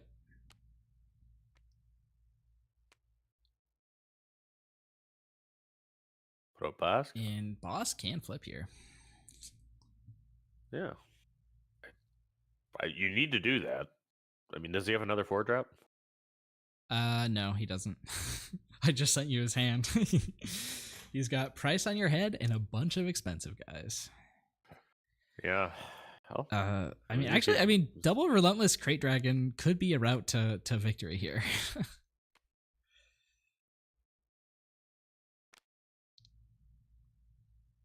Yeah.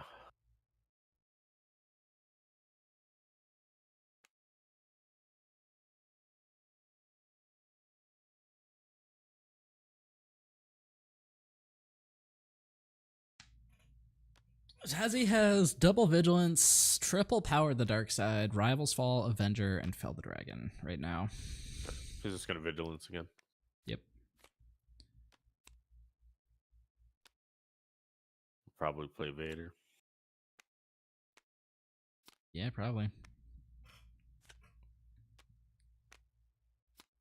So far, this is rather fortunate for the Boss player. Yeah, I'd say so. It's all the ramp. That's where the ramp was. Yeah, you don't want to draw any of those cards. Right. 22 cards in deck, though. Yeah. He needs to get going. You Yep. don't have unlimited time. Afra has all day. She won game 1.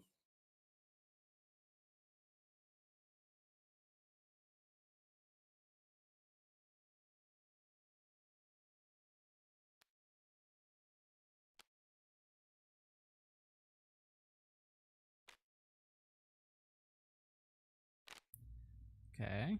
A couple more match results from the other ones. Looks like Kotal won. So he's 4-1 on Palp Green. Pedro FC won against Irindil. Pedro is now 3-2 on Sabine.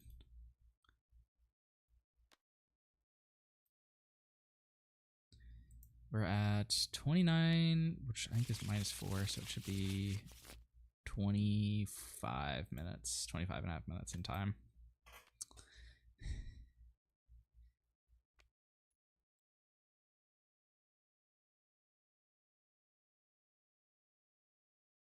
Chaos of War, anyone? Yeah, that would be pretty big. Who Invader just finding the Death Trooper here, or Death Star Stormtrooper, I should say.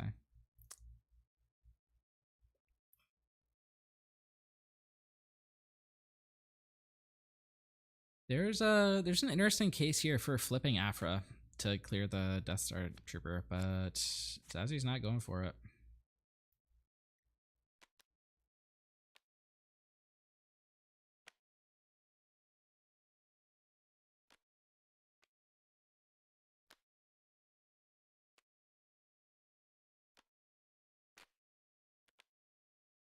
Just going for the Vigilance and going to mill. Land Speeder. Silencer. Ooh, yeah, I mean, Silencer probably not going to get it back. Okay, he hits the Crate Dragon. That's a big one. Palpatine, that's good. Another Land Speeder. And Silencer. So Silencer could come down, but I think Kulis is going to want to play an 8-drop, so he's probably not going to go for those.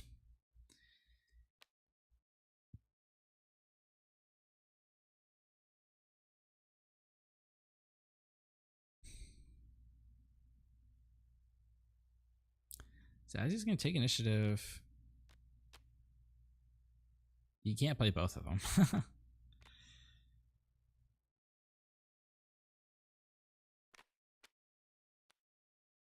He is going to play one of them, though.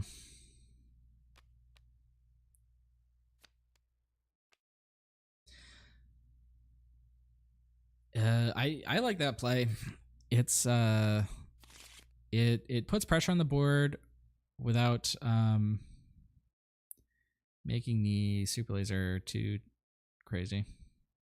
Oh, it looks like Kulis just shuffled his deck on accident, which okay.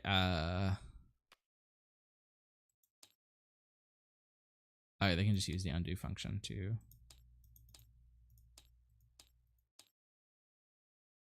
fix that. That does matter because Vader hit the board and unstacked things, so.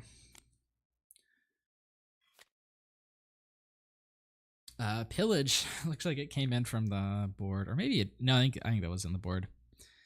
Not not terribly relevant at the current moment though. But this is the turn that that Relentless can come down.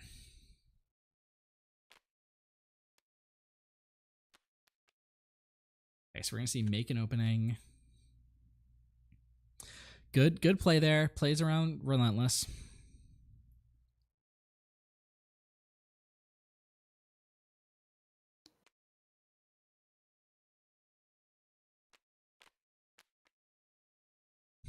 I just realized my mic was muted. It Oh. lasted a while. You'd think that the giant green light would tell me. All right, and let's see. I don't think Bosk has flipped yet, and that could actually matter a lot because it could block some of the blue removal here from taking out a Relentless.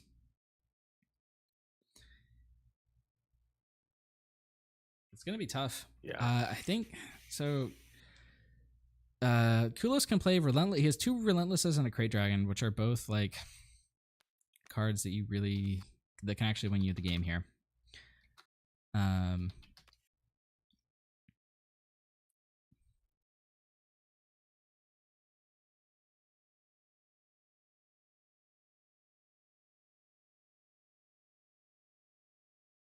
But Zazzie's in a good spot to be able to deal with them. And it looks like both the leaders are going to flip here. Afra, there's no way Afra's not +3 right now. She's going to grab Vigilance, Bazine, and Bazine would actually be pretty crazy here. And Fell the Dragon. Yeah, I think those are all pretty strong picks. And it is Vigilance. Yeah. Vigilance. 11 cards in deck. But I don't think he's going to get a chance to play the Vigilance, because I think he's going to have to be removing the threats that are going to be played here. Palpatine.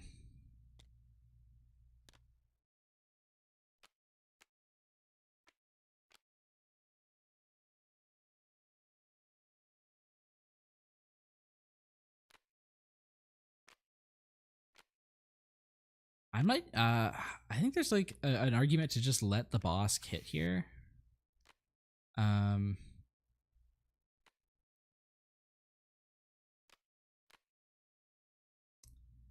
Or although I think going for powers might actually be a better play.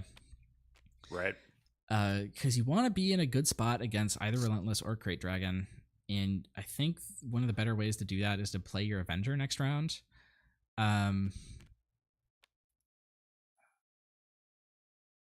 Which, and if you can get one of these units off board, that makes it better. So he's going to take initiative and swing with Pelp. He might actually, instead of doing that, play Relentless. When you drew the Look the Other Way, here's my new theory with Look the Other Way. I think it's actually in there for Relentless. Because it's a 0 cost thing that procs Relentless. And if that is, I mean, regardless of whether or not that's the point, it's gonna come up here. That's why you get the big bucks. You know, RT. Yeah.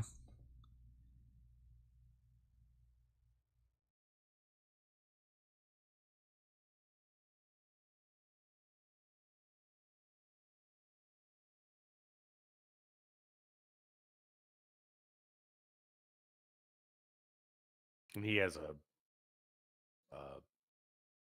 Avenger in hand too, right? He does, yeah. So 9 for Relentless. And here it comes. And he's got the Super Laser Blast in hand just to follow up.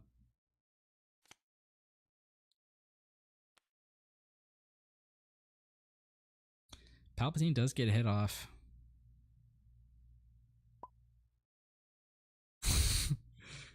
I don't know what the meaning exactly is in chat. But he was not expecting Look the Other Way. So I guess I'll interpret it that way. He looked the other way, shall we say. Never look directly at a Super Laser Blast. It's just good advice. You need those goggles that go in your head.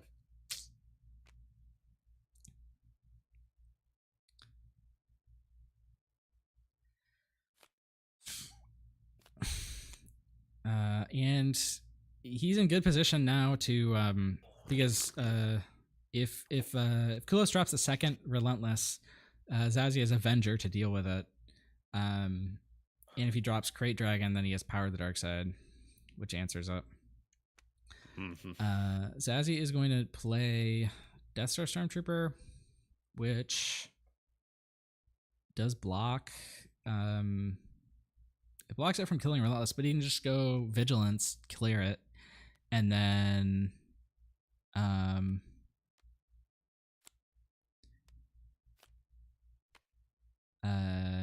and then fell the dragon when the Relentless comes down.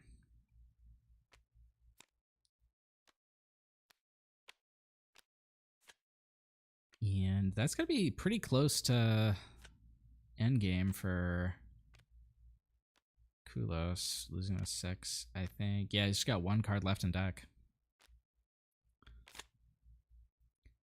Zazie at 17.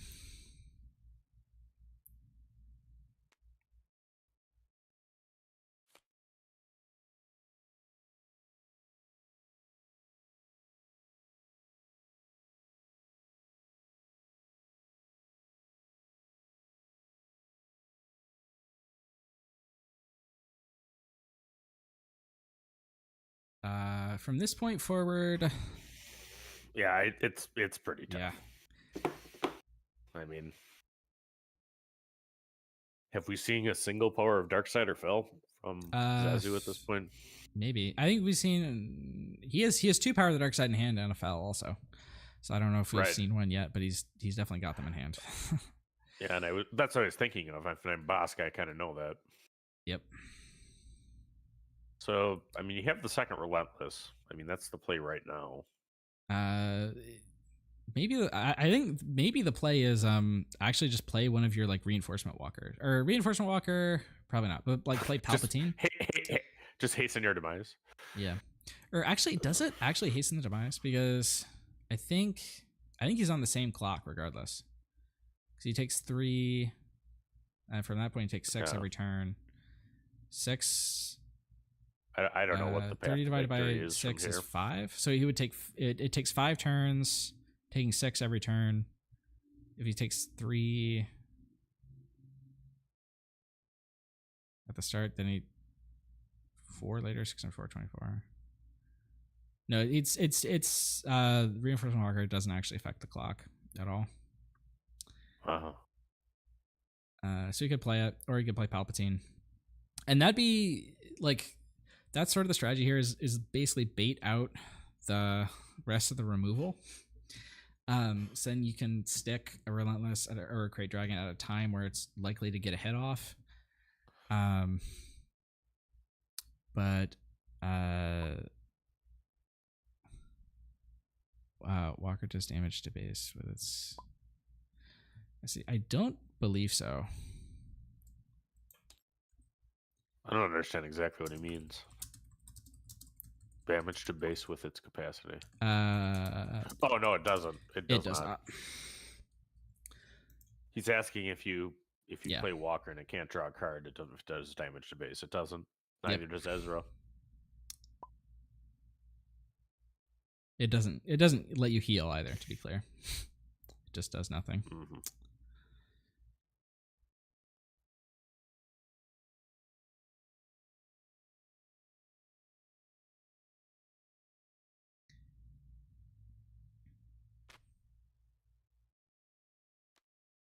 He plays the Palpatine.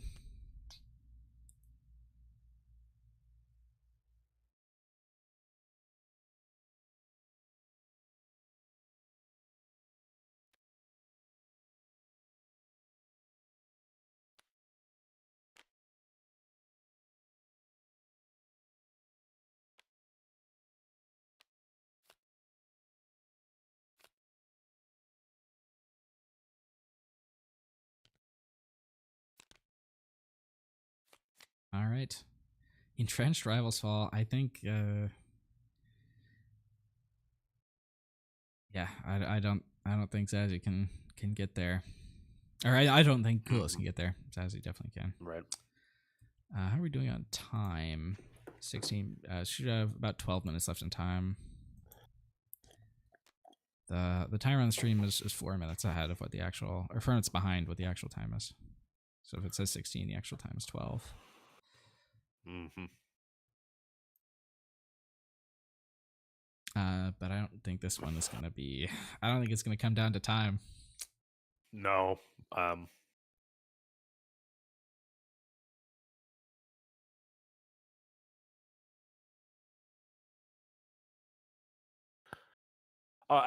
think this is a tough matchup for Bosk. Yeah, for sure.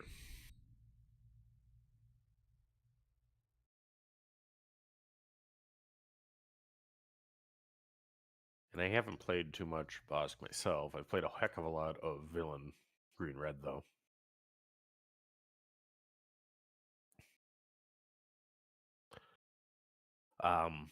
Kylo green, mid-range Kylo.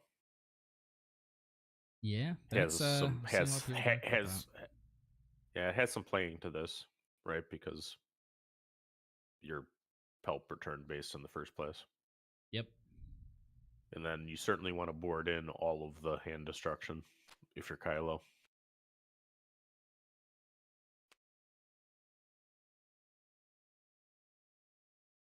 All right, so what fate, horrible end will befall this walker? Looks like it's going to be Razewell Swell.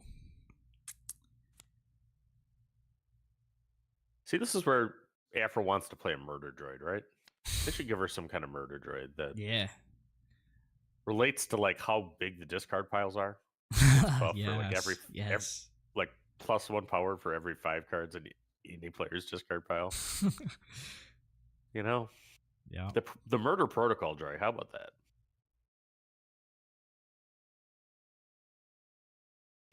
Oh, Tony Mantone's in the chat. That's Platform. How you doing, buddy? Yeah.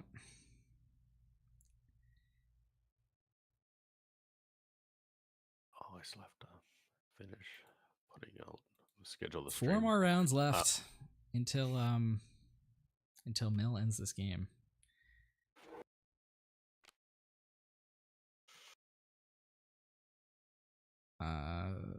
Kulos is out of units to block power here.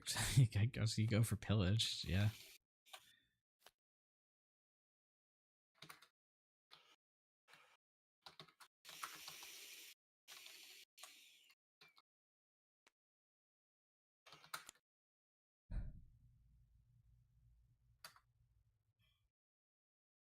And then passed.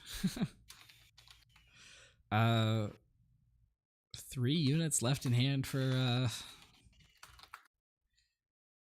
Zazzy. There's one of them. We're just watching him slowly die. There's Avenger. Yeah. And I don't think there's anything that beats that at this point. Nope.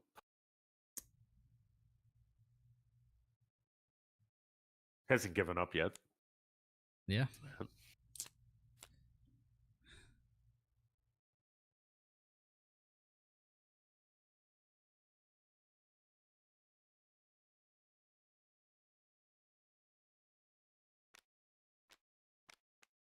Open fire.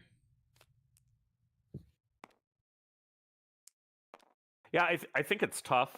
I mean, Afra has all kinds of answers, but I mean, I feel that you still have to be as aggressive as possible into her. I mean, you got to score some hits in the early and mid rounds if you want to have a chance. Plays a crate. She's just claim and win. Yeah. He's just playing with his food at this point. Yeah. And that's it. Just, there it goes. Afra. Moving on to the top cut. Yeah. Oh, man. And the crowd goes wild. Literally wild. Have you brought an Afra to a major tournament yet? I did, yeah. Like the first week, and I ended up going like 2 and 3. Wasn't a good weekend, and I was super tired that weekend, so I have an excuse. But yeah, it's I think she's now is sort of the time where I think she can shine, because she really does not like to see Sabines and Bobas. Right. Let's see. But I think they've maybe fallen off a little bit, and as Kira and Han get more popular, you know, she does have good matchups into those decks, and Bosk also, as we saw today. Right. I think it depends which Han. I mean, she'd rather have Han Green. But even there, I'd rather go into Afro with like a Han Green deck than Kira.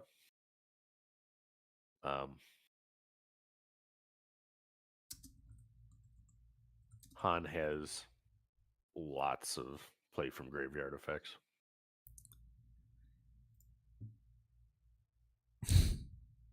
All right. Yeah, my match with Kira into Afra at the Madison tournament. The first game actually was relatively close. I think I had him to 20 or 25. Unboarded. My board significantly helps, I feel, because it brings in a second Relentless and 3 Pelps returns. But first middle of the game was on Vigilance. Flipped up two Vaders, 2 Pelp returns, and a Relentless. That's pretty much the end of the game. Right there, seeing your play multiple cards at once cards go away.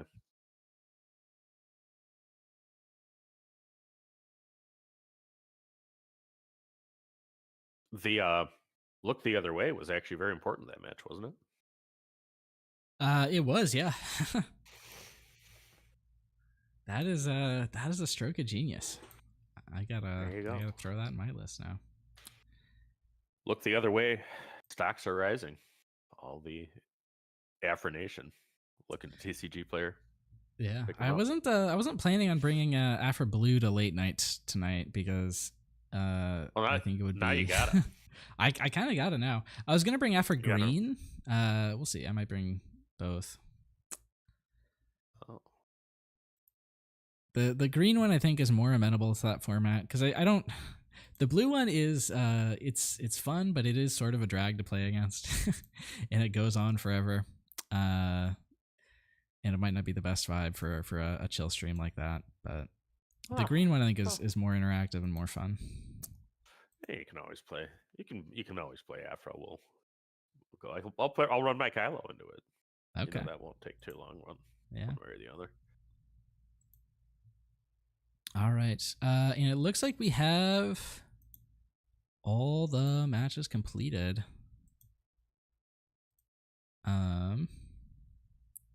Which means our top cut is going to be set. All right. So what are we looking at in the top cut, Rebel? Let's see.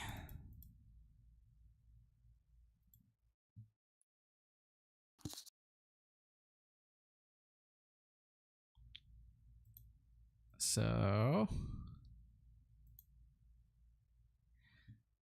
in first place, 5-0 Risaldo playing Boba Yellow.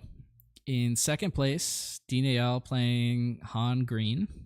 Han won the yellow one. In third place, Zazie playing Afra Blue. In fourth place, Avastator playing Boba Green with ECL. In fifth place, we have Buku playing Sabine ECL. In sixth place, Kotal playing Palpatine Green. In seventh place, Jonah Niklas playing Han 2 Blue, the new one. And in eighth place, Kulos, who was playing our Bosk Green.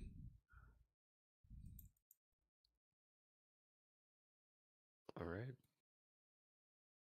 And I actually just created the live stream event for tonight. We'll start a little late. I do have Brewers tickets tonight, so I think I have to host, so it'll probably be a little bit later. But okay, I know you're Pacific anyway. Yeah, and I need to actually put my decks together. So that is a thing, when you actually have to have real cards.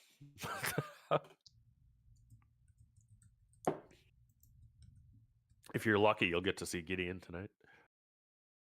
Awesome.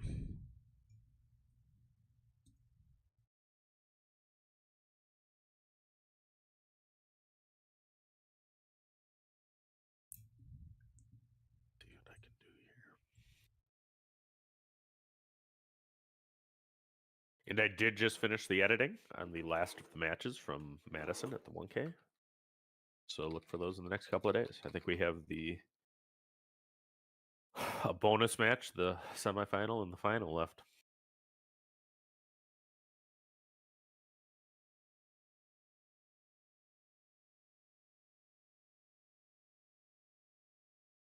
Amazing. So I'm planning to take a half an hour break so I can eat before we do Top Cut. So we're gonna move to which match for the finals? Let's see. It's so in half an hour. I think. I kind of want to just get the Afro one again. The matchups are Boba Yellow versus Boss Green, Han Green versus Han Blue, the only Han's match, Palp Green versus Afro Blue, and Boba Green versus Sabine Green. I'm inclined to do Afra. It is the control mirror. Shocking. So, but I think that's what I'm leaning towards. I think that's a good matchup.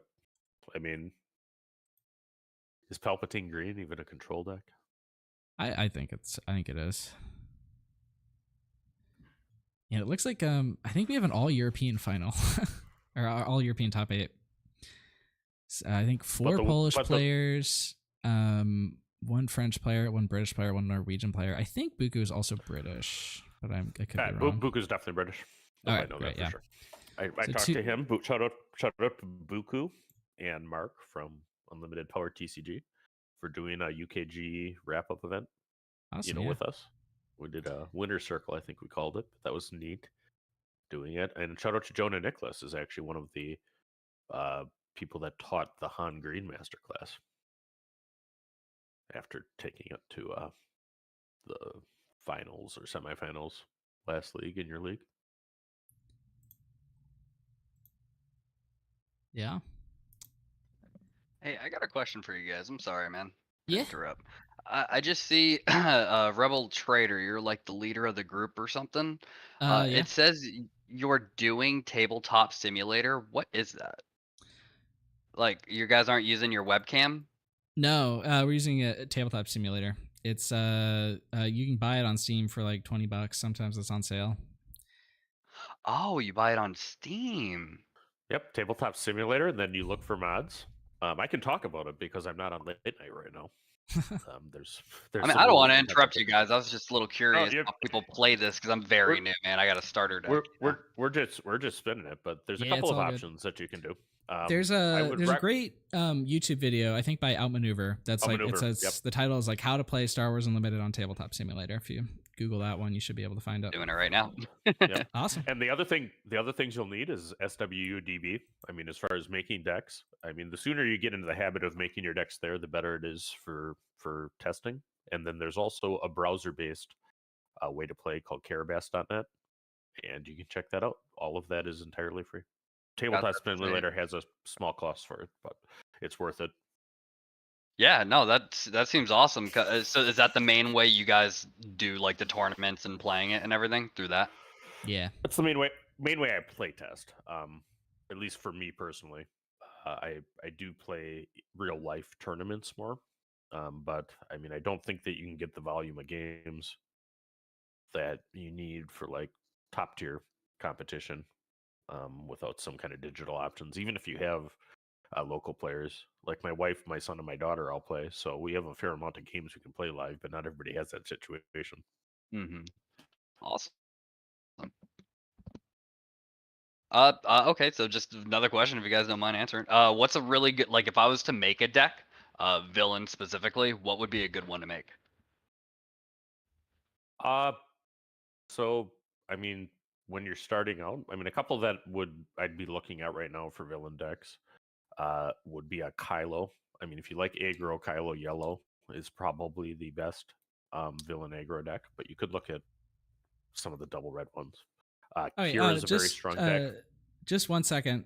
So, Kratos, I'm not sure if you realize this, but we are live streaming right now. So you're not interrupting anything. I'm sorry, man.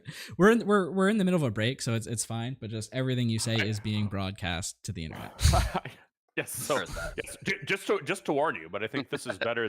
This is probably questions that other people have out there. So I think go around. What do you think for other villain decks? Rebel. I think Rebel Trader would say if you like hard control, that Afro Blue. Afro Blue is but it can be pretty difficult to pilot if you're just getting into the game. As far as like villain decks, I think Kira is a really good start. Kira green. If you want something more aggressive, you might look at Boba, either with yellow or green. Cad Bane is also kind of fun. Yeah, Boba yellows there. Actually, Cad red. And I still am delinquent on getting my Cad red video up, but you can make that as a very affordable deck if you're just getting cards too. I mean, I think my Cad red budget list costs about $30 worth of cards. Oh wow, total. that's cheap. Yeah. So another cheap one is Gar Saxon yellow. Gar. Gar Saxon yellow, got it. Yeah, no. So it's all sorts of good ways to play. Awesome. Well, hey, I appreciate everything, man. I'm definitely gonna check out that video and get the TTS. And thanks for taking your time out of your, your whole stream to answer my question, man. Hope see you around. And I'm for sure. that other people listening, would had some of those questions too. So that's good stuff. Excellent. Thanks, guys. Have a good one. Yeah, you too.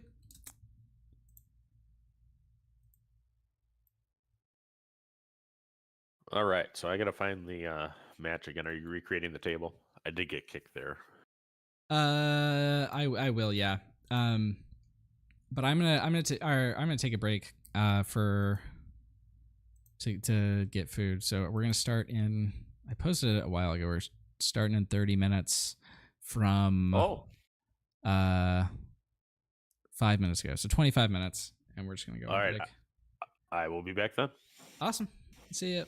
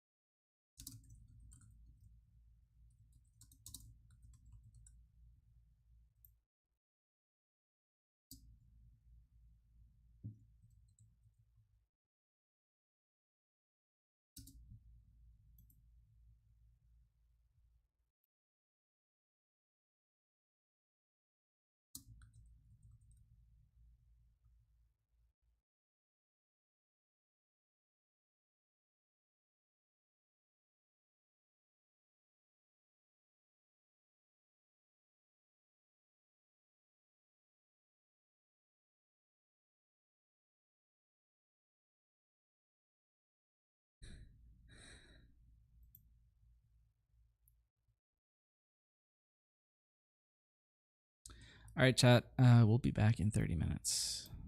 Let me get a timer set up for you. Actually, a bit less than that. Scripts.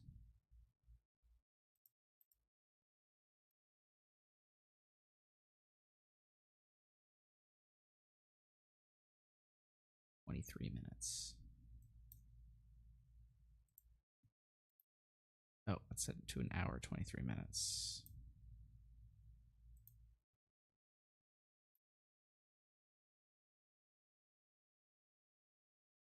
All right.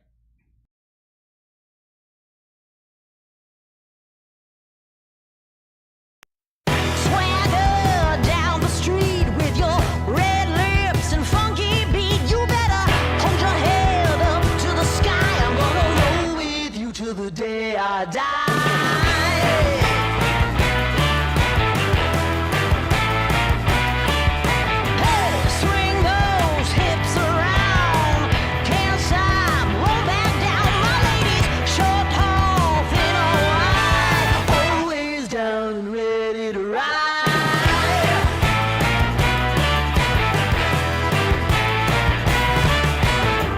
One by one, billion by billion, they're holding up half the sky.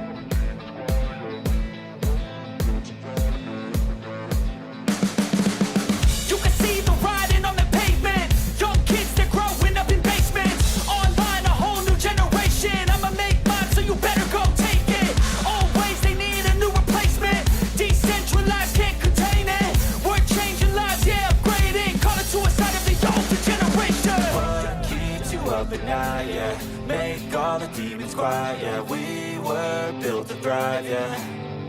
I think that we've all had enough. What keeps you up at night, yeah. Make all the demons quiet, yeah. We were built to thrive, yeah. I think that we've all had enough. Oh, yeah, I think that we've all had enough. Sick of dealing with the old plan. They know that we're calling it wrong. You got me like, oh, yeah, I think that we've all had enough. Sick of dealing with the old plan. They know that we're calling it wrong. Hey, it's too late to try to go contain it. A generation fueled by creation. We live lives on a small screen nation. We control the airwaves, no negotiation. I refuse to think we need saving. Something good will come from creation. And when we think that the world is too anxious, we'll adapt, evolve, survive, and save it. What keeps you up at night, yeah.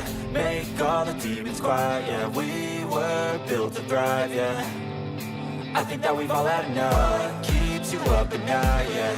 Make all the demons quiet, yeah. We were built to thrive, yeah. I think that we've all had enough. Oh, yeah, I think that we've all had enough.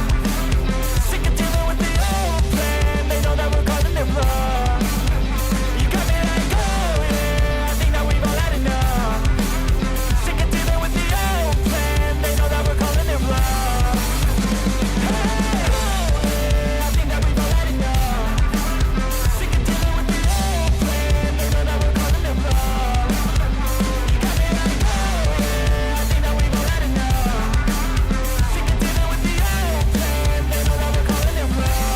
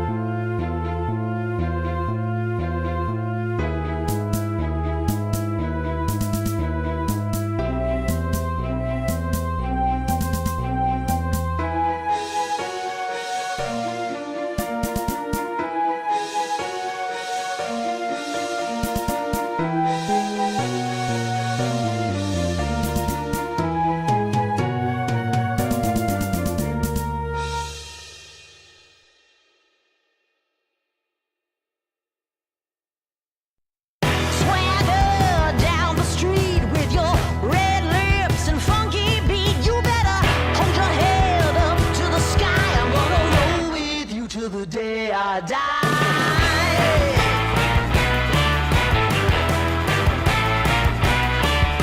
Hey, swing those hips around. Can't stop, roll back down. My ladies, short, tall, thin or wide, always down and ready to ride.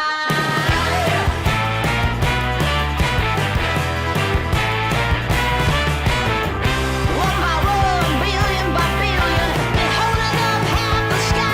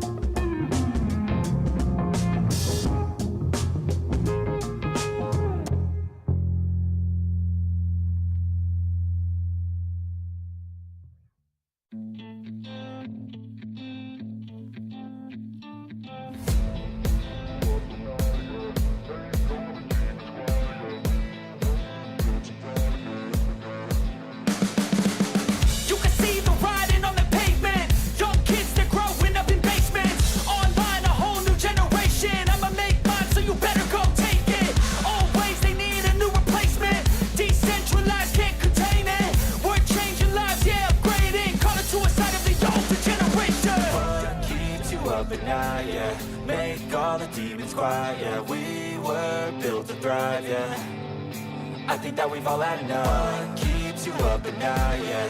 Make all the demons quiet, yeah. We were built to thrive, yeah. I think that we've all had enough. Oh, yeah, I think that we've all had enough.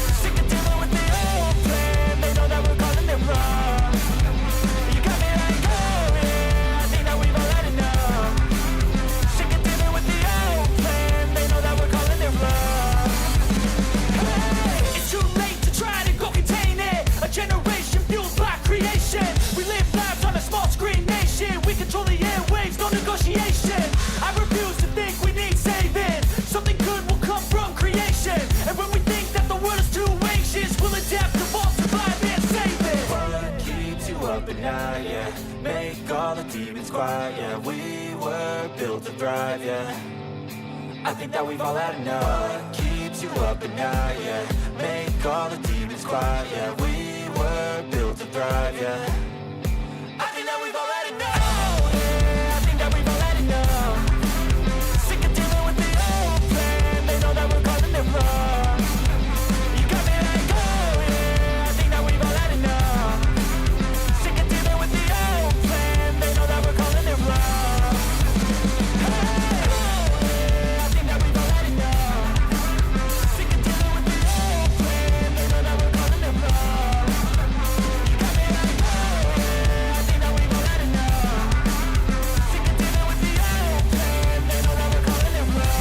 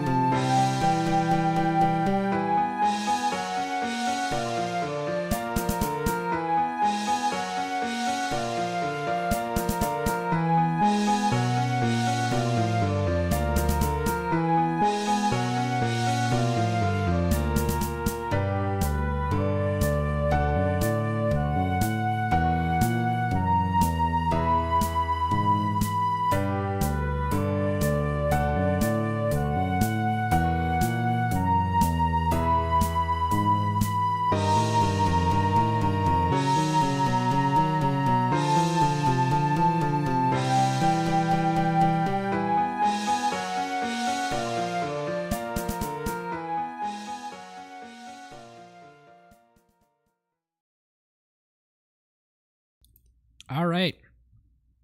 Welcome back, everyone. We're a bit early, but that's okay. So top 8 should be starting soon. I'm gonna go ahead and stop that timer. So, if you want to follow along yourself, you can look at the link in the description to the Limitless site. I think.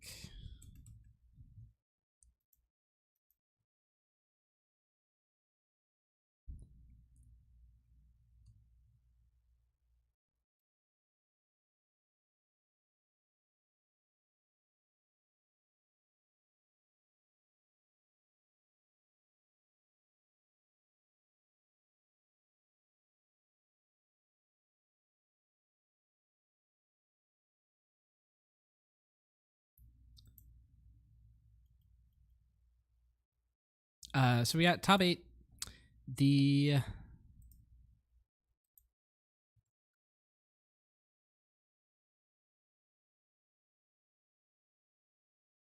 top 8 decks are, we went over them earlier, but it's first place we had Boba Yellow, second place we had Han 1 Green, third place we had Afro Blue, fourth place Boba ECL, fifth place Sabine Green, sixth place Palpatine Green, seventh place Han 2 Blue, and eighth place Bosk Green with a 30 health base.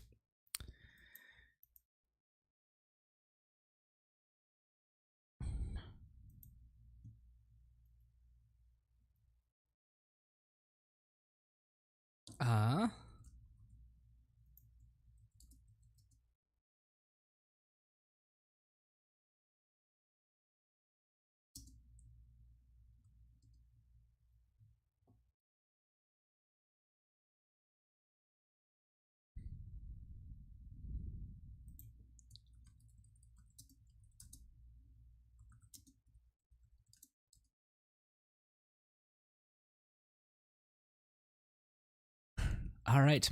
So I think I'm gonna get the Afra versus Palpatine game.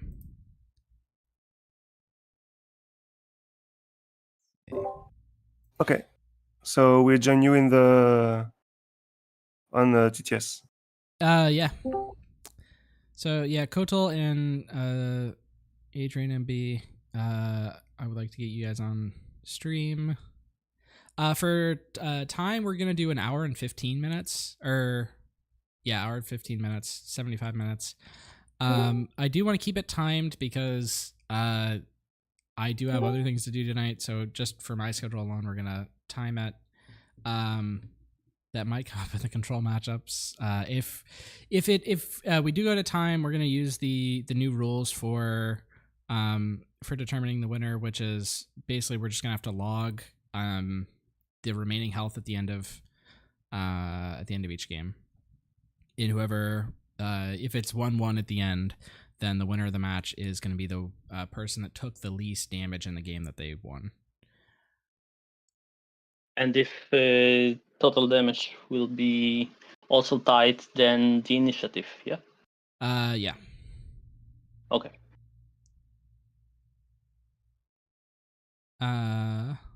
Let me just confirm that actually, because I'm not sure.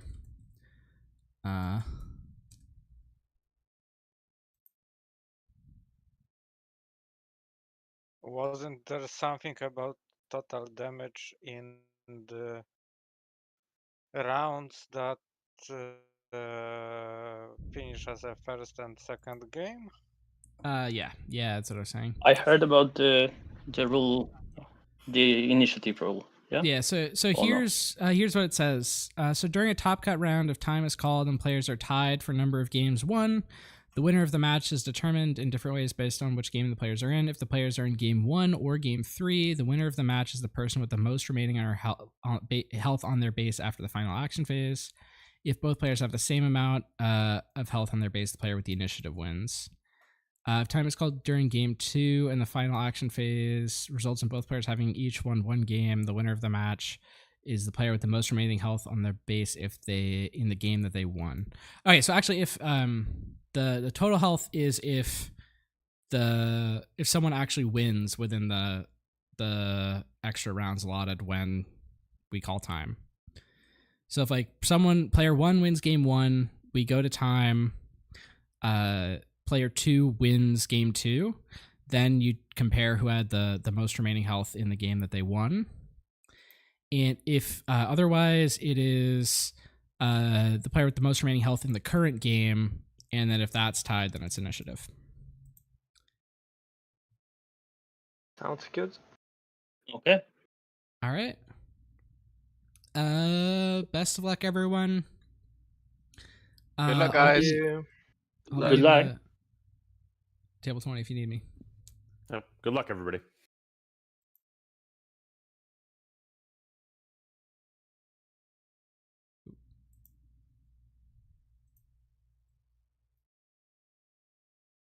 Hey. You missed. You were at table 19 for a second. Yeah, I know.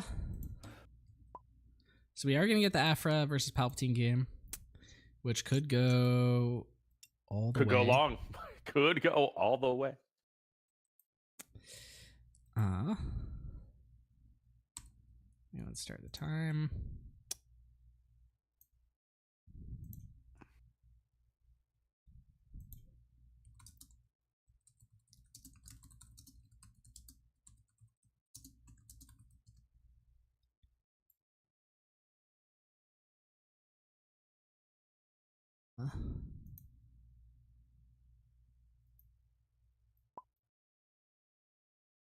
All right.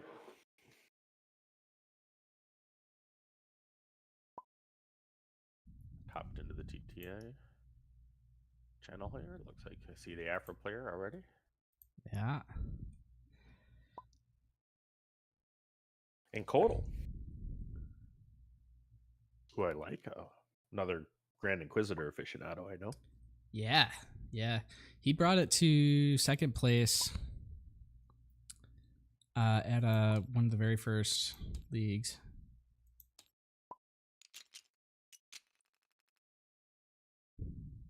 Yeah, the Grand Inquisitor green. Yep. Which, because of the color combinations, was I actually agree with them. The strongest into the set 1 meta.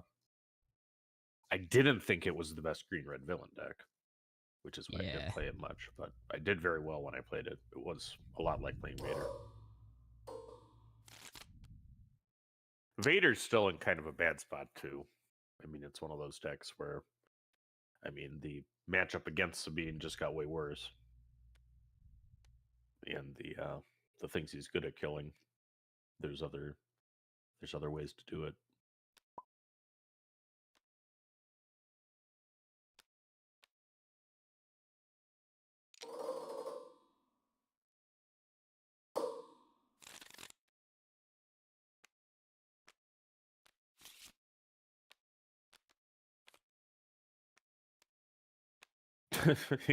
At some point, the base will be pointed the right direction.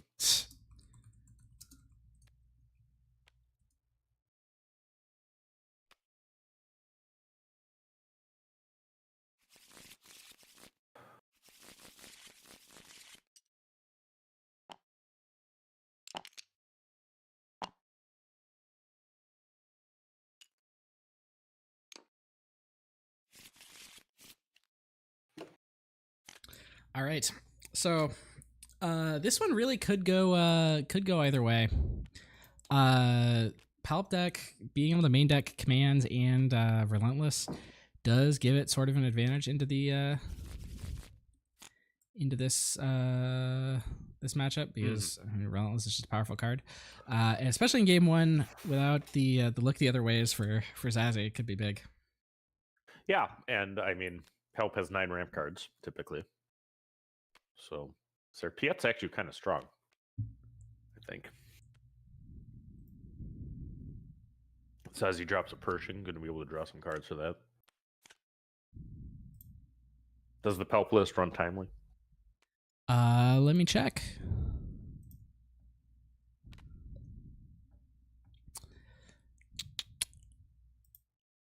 The lists are public if anyone wants to look at them. The Limitless page is linked in the description and it has all of them. It does not run timely, and it doesn't have them in the sideboard either.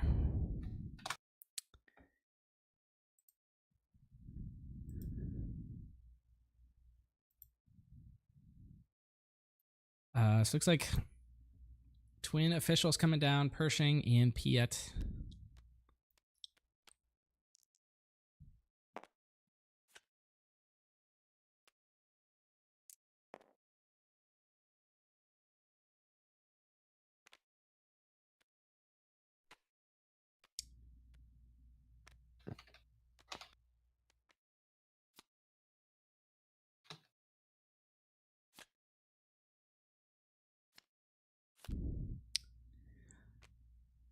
If I was wondering, the Limitless page is basically the site where we run the tournament off of, and it's linked in the description of the stream. And it has all the lists and standings and everything. So it looks like what happened there is this Super Laser attacked into Pershing, and Pershing used his last bit of health to draw a card. Mm-hmm. And Pelp is looking at the Super Laser attack hungrily.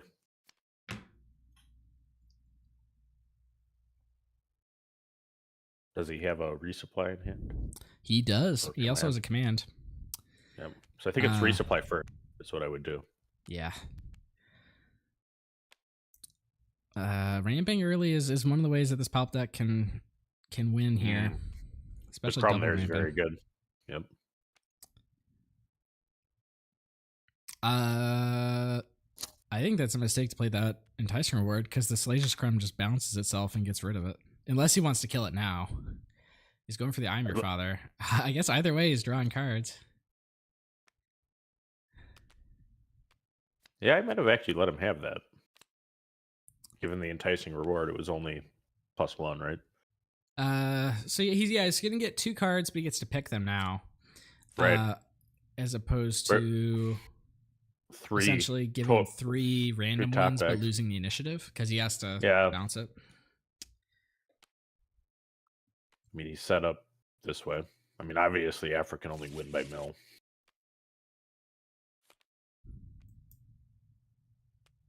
It's interesting that maybe the best mill deck also kind of mills herself. Yeah.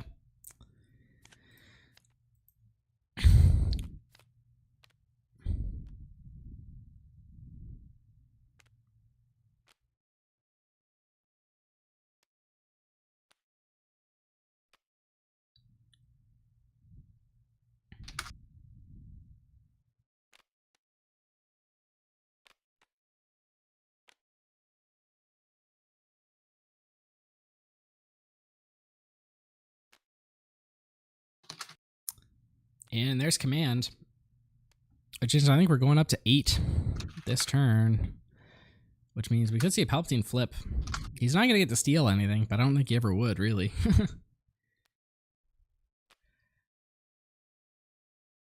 Right.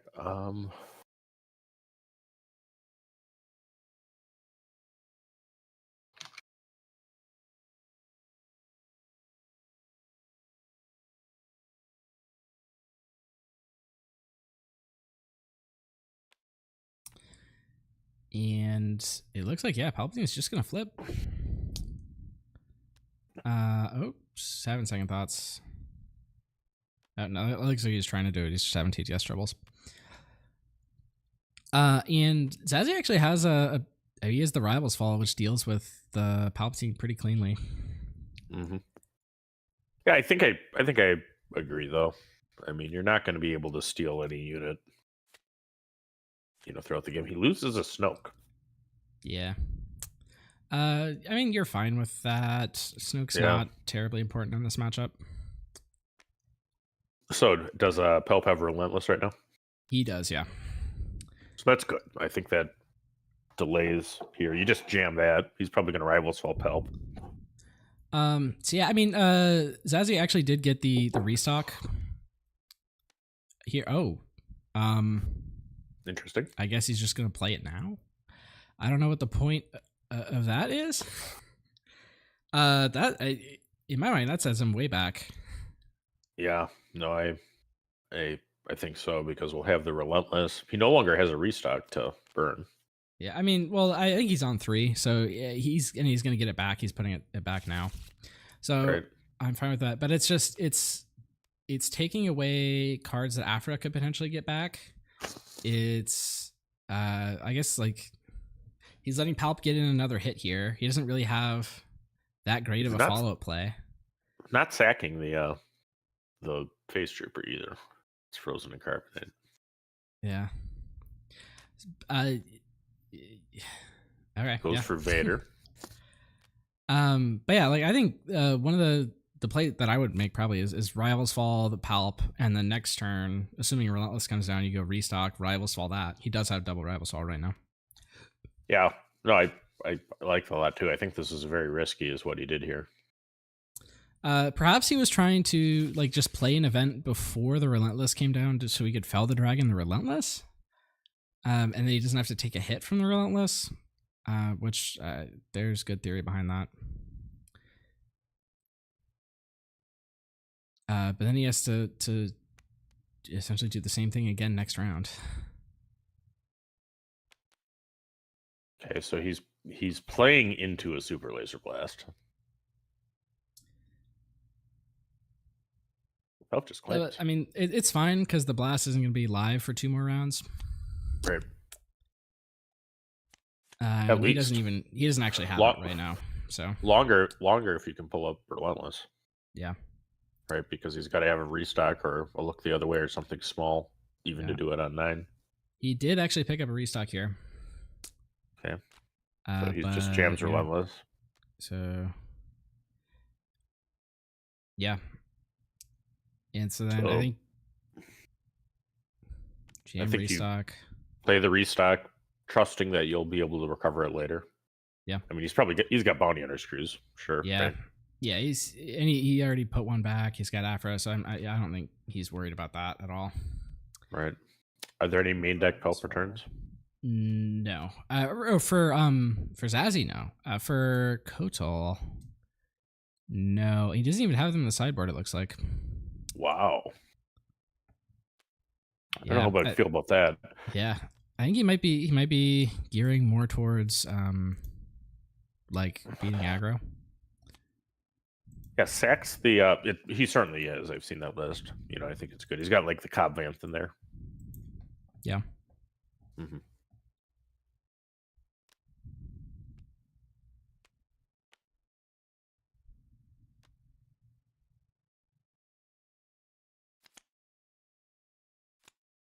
And Palpier is basically playing like an aggro deck. Right. And he's doing a pretty good job of it. Right.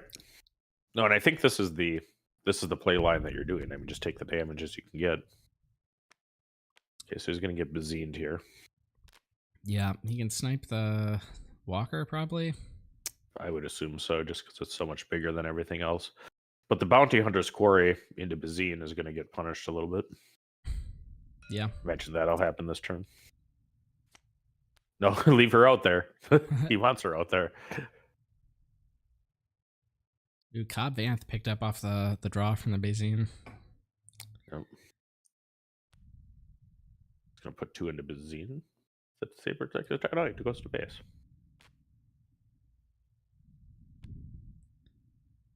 All right.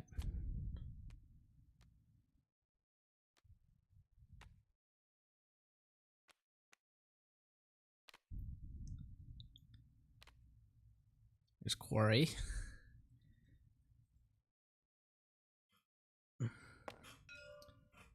Yeah, no.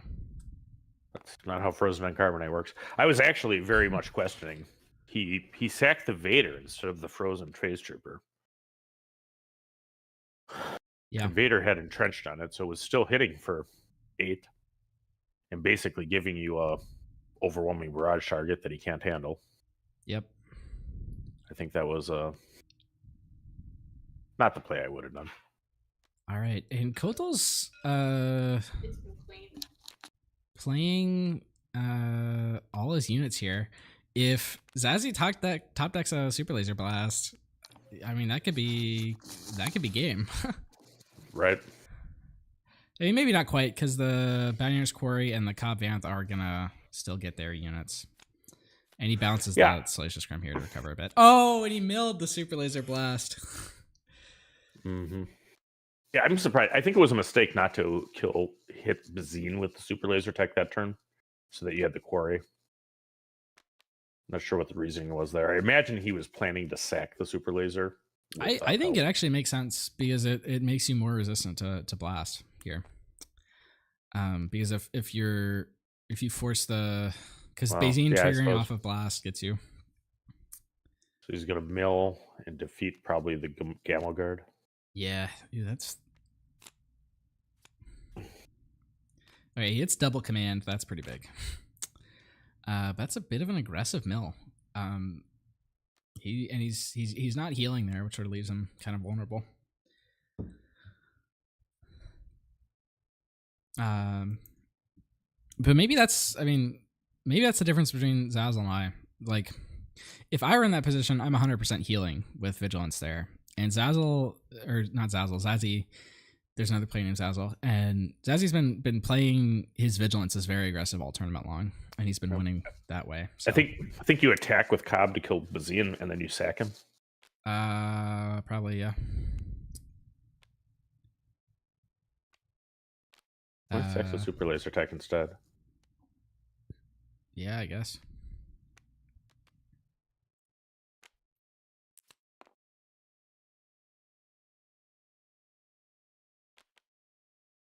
Other bounty hunter scoring.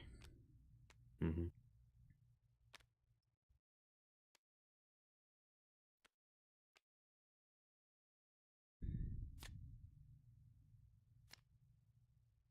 Decides not to kill. I suppose still just anticipating a Super Laser Blast from the other side. Yeah.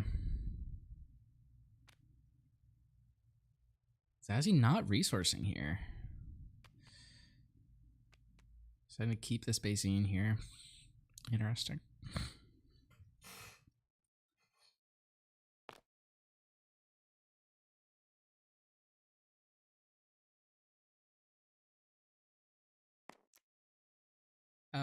You can't do that through Sentinel.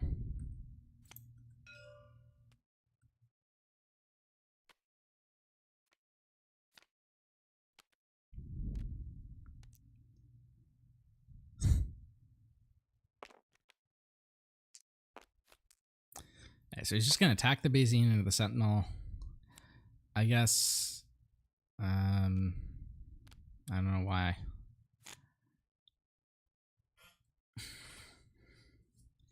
Man, he really needs that Super Laser Blast.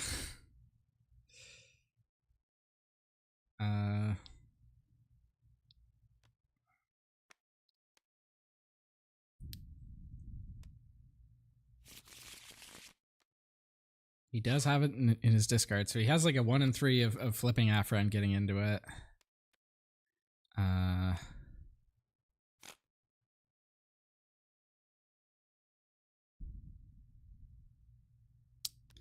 See Piet coming down here. Interesting. There's lots of other units I might have pulled over Piet there. He had a Royal Guard in there.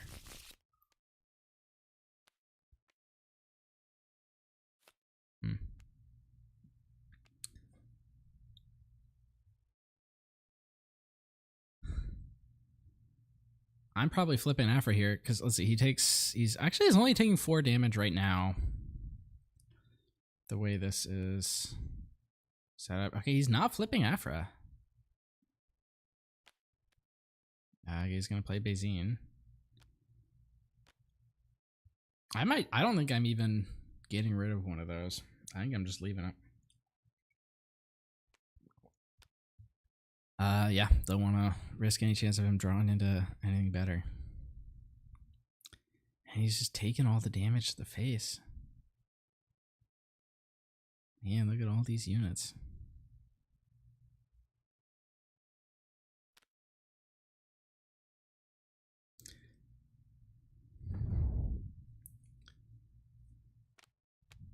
Yeah, he's gonna buy the mercenary gunship. That's sort of a hopeless endeavor. I mean, you know the hand. You know he can just buy it back and still play everything he wants.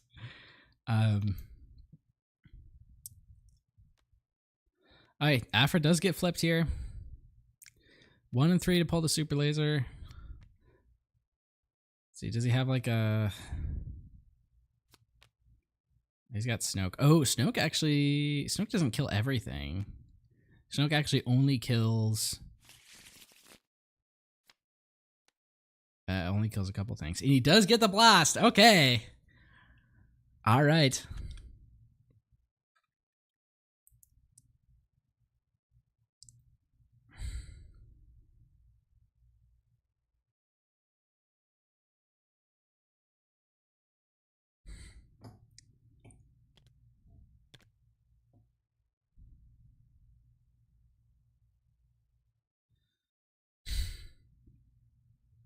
Loopy, if you're talking, your mic is muted. Codal claims.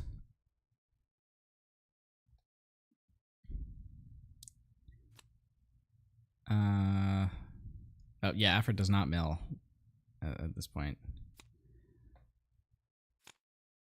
Oh, Codal draws into a reinforcement walker here, which is a pretty solid follow-up play. And the whatever weenie he gets off Cobb Vanth can power block the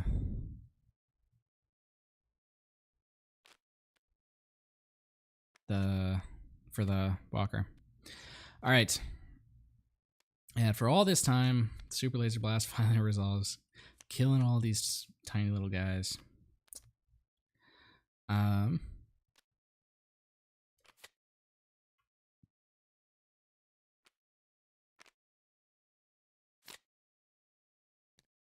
Cobb gets Gamorrean Retainer. That's pretty good.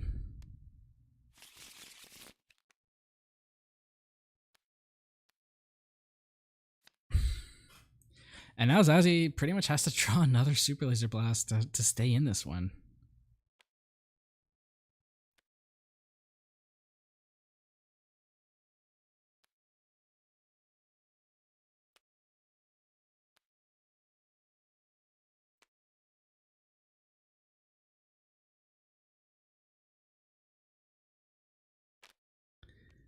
Here comes the Walker.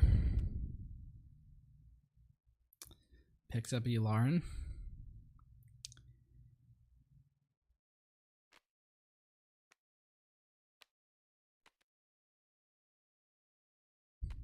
Yeah, it's free. You don't have to pay for the retainer. Royal Guard. You don't need to commit any more than this, Codal. You don't need to. And he does. He does, though. Okay.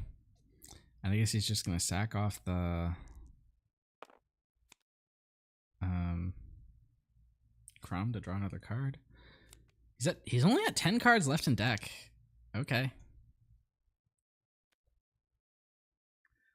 And Zazie unfortunately did not draw the out, so we're going to game 2.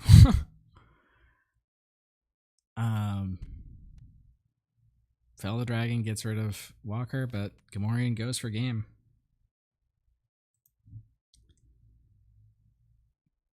I just realized I've had the scoreboard totally wrong here.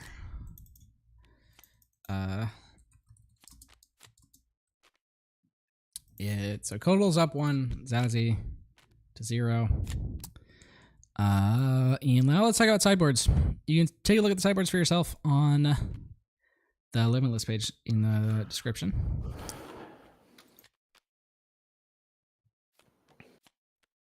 So Palpatine peels a game off. Yep. Going with aggressive strategy. Yeah. Pretty cool.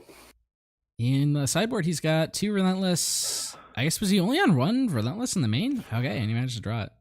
So he gets to run 2 of those in. He's got also the second Devastator in there. 2 more copies of Resupply, I imagine, are coming in. Traders probably isn't. Scanning Officer probably isn't. Quarry probably isn't.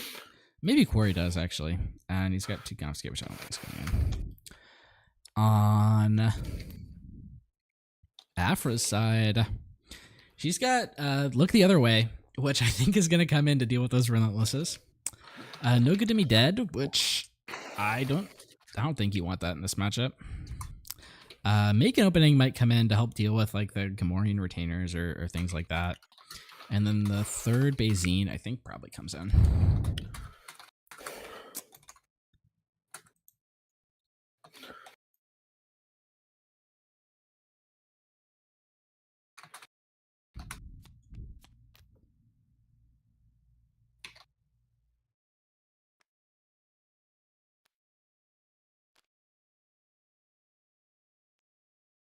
All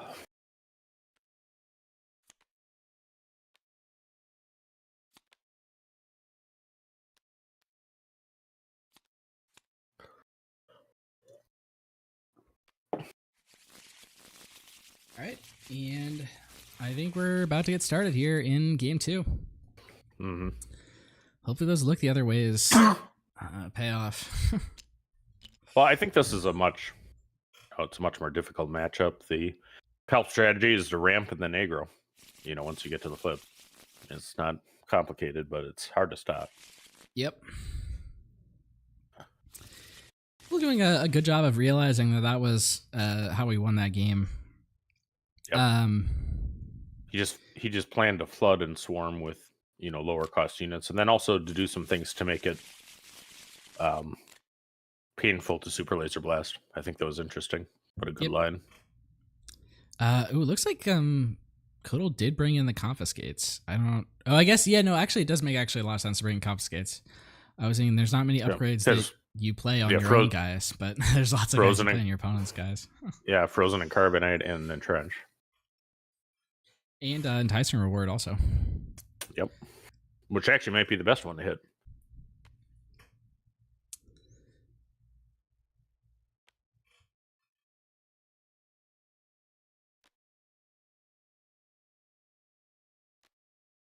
All right, Zazie opens with a Bazine. All of these look like pretty good targets. Command is probably the worst one. I take Resupplier Command. Yeah. That's it.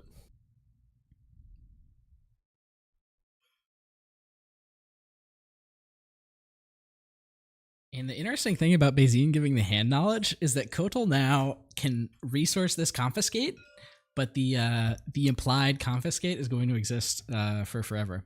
So Zazie is going to be afraid of playing any upgrades for fear that they get confied. But yeah, and he's gonna, he basically is sure to double ramp at this point. I may be surprised if he does anything other than play Resupply and attack for 3. Looks like he actually keeps the Confiscate. Doesn't go for my strategy. Always with the mind games.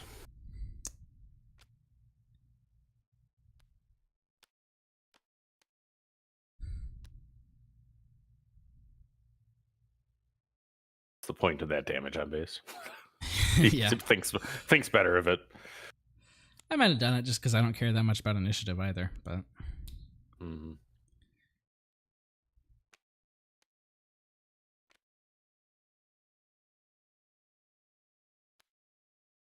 Yeah, Zeke doesn't get her due. And there we go. Finds double another raping. resupply. Still has a command. Yep.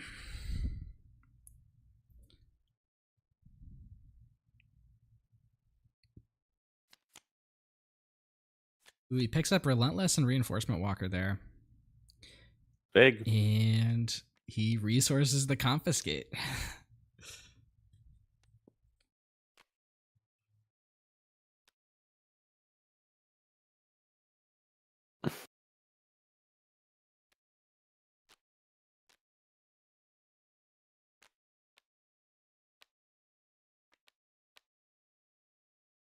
There's Dark Trooper. Takedown. Mm-hmm. So, I mean, he could just ramp and return with command. That's okay. Yeah. Can get You can get back any of these units.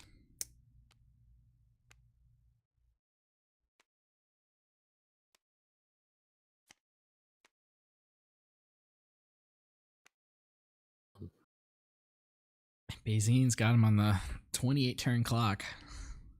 It sure does. So, I mean, last time he deployed Pelp for damage.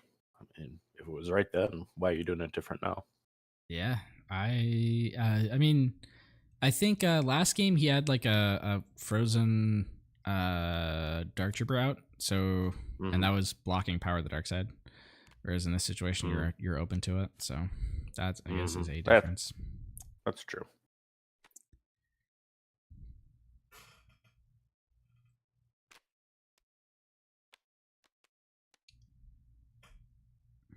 That's also blocking power of the dark side. At least one of them needs to. Yeah, I mean, he doesn't have to look the other way. He has, if he can get a 2-cost event. Does he have a 2-cost event? Looks like he's just going to play Entrenched for now. He has Fel the Dragon and Rival's Fall in hand, and he also has Avenger. Yeah, and Avenger, if he can get to it, I mean, because it doesn't hit Pelp. Yeah. Blast. And he picks up Entrenched here, which saves him from the Palp.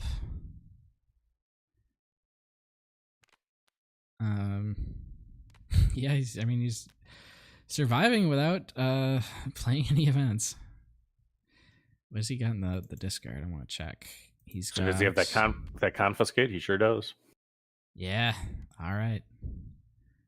Takedown, power, takedown, fell, Inferno 4, super laser in the discard for Avra. Now the Entrenched also.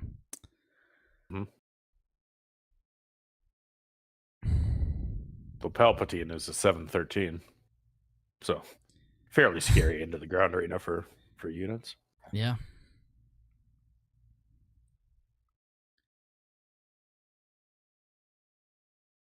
Zazzy really needs to draw a look the other way here to deal with this.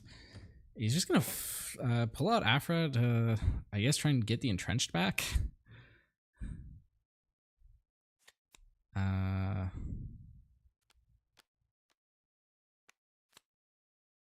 Yeah.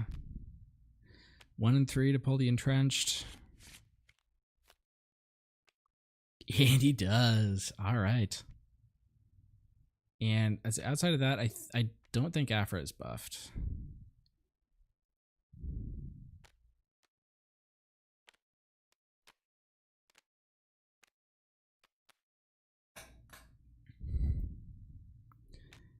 All right, here comes another Walker.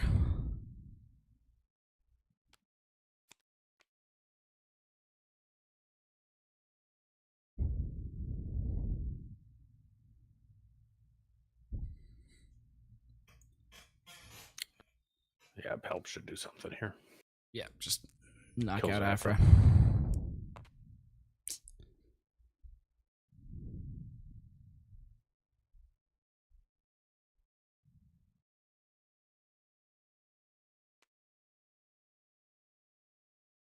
Yeah, right now he really needs a Vader.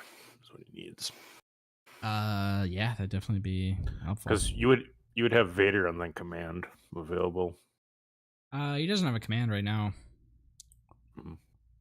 His Yeah, I hand is can't see that. relentless and double phase 2 Dark Trooper. Or phase 3, sorry. Mm-hmm. Oh, that's bounty posting. All right. It's sort of a similar role to look the other way here. It's a 1-cost event. Right. And he's got a rival spell. Yep. Yeah, so I mean, at this point, you just attack with Walker. You draw your card. Yep. You're expecting him to kill Relentless and then to play the second one. Yeah.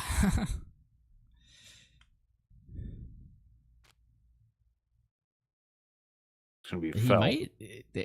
he could be greedy here and try and kill the Walker. Okay, but he instead does kill the Relentless. And Heard you like Relentless. ladies and gentlemen, this is Relentless number 2. Bob. Relentless 2.0. I mean, you get into weird things with this. I mean, I had a after match where it was on Kira where I think I played the Relentless 5 times. Picks up restock. Yeah. Well, that's next. If any more people are on Afra, you'd almost have to. That list is so tight, though. It's hard Yeah. to find the room.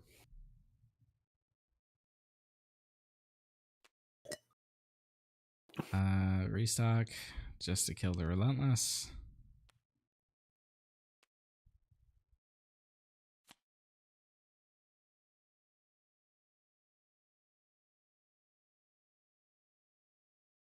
Yeah, I mean, he's got to handle Walker with this action. Yep, Or and dead. I don't know if he can. Well, he can. He can Rival's Fall, but then he just loses to claim attack with Relentless. Yeah, I think game's over. Probably will scoop. Yeah.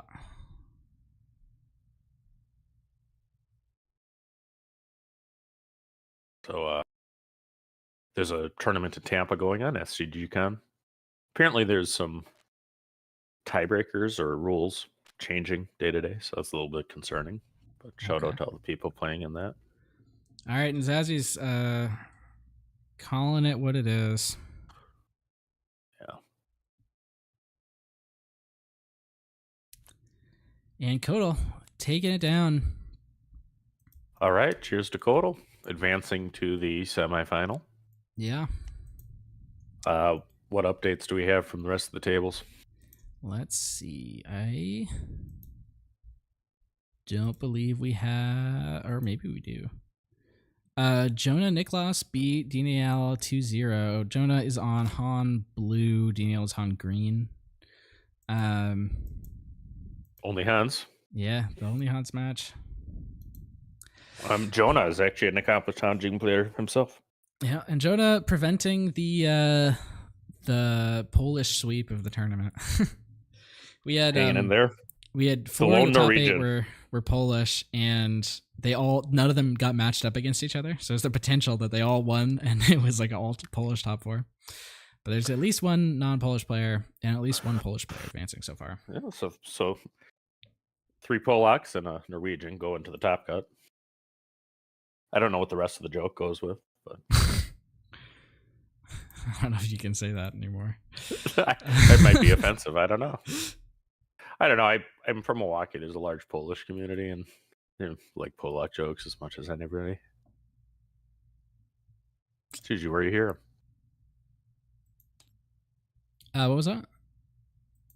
I was just talking. I had an employee that was Polish, and he was a soccer player, and he would tell me about how when you're playing for like Polish, even like semi-pro teams, yeah, they would all be like slamming a vodka during halftime.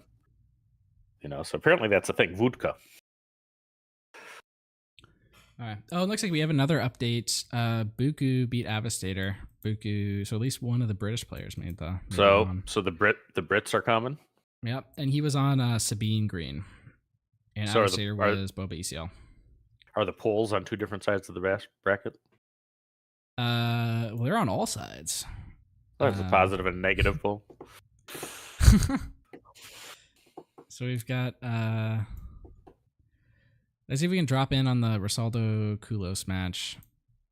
The password should be TTI. Everyone's using it. All right.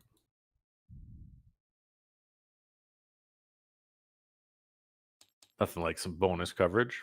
Yeah. Who are the 2 players? Looking for Rosaldo and Kulos. It's Rosaldo hosting the table. Yep, I see it.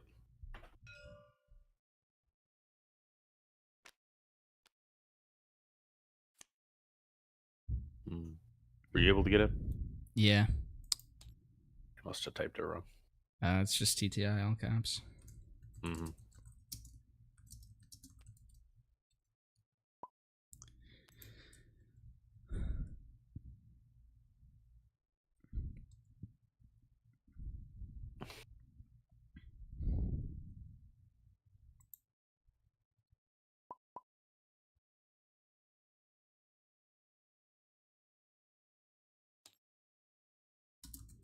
Yeah, we have Boba yellow and Boss green. Yeah. Looks like Rosaldo won game 1 and we're in game 2. Rosaldo is our number 1 seed, undefeated. Yep. Yeah, it looks like we joined this late. Yeah. Bosk has all his resources left. All he's got to kill is a Toro. Don't know why the reminder's on Toro. I think he cunninged him this turn. It seems like they were resolving a cunning earlier.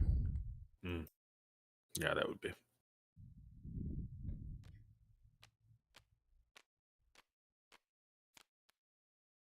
All right, Yeah. Vader.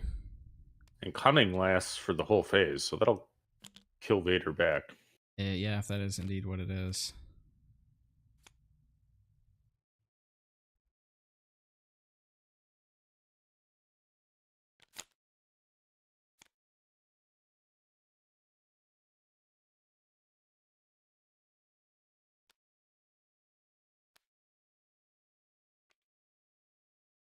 Ooh, double Death Trooper, Death Star Stormtrooper. Okay. I was wondering if the third one was going to be there also. All right, okay.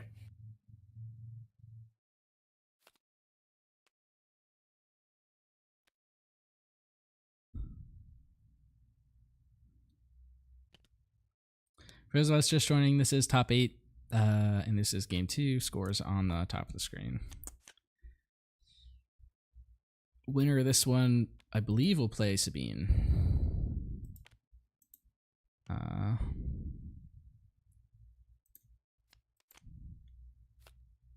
And Boba would typically feel far more comfortable in that matchup than Bosk.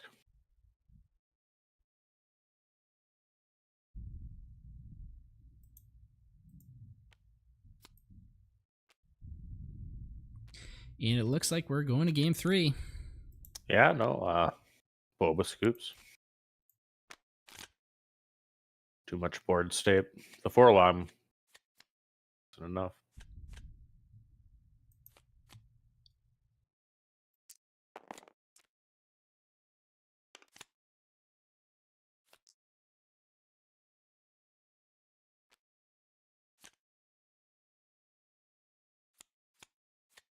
You can see that they actually got the clone trooper and battle droids tokens out already. Yeah, there's no shielded cards and no cards that give experience in set 3. So that's kind of interesting. I don't know if they've said anything yet, but I wonder if they'll let you use custom tokens. So you could print out your own clone troopers. I'd be surprised if it didn't. Because I mean that rule exists already for Shield. It actually says right in the rules that you can use tokens so long as they fairly represent Shield or experience. I actually had somebody that I think was actually just trying to do mind games with my wife at a tournament, but he was insisting that she not use Shield tokens and experience. That's actually not the rule at all. You're not, you're not required to use the cards, but some people. What are you gonna do?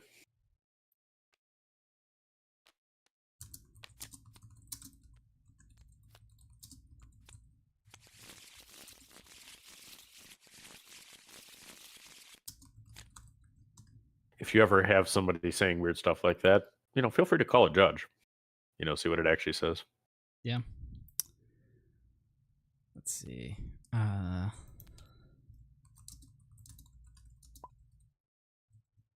see. They're doing a time check. Oh, shoot. Computer's being weird. All right.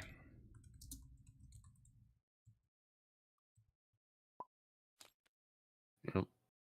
And then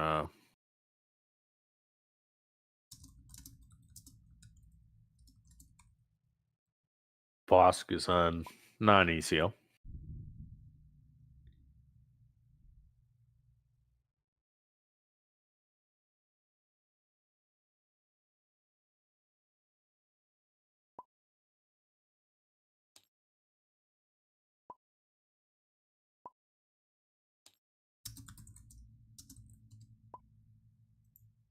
All right, and they made me black so I can see hands. Awesome.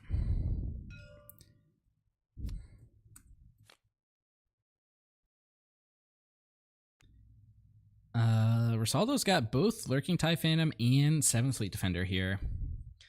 Having seen Kulos's hand with all those space units, you probably don't want to run in the Phantom. No, you always play 7th Fleet first. Yeah. Anyway.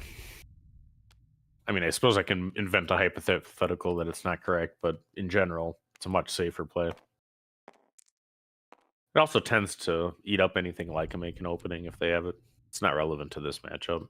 Yeah.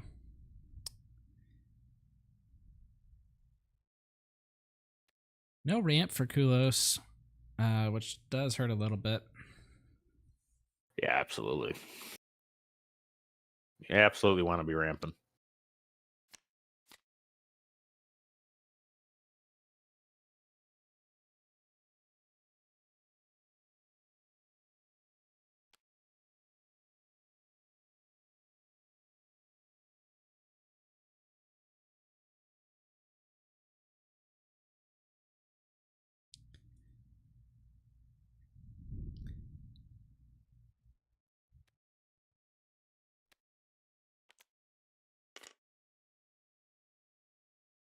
And Kulos, he's got 2 Vaders.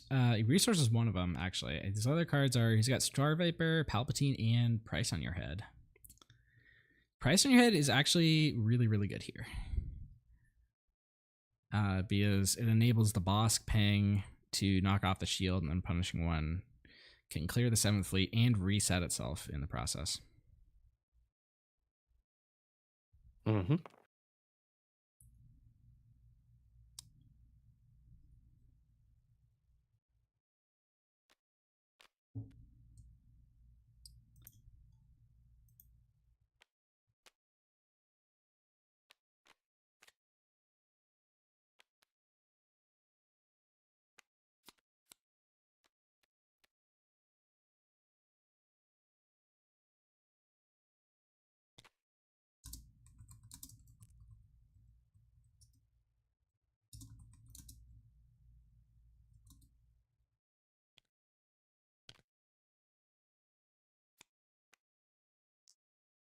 Chooses to ramp this turn, resetting the Punishing One.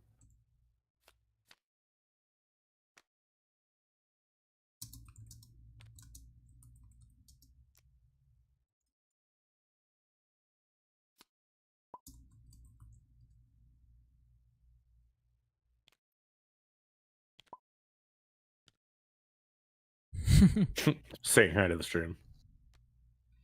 All right. So that Price on Your Head play enables the Bosk to come out.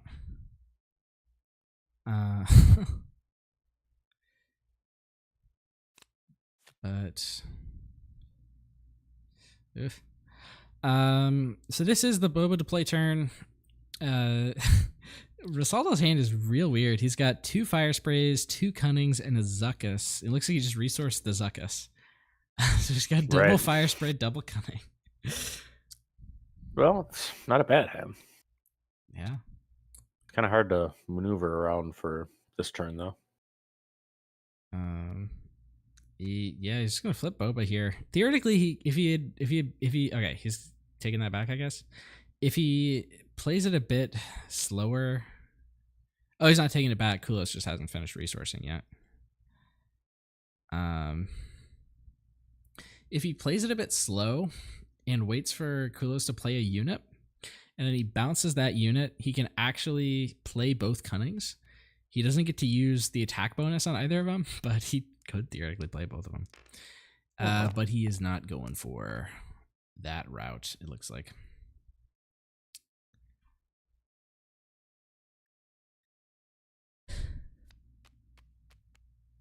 He's just going to play Cunning. It's like buff Boba and presumably discard. Yeah. Yep. I think it's discard. There's a phase 3 Dark Trooper in there that if he hits would be big. Yeah, it's Vader. That's big too. Yep. But the Dark Trooper is just going to block this attack.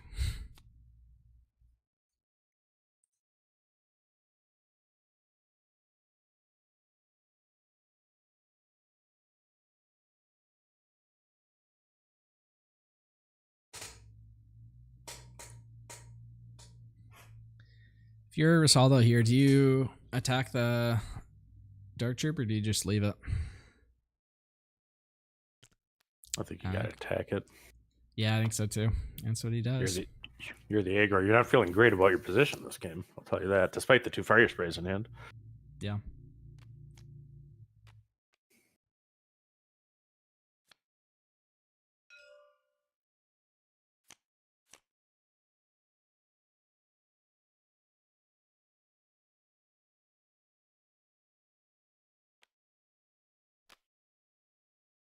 All right, picks up a Cantina Bouncer there, and Kulos picks up Top Target and Devastator. Top Target is in there off aspect.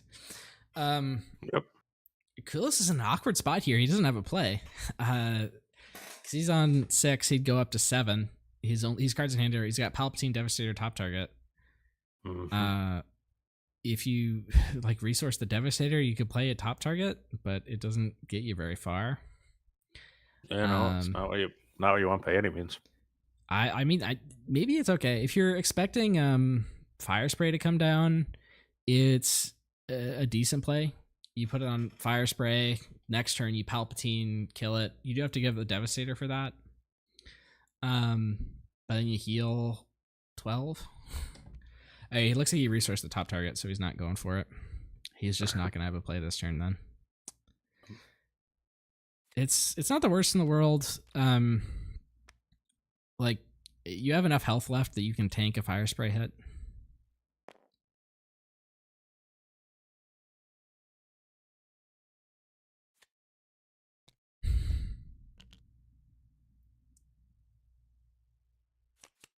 And there we go. Onward. Onwards and upwards. Boba presenting Fire Spray damage at this point. Palpatine's gonna 7 resource. Palpatine's gonna delete one, and we'll see another Fire Spray, I imagine. Yeah. There's always another Fire Spray. Yep. Although this time, Kulos actually has the initiative, which means this Star Viper has restore.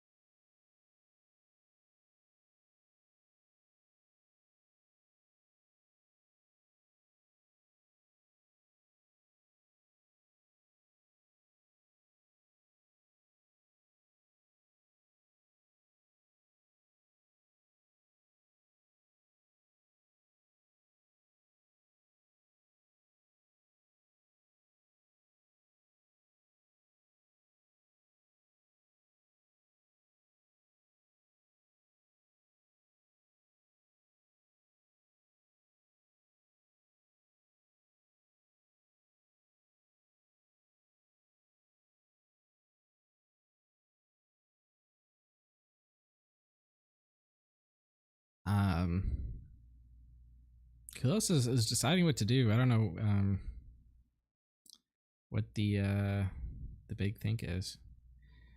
I'm just hitting with Star Viper here. Maybe I guess like the other option is hit with Bosk and deal 1 more damage, but you don't get the restore. I think the restore is very valuable to you right now. You're the control deck here. You're gonna win in the long game.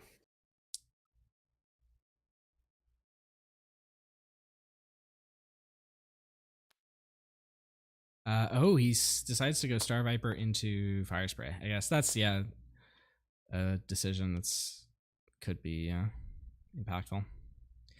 If he gets like an open fire or something. Right. Okay. It's got it half dead. And there's lots of damage-based removal in green-red. Yeah. So Kulos' hand is another Palpatine, a Bounty Quarry, and Devastator. If he decides to play Palpatine here, he does answer the Fire Spray. But then he has to... Yeah, he doesn't get to keep the unit. On the other side, Rosaldo's got 2 7th Fleet Defenders, Waylay, Cunning, and Cantina Bouncer.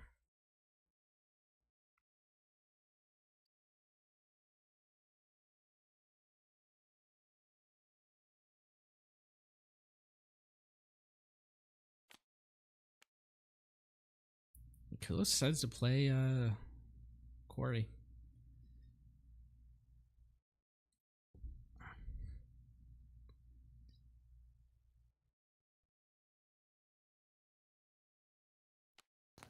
Fire Spray is a unique unit, despite oddly enough not being named Slave 1.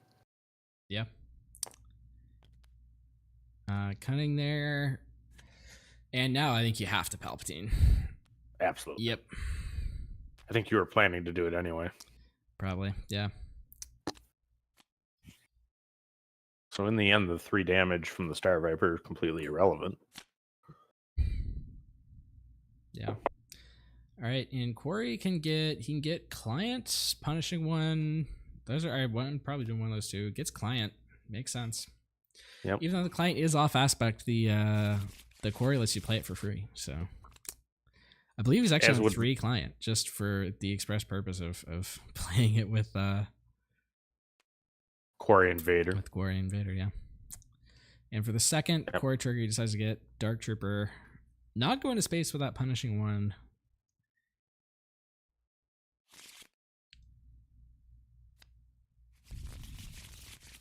Yeah, and Boba's in a world of hurt here. He's a tempo deck that's completely lost tempo. Yep. Burned through his Cunnings. Yep, and he's going to be facing down a Devastator next turn. Which there's no answer for in the deck. I mean, you can bounce it for as long as you can bounce it. It's about the best you can do. Yep. And it keeps hitting you every time it comes in. Right now, there's no good target for Devastator, so there's that.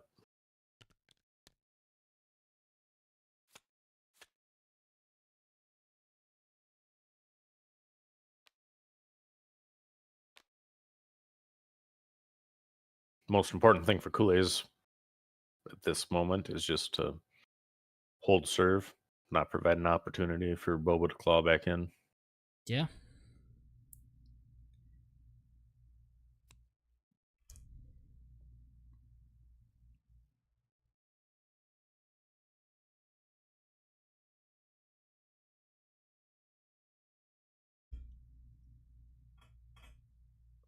Chooses to attack with the Dark Trooper. Waylay hits the Palpatine.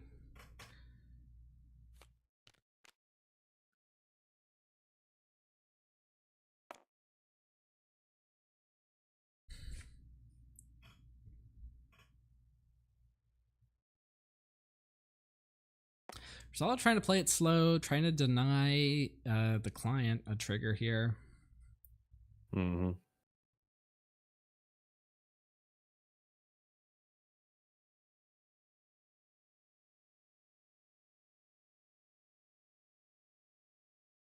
I think he's deciding between Pelp and Devastator.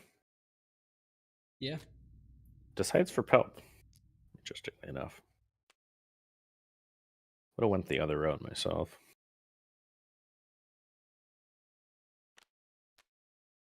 But But I think he's far enough ahead that it's not really gonna matter. Mm-hmm.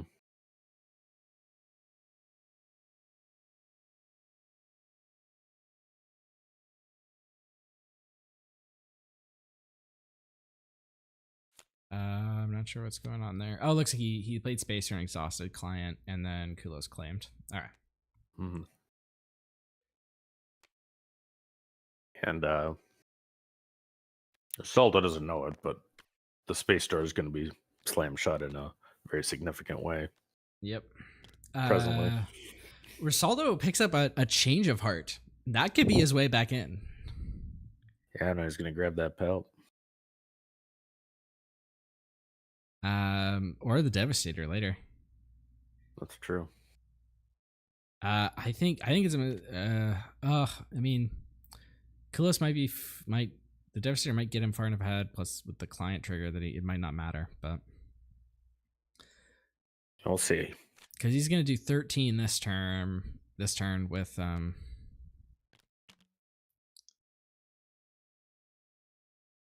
units on the ground. He actually could have gone for lethal if he attacked with client instead of using it to heal. Right. But Risaldo has ways to prevent it. He can change a heart. He can cunning. He's going to Devastator. Ooh, Devastator. I don't think you can do that. I think you have to hit the Palpatine probably. Mm-hmm.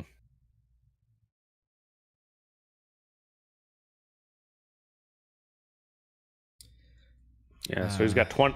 Or no, actually, maybe it might make more sense because he can actually get damage in this turn with the Summoned Fleets. Right.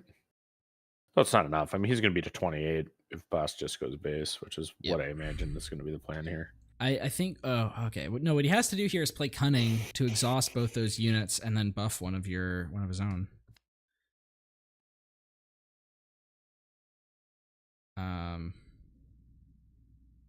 Yeah. Oh, no. it's not what happened.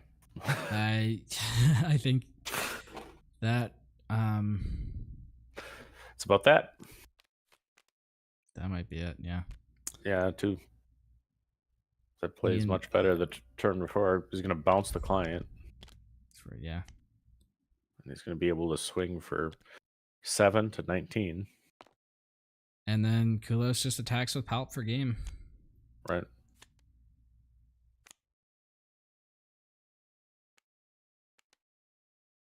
And Risaldo and losing his Risaldo, first match of the day, where it counts the most. Having a Cantina bouncer go through.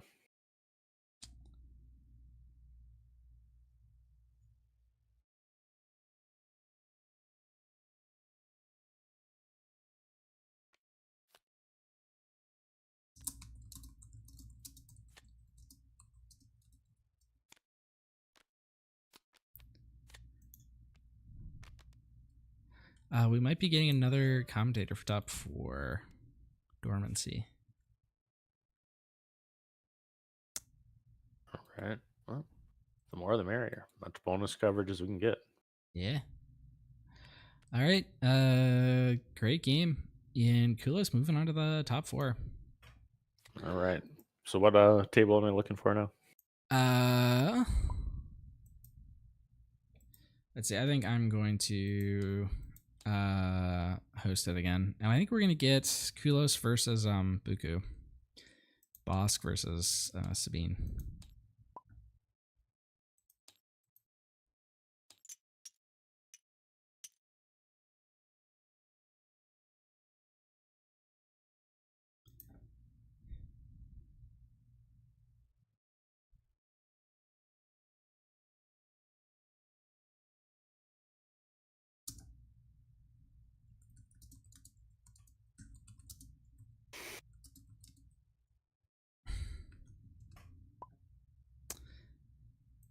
So Buku has not been on stream yet, I believe.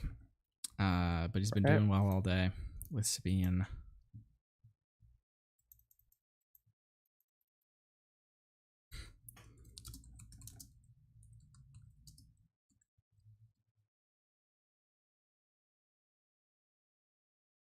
The one of the locals that I go to has started just calling Sabine Boogeyman because of how many decks she eliminates from the discussion. It's not wrong about that.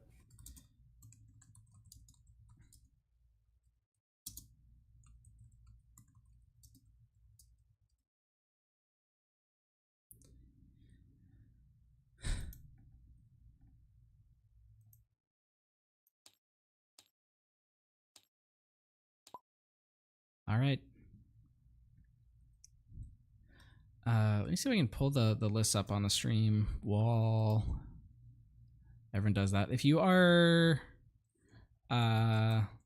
interested in looking at them for yourself, they are in the Limitless page in the description of the stream. But let's see if I can.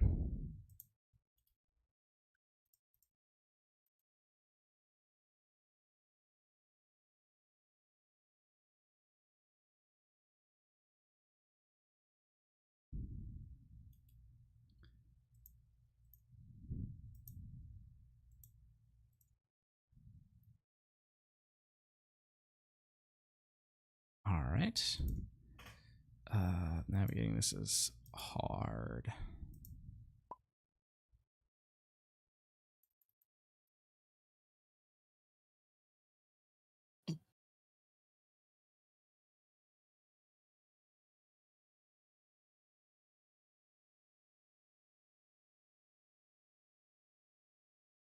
All right. Kulos' list. I'm just gonna add window capture. Or I can add a browser source.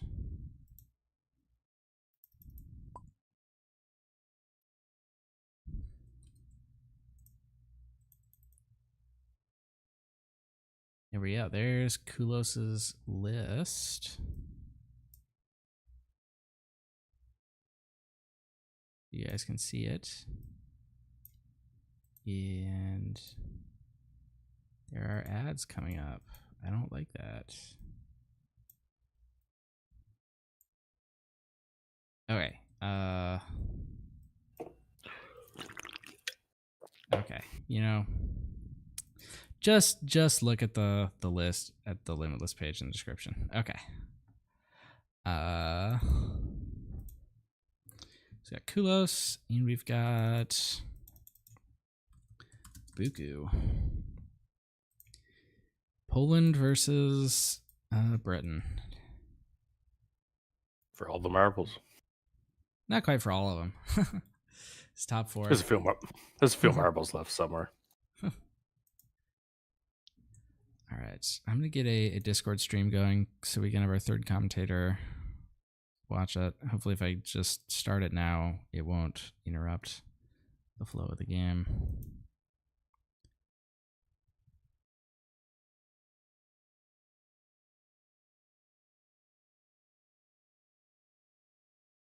All right, there you go.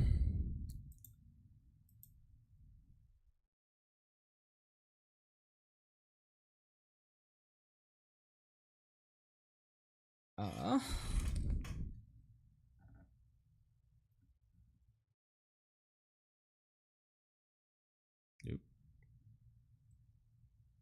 I always forget they have a default camera 1 saved in this mod.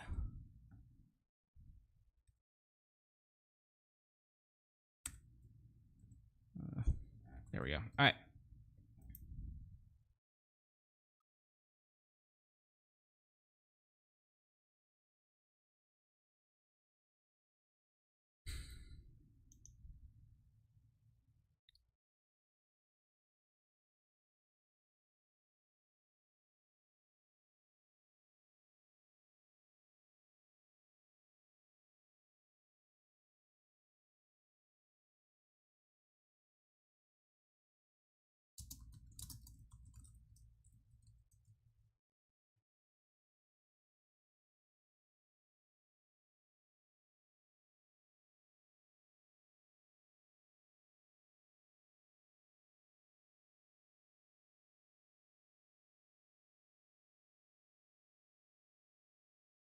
Okay. So our other match in the top 4 is being streamed on Jonah Nicholas's channel, I believe. And that is Han 2 Blue versus Palp Green.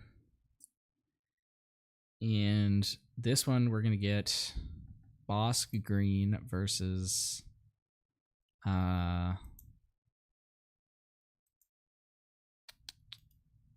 Sabine Green.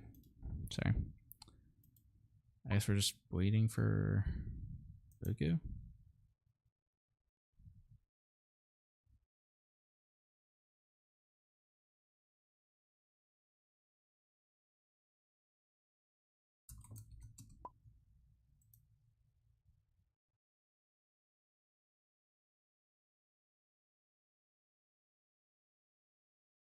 Uh-oh.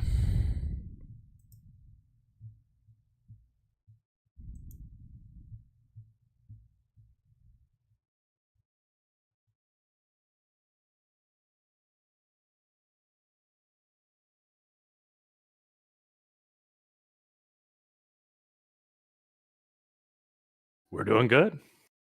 Welcome. Hey.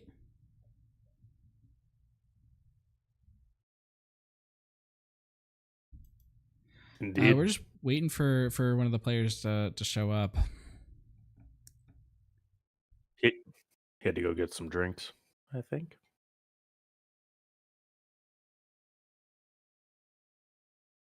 My Discord's being really slow. Yeah, I'm having problems with connectivity right now too, but we'll see if they are addressed. Stream seems to be fine. Telling me I'm not dropping any frames and I can hear you guys clear.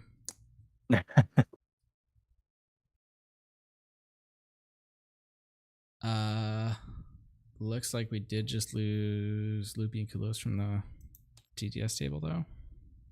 But we got Buku. Buku's here. I'll keep reconnecting till it works. It will eventually. In card games, they call that a trade, right? Yeah.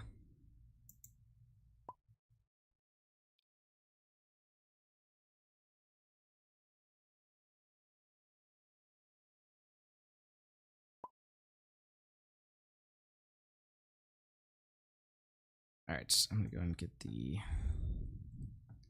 timer going. Amazing. Any notables during the day for stream? Any upsets? Any surprising deck lists here? Oh, wow. Yes. We had an Afra make top 8. Okay, good. With Blue. He ended up losing in the top 8 feature to Palpatine Green. Yep. All right. Good run though. We had 8 different decks in the top 8, which was cool. That's amazing. I love that. We had Boba Yellow, which lost to the Boss Green that we're going to see right now. We Very had cool. the Afro, which lost to the Palp. We had Sabine, which we're also going to see right now, and the Sabine beat Boba Green with ECL. Then Oh, nice. That is not supposed to happen. Yeah. Then we had our last match was Han 1 Green lost to Han 2 Blue. I'll have to pop back and check that one out because Han 1 Green, I think, has been a little bit in the backseat of like the current meta, but it's strong. Has like more toolbox capacity than yellow. Yeah, no, I think that's exactly right. It's got a path, against every deck. Yeah, I think that's something that the yellow deck feels really strong, but sometimes really fragile, and you're kind of going by the seat of your pants a little bit, but it works. I think that's accurate. The yellow makes use of Han DJ better. Yeah, totally. If you don't tech DJ, or if you don't draw it, I mean, I think that the green one is more versatile. Yeah, and just with the new set, every new set is going to make that deck so interesting because it changes your U-wing so drastically, right? And like we saw the list that Sunny ran at Baltimore that had the General Riken in it. Some interesting ways you can use U-wing. I mean, Maz is like a hypothetical option to, kick your U-wing off and drop a 1 resource 3/3 that gets scarier if you leave it. So a lot of questions to answer with Ewing with Han every new set. So look forward to seeing more of that. But I'll be happy to see this Sabine, the Boba killer. Matchup be damned. Yeah, I don't think that, because I play a lot of Sabine. I don't play as Boba Yellow that much, but I don't feel like Boba Yellow is an unwinnable matchup by any means. No. Well, I had heard Boba Green, and nothing. It's not necessarily unwinnable, but the if they draw right in the old days, that was like the match you would pull to beat Sabine. Right. But those new mid range tools, I mean, that can change things pretty drastically, I think. Absolutely. And you said Kalalis is the Bosk. That also, hypothetically, Bosk should do pretty good against Sabine, right? Hypothetically, I think no. so. Although I think it's real tough for Bosk. Just on my experience, I mean, if you're running your Bright Hopes, I mean, that has the potential of really being able to direct Bosk's bounties and then rip them away right before he actually gets them off. That's a good point. Yeah, that's a huge interaction for stripping the bounties. I would think that in the earlier game you get to pick off a few things if you can draw those bounties early, but the second you can protect those units and get that bounce effect going, yeah, you're right that can kind of change things. This version of Bosk is running a lot of ramp stuff and more expensive units, so it could be vulnerable to speed.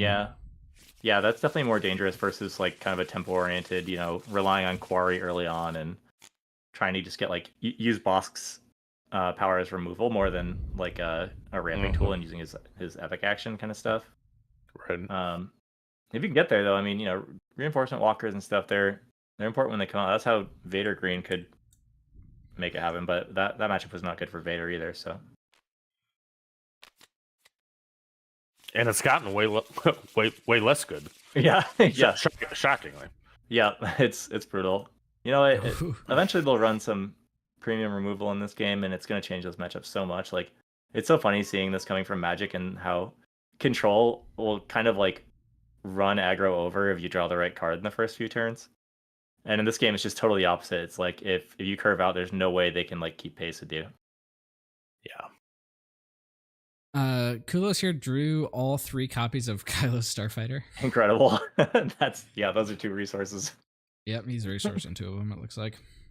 This is kind of a tough hand, though. I mean, like you were saying, gameplay and ramping into the late game stuff, it's nice to see Vader in a lot of matchups because it's such a quality card, but like, will Both survive long enough to get there? And the curve looking pretty good on the side of Buku, and has that premium top end for Sabine as well. So we'll see how this goes.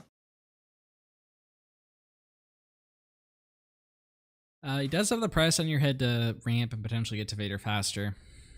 Yeah, but he does actually have to kill a unit to be able to proc it. I mean, his hand is not. I don't think you can play that on something on the ground right now. Like the hand state is just, you have to be killing something with Kylo's fighter. Yep.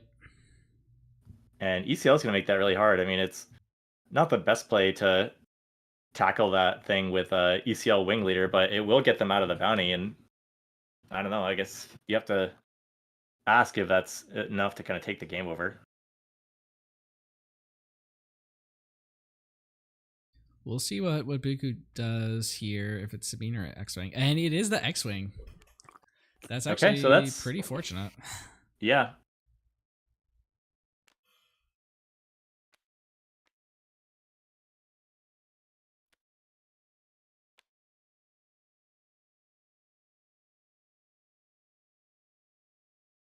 Yeah, one of the downfalls to the boss deck is just that it's very action heavy, and so like you get a good chance to respond when the bounty comes down.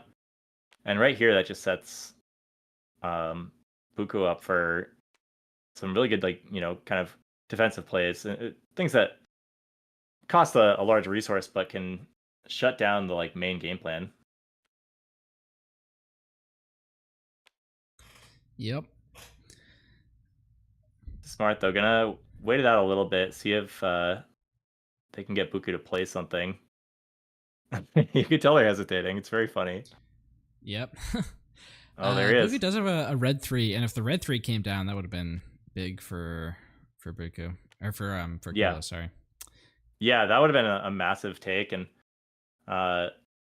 like waiting for the play to occur. Really smart on the side of Kalilis. It's like red 3, ECL red 3 to protect the wing, like the 2/3 doesn't feel great, but Right. it is a way to shut that bounty down as an option. And like looking at the hand, I mean, we got a pretty slow game plan even in space there.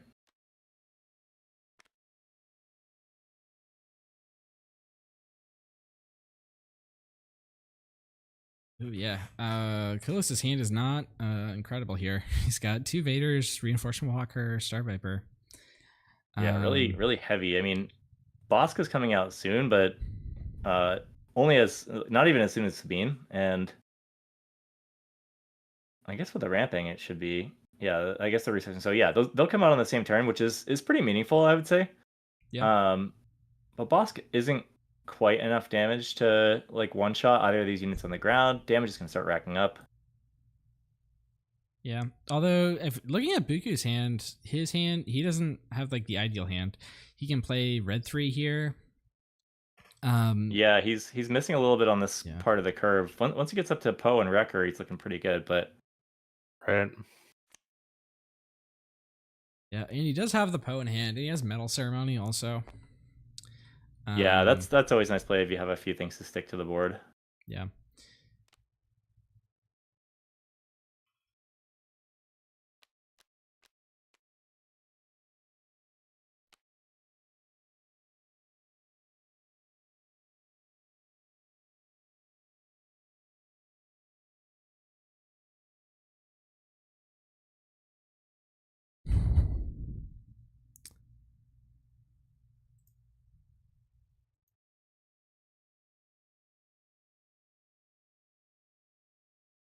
Ooh, I'm looking at Buku's list. He's running. Star Viper, kind of the only option.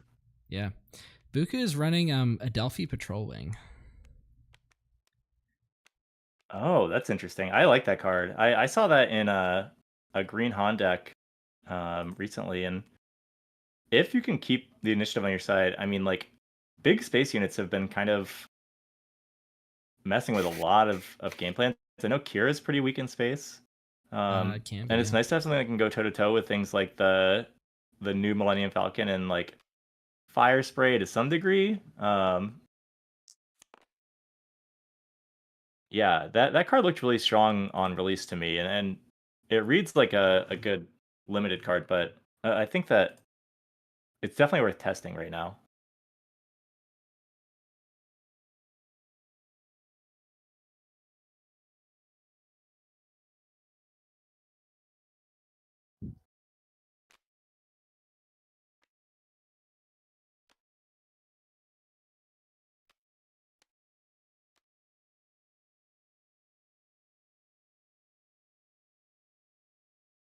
Buku runs out the red 3, knowing that it's basically just going to get eaten by the Star Viper. Yeah, just throwing something to the dogs. Poor Biggs. Yeah, yeah, it had to happen. I think he's considering just Metal Ceremonying for one, and he does do it, yeah. He was Bolzang Wamprat, so Ooh, and just there's before the Patrol Wing. He drew it. He doesn't have the initiative, so it's not too impactful. I think he's going to go for man, anyway OB. turn, but... Where in the lore are the Star Vipers actually from? I don't know where I've seen that ship. Consortium? I don't know what that. I don't know what consortium would be. Yeah, me neither. I mean, there's the Pike Syndicate, there's Crimson Dawn. There's all sorts of organizations, but I don't recall the consortium being one of them. I don't think they're ever going to run out of boats. It's pretty crazy. You know, they're going to need at some point a bigger boat. They're going to need a bigger boat. Yeah, I'm waiting for the crossover cards. It's only a matter of time. Please no. Please let's keep Star Wars. Please finish. Let's keep Star Wars. The extended universe where Jaws is. Yeah, and then there's going to be furries. Furries would be incoming.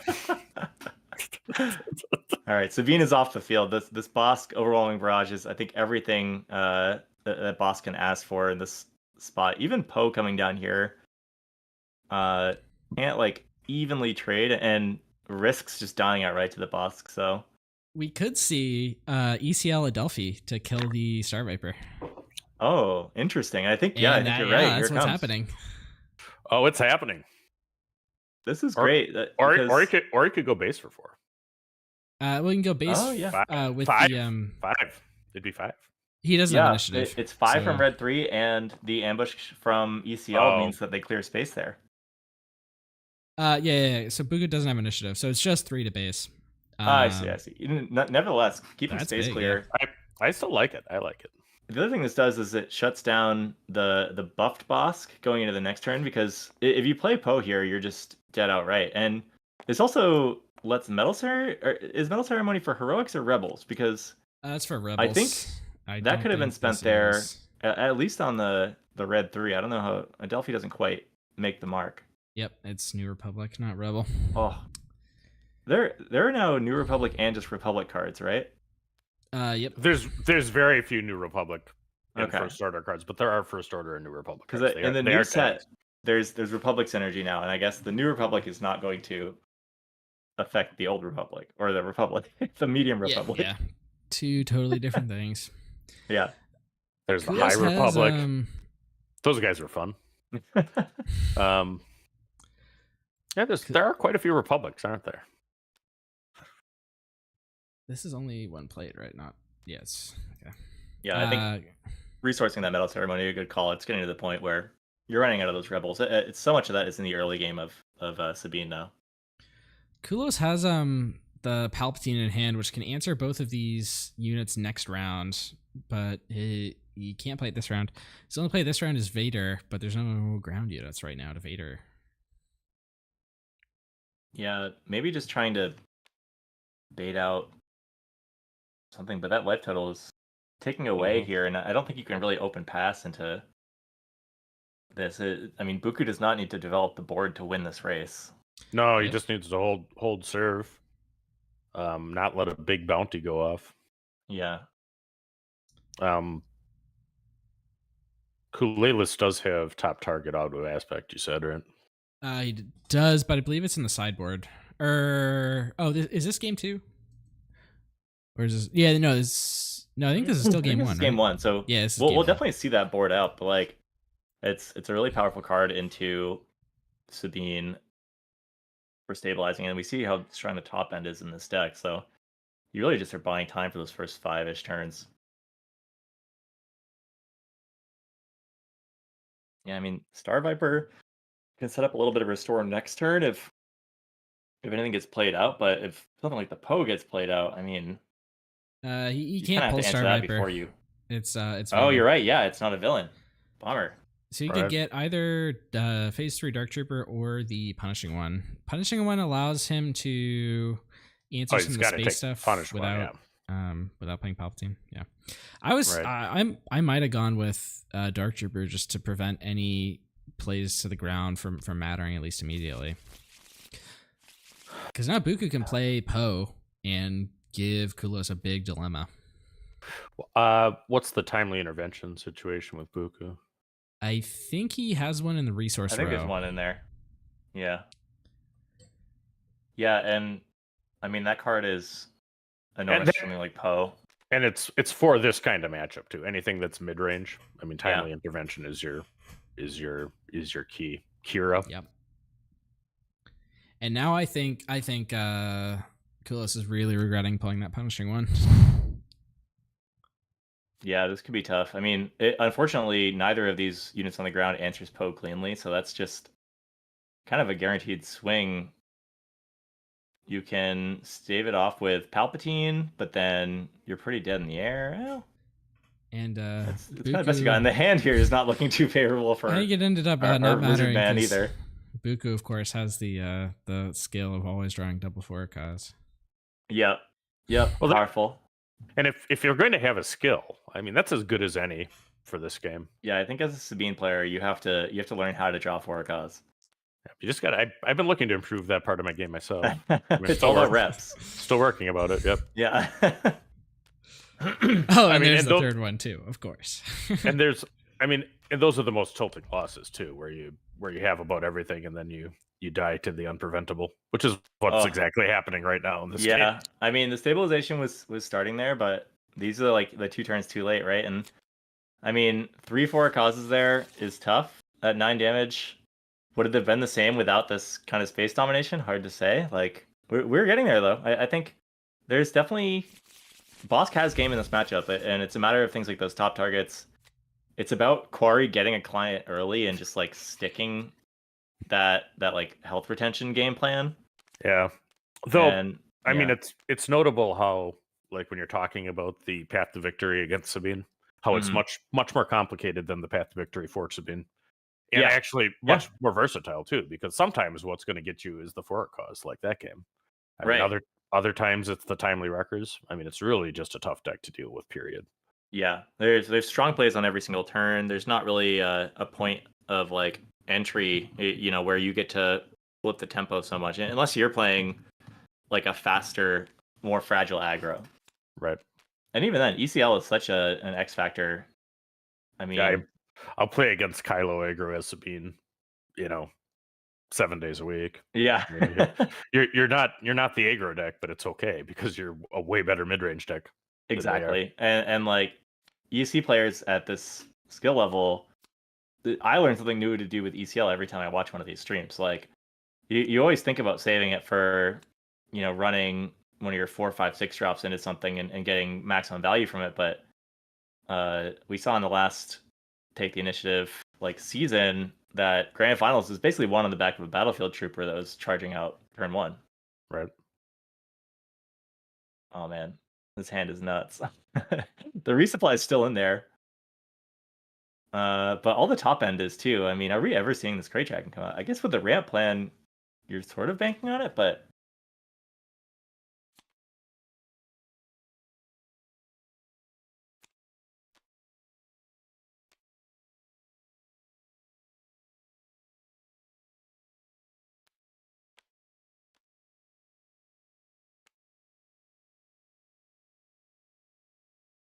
or is this all sideboard? Is this a drawn hand or is it sideboarding? These are like the cards that are going in versus going out, I feel like. Yeah, okay. All right.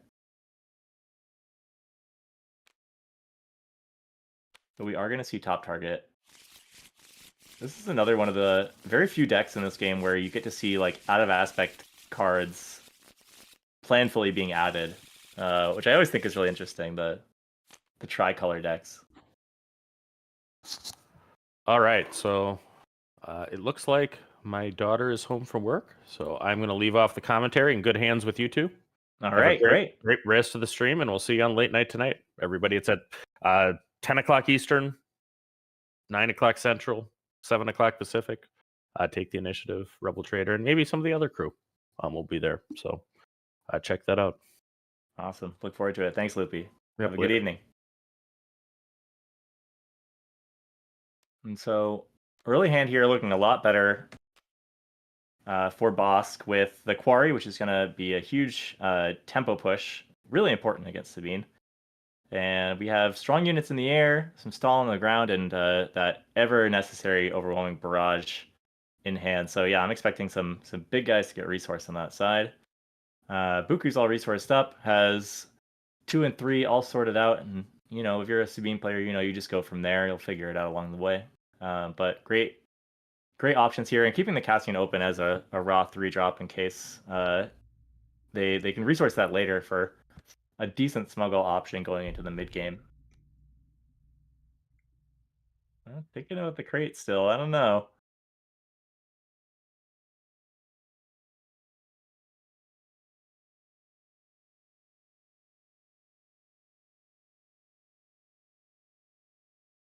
I mean, you definitely want to have the Quarry. One of the strongest cards in the boss deck. I think it's the reason you're playing the bounty game plan. It's unclear whether you want to go for jackpot double prizes with the hero flip, but no, gonna run it right out. I think that's the right way. You got to really keep pace with this deck, and lining up punishing one. not having that's a not having a 2-drop unit here is bad, but Quarry is fine. Yeah, it's nice that you can make the most of it with that action. At least you're spending your resources. You don't get to have initiative, but you're putting damage on, and it gives you a second out if Punishing One gets cleared up for some reason.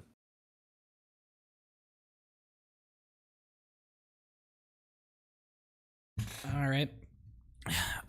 Pretty interesting resource decision here. He's got Price in Your Head, which is, I mean, it's a pretty greedy play, but it's a valid one. He can the double prizes. Yeah. Because I mean, he can. Well, I guess so. It is definitely greedy, but there is a world in which it's not crazy. You know, this is something that I would like if ECL was an option here. Yeah. Because you could ECL the Punishing One into the X-Wing next turn, and that brings you to 5, that brings you to Bosk, so on and so forth.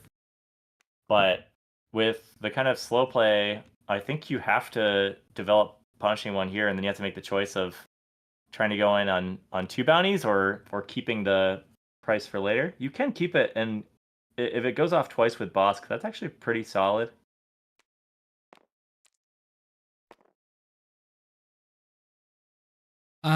So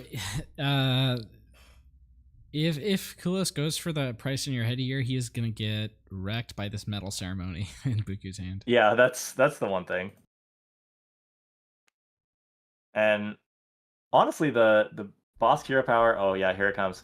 I mean, you can at least get another ping on this guy, but you have nothing on the board, and the Punishing One was resourced, so I guess just relying on 2 overwhelming barrages to clear things when necessary. But with Poe in hand, ECL on deck, I mean, that Bosk is not going to stick.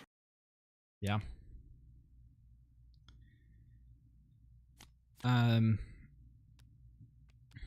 Ooh, he pulls an open fire. Yeah, that's mean, big.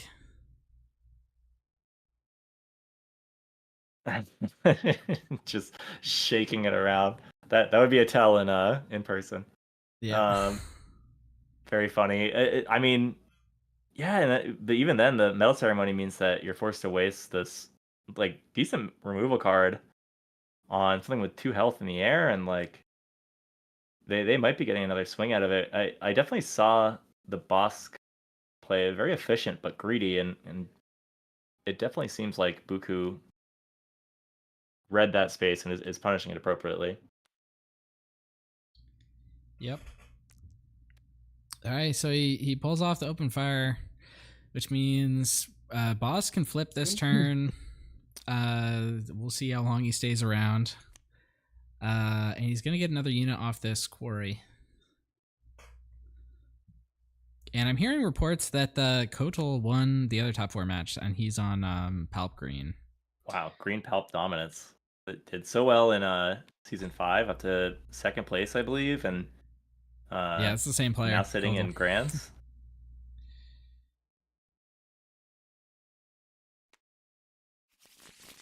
Okay, so getting the client here is kind of massive, to be honest. It's a sturdy unit.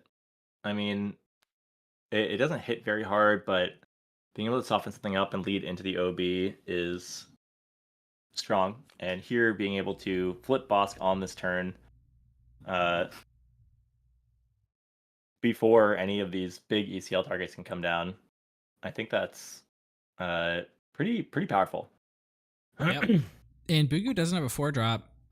All he's got is this Rebel Pathfinder. Yeah, so in a decent position.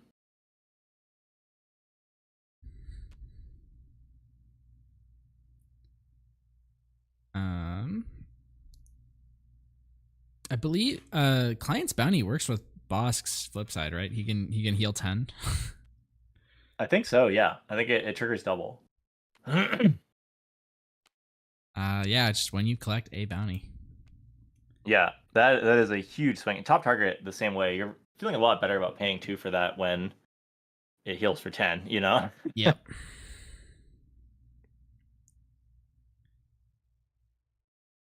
But the thing to worry about here is that boss can get one shot by something like Poe, and you kind of, if you're predicting that here, taking initiative is the right play because that allows you to OB early. Feels like kind of a waste, but now with this coming down, I mean, it's much better. Yeah, from this position, I'm probably claiming as Bosk. Yeah, I mean, OB would have yeah. cleaned up 2 units here right on the board, and like moving into the next turn, and it also puts Bosk out of tackle range from the Poe. Like they trade evenly, which you're much happier to see.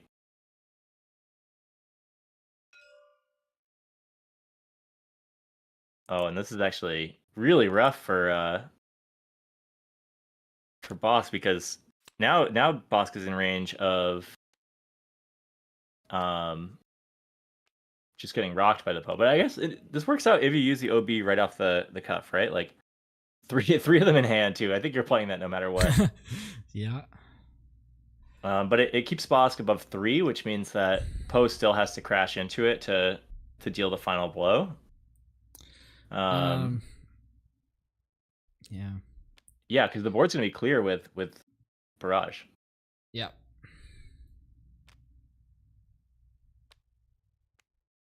Can't be too greedy with a client here.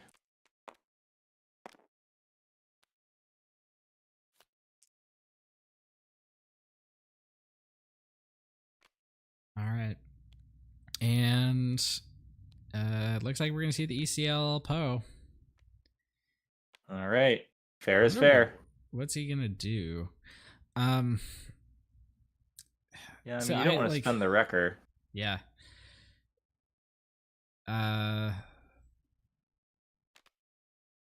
It actually feels kind of bad to do it, like, because I think either this way is a the rough boss trade. is I gonna mean, trade into him. Poe is very strong, and I mean, you don't have other good plays unless you want to be taking 3-4 damage here, and like I guess A-wing into claim is like it allows you to keep the Poe for your next turn. Yeah. Buku seems like they're just kind of vying for tempo a little bit. Yeah, so if he had played the A-wing there, he could have gone like ECL wrecker next turn.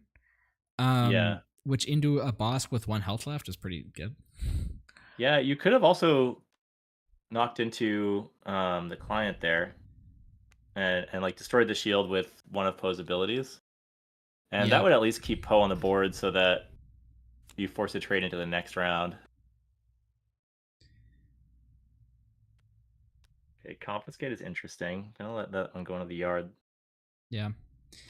And for cause number 1, you gotta draw more of those if you're a good Sabine player, remember. Yep. Vader in hand for Kulos, that's big. Yeah, that is enormous. Part of the reason Wrecker is so crazy is because Vader can't actually trade with it alone. Yeah. Like you need to pull something like a, like Kira can do the Death Trooper, but the 7/6 is such a great stat line going into Green Villain. Yeah, I'd consider running Death Trooper in this deck. You're already running clients off aspect. You got lots of ways to I pull them guess for that's free. true. Why not? Yeah. Okay, who we got? Death Trooper out, or phase 3 Dark Trooper rather. Yeah, could have gone for a Silencer plus Death Star Stormtrooper, and it looks like he's reconsidering. Yeah. Or he also could have gone for another client. Yeah, the client. I think the main issue people have with the client has been proven pretty true to me so far, which is that it's kind of slow on the actions, and there's often a board state where you'd rather just like outright kill something before it becomes trouble than. I'm probably not resolving his ambush. Yeah, he's not doing it. God, I don't know. Yeah, I mean, it would be nice to clear the Wrecker, and Buku's hand is pretty weak. If you're running 2 units into it, and like preserving your board, you're kind of happy with that. Otherwise, you're risking 4 damage on the swing back into Sentinel. But I guess you're maybe relying on these bigger tools. Like right now, you can use Palpatine or Overwhelming Barrage to do the damage you need to take Ricker off the field. So it's a good value play, and you're spending your life total to make that happen. But it's going to work out excellently. I think this kind of just seals this up for Kalelis. Oh, I didn't realize he got the claim there. That's big, yeah. Yeah, I thought the claim was on the side of Buku, but maybe the hero power came out and kind of added to that, because this is such an enormous swing on the turn. The board is nuts right now. Yeah. Second Palpatine, Barrage in hand. Yeah, nothing sticking. I think this one's over. I mean, you're really seeing the ramp game plan come into play here between like Vader and Palpatine on curve.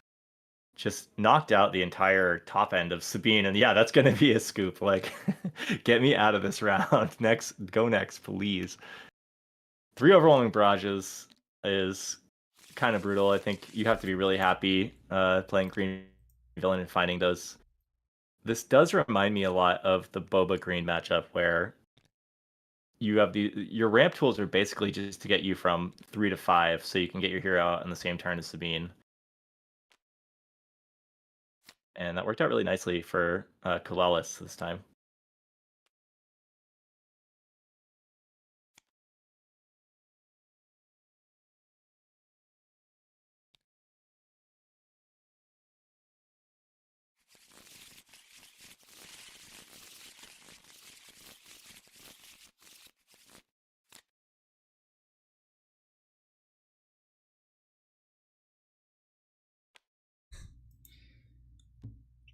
And of course, Buku is a very good speed player, drawing those 4 causes all the time. But it seemed that in that last game, Kulos was even better Bosk player, drawing all those overwhelming barrages. Yeah, I mean, it's definitely you can see the similarities to a game like this with like the traditional card games like poker, when you get your 3 of a kind in that first hand, then it makes it a lot harder to lose. You can rely less on your expertise, which both these players have, no doubt. But also, like, when you have the tools that allow you to win the matchup, it makes the decision making a lot easier, which is nice.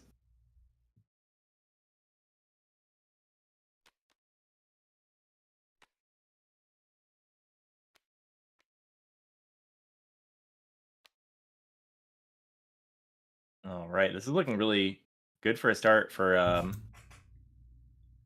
Kalelis. The price on your head is again in hand. I mean, it feels like Buku has to trade on the ground here before those bounties come out, and like, obviously you want your units to stick, but it's so dangerous to let the game plan go like that.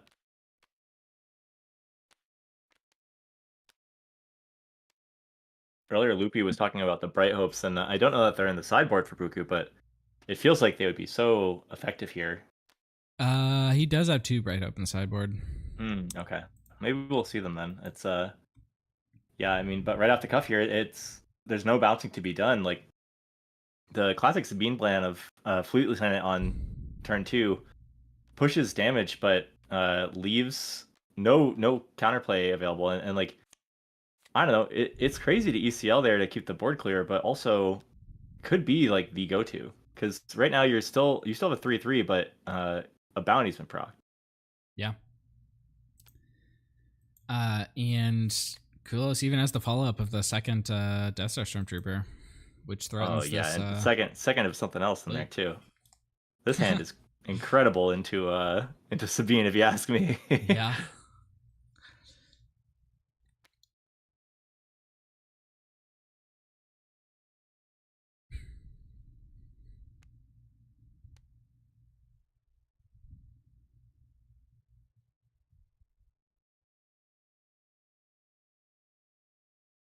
Even considering resourcing 1 overwhelming barrage, just force choke on deck.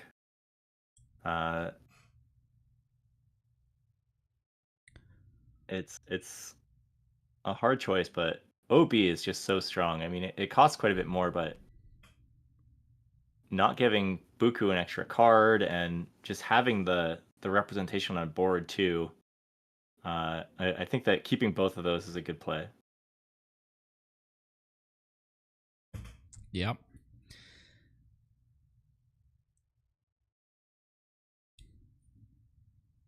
This is Flipping the stare down Bosk. moment. Yeah. Yeah. Bosk is up, and the question is, do I place another unit? Do I, use Spell Ceremony just to take an action? Do I just ping us both for one? And just trying to find ways to, to see what is up the sleeve of Kulalis.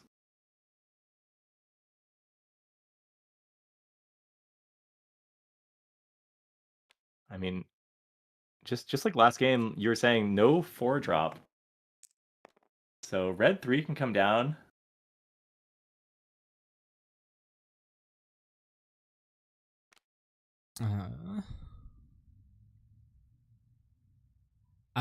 Koss is definitely he's telegraphing the barrage at this point. Like, yeah. I mean, there's a universe where you just pop it here and like you force initiative, I suppose. And again, we're running into this question with Poe. I mean, maybe you could just take initiative again. You take the extra damage. That worked out really well last game. Holding initiative on this turn. I think Koss actually made a mistake there by slamming the Death Star into the fleet. If anything, I would have bossed over the fleet so I actually get to kill it. Then I get attack base with Stormtrooper. It just gives you more actions to waste while to bait Sabine into making a play. Yeah, but now you're on right, 5, and Sabine has the chance to ECL Poe and kill your Bosk, and that's your only unit up. Giving Sabine initiative there might have cost the game because, like, Overwhelming Barrage is an incredible card when you have a unit, but right now, I cannot believe they swung it. And obviously, we have like the Omni site, right? Like we can see everything that's going on, but the ECL Poe right there just bricks the entire hand. Yeah. And instead here, we're going to see Boss coming out looking very sturdy. Red 3. And I mean, we can sit on this and give initiative back to Buku. Sabine will have to wait another turn to deploy, but with the Overwhelming Barrage going away, I mean that's not so bad. And if they're willing to spend the ECL, it's a pretty meaningful tempo swap. We are going into turn 7. We're gonna see the force units on the side of Boss coming out shortly, and that is kind of where stabilization occurs the quickest. But yeah, leaving Boss vulnerable there, that could have been the kiss of death. It's lucky that Buku didn't see it earlier. Here we are now. Imagine if this Poe is a wrecker here. That would be a big deal. Yeah, it would be nuts. A ton of damage. What did he? I guess the discard just to push 2 more to the base. Yeah, I like that. A little bit of extra damage. It's going to be like 1s and 2s at the end of this if Buku can squeeze out a win. So yeah. But yeah, I mean, Vader's online. You can trade out that Poe, get a little bit more on the board, go a little wide.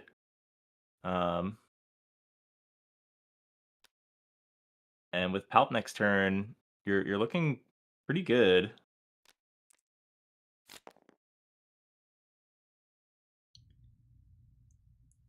Sentinel's big here. Yeah, that is good. It's gonna stall Sabine out for a turn, who still has not flipped out. I think Buku just trying to find a clear path. Yep. Because the red 3, the Sabine actually does clear the Death Trooper or Dark Trooper, but both her and the red 3 are gonna die to Palpatine next turn. Yeah, and at that point, you're looking at, you know, 10-ish damage necessary, and for a cause in the hand, I mean, not for nothing, those add up very quickly, but you're going to start seeing stabilization on the side of Kalalis, and it's just a matter of they can push the damage back fast enough. They still have an entire base to take care of. ECL looking at 3 damage on the board, so the race gets a little fraught, but I think the board is going to be very much in the side of Kalalis by the end of next turn. Yep.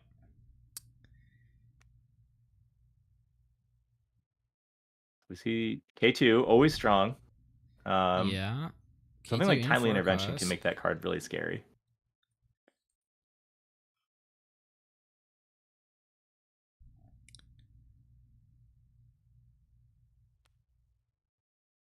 Looks like Buku just resourced a Poe. Yeah, I mean, Poe is really strong on the ECL, and if you can get it to stick, but late game, trading into these big force units, I can kind of see it. You want to be playing towards playing 2 things a turn and hoping that your opponent can only attack one of them. Plus, the K2SO is just really good at pushing damage. Even when it dies, you get 3, and so maybe just hoping that they can rely on burn to seal this up, because 9 damage left. That clock is starting to look really good. I mean, 4 of that is going to go right onto the base right now. We're looking at 25. Yep. And those are all going in the graveyard. I mean, we're looking for 1 card in that deck right now, and you know what it is. I mean, we know the next 2 top decks. It's K2 and Wrecker. I don't know if he has a Timely hidden in those resources. Yeah, this K2 is going to come down, though. I mean, you either kill this and take 3, or die to it in a Sabine hero power. Yeah, I mean, and you can't kill And you gotta with swing into Vader, it. because then, If you it can, swings but- into Vader, yeah, you lose. Yeah. And if you go Palp into it, then you're dead to Sabine Ping, and then Sabine Ping again next round. I think he needed to draw top target here, and he didn't. Yeah, I just don't think he's going to be able to win the race. There's a lot on the board, even with Overwhelming Barrage. You're pushing quite a bit of damage, but I think that the race is just in Buku's favor here. As long as Buku doesn't choose the discard option, right? I mean, maybe he pressures the hand and everything goes incredibly well for Kalalis out of nowhere. But when I play Sabine, I'm going face. I'm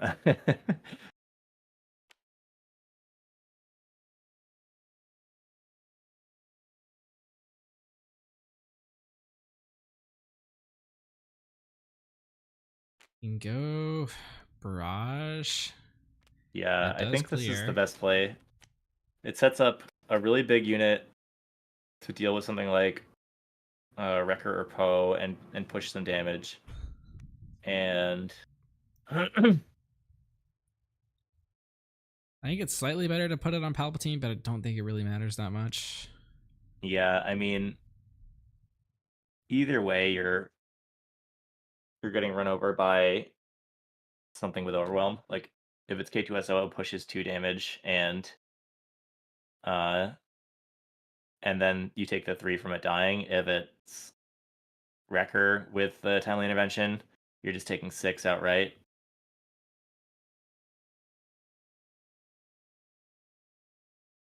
Yeah. And so I guess, I don't know, claim here and hope you put Redemption in your boss deck.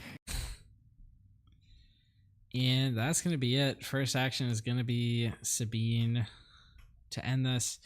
2 health away. Yeah, I mean, this is I think it really came down to attacking the Fleet Lieutenant with that Death Star Stormtrooper early on in the game. I think you can trace the... Yeah. I mean, that would have been 3 damage on the board. Definitely meaningful, and it could have stacked over the course of those few turns. Yeah, if he actually had done that 3 damage, and then all else equal, he would have won. Mm-hmm. Now just Because he ended pulling up cards from the top of the deck. running over the fleet with the Bosk anyway, I believe. Which Yeah. he could have done that without the damage from the DST. Yep. Yeah, There's yeah. always in this game it feels like there's often one play that had kind of a very tricky decision and a lot of context surrounding it, and that just like snowballs into the rest of your game.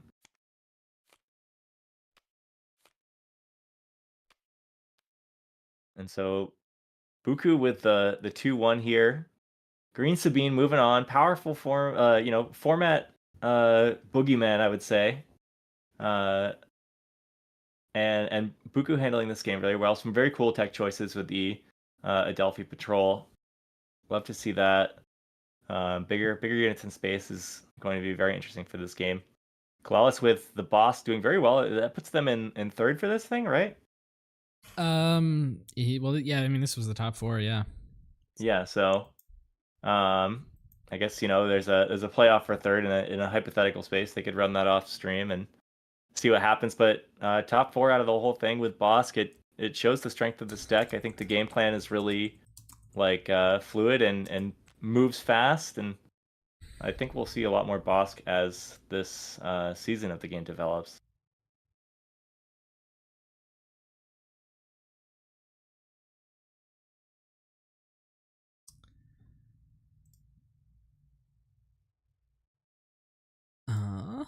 I'm going to make an executive decision and say the finals is going to be untimed. Nice. Okay. If that blue Afro is still here, they'd be happy to hear that.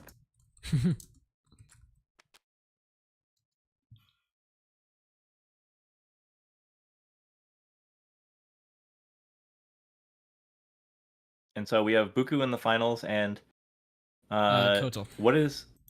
Oh, Kotal. You're right. Okay, so a matchup that Kotal has played in the finals within the last couple of weeks, actually. Green Sabine into the Green Palpatine. I don't know if Kotal is still on the same deck, but I recall they were teched pretty strongly into the aggro matchup. Had a lot of Sentinel early on, and we're shooting for more removal and restore. So I wonder if that's changed at all, been refined a little bit, because Kotal definitely lost pretty decisively to the Green Sabine in the finals of season 5. But you could see the routes where the deck could perform against aggro, and a new set is a new day. It's new cards drawn first thing. So we could see a very different outcome there.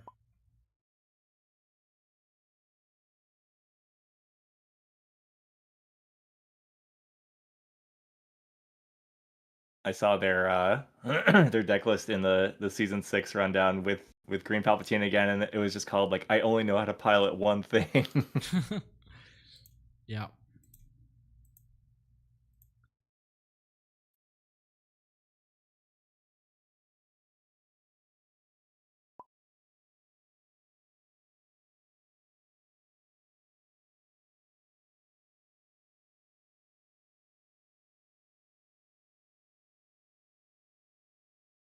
Is handy for Buku sitting in the same seat. Just gets to shuffle the deck back on the same play mat. No shuffling around the room. No picking up your dice, putting them down. It's all there. I guess moving back to pre-board. It looks like Buku left the table. All right, never mind. For those interested, we are moving into the finals. We've got Kotal playing Palpatine Green, Buku playing Sabine Green. The lists are on the Limitless page, which is in the description of the stream for you to check out for yourself.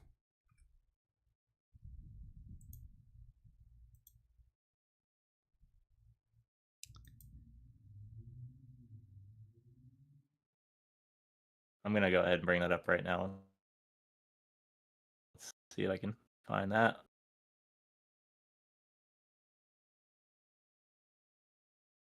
My computer's being a bit slow.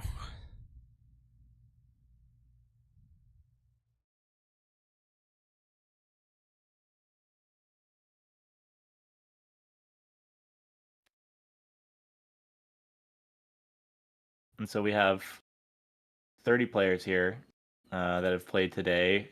5 rounds of Swiss going into top 8. So that puts these folks at their 8th game of the day. 8th 55-minute timer set. We're looking at the space of a large event, 1K, 2K, call it what you will. But eight rounds of cards in one day is a long slog. Both these players have been doing incredibly well, looking at a 6-1 record for each. We can see Kotal with 1 loss into Woji's Bosk earlier today on the green Palpatine. Actually, in the first round, took the early L and then had to tighten up and lock in and get those cards in the right order, and went on to beat another Bosk, Boba, Jonah on the blue Han, and Dylan on another Boba, then knocking over Dr. Afra. Jonah again in top 8, and now looking to take a game against Buku in the finals. Buku has also a round 1 loss, love to see it, into Boba Fett, double yellow, then beat our blue Han, Akira, who dropped. It looks Tarkin like on the yellow. players are going to be taking a 10-minute break, so we'll start in 10 minutes. Nice. It's been a long day for both these players. I mean, 8 rounds, it's like 11:30, I think, over there, PM. PM? Brutal.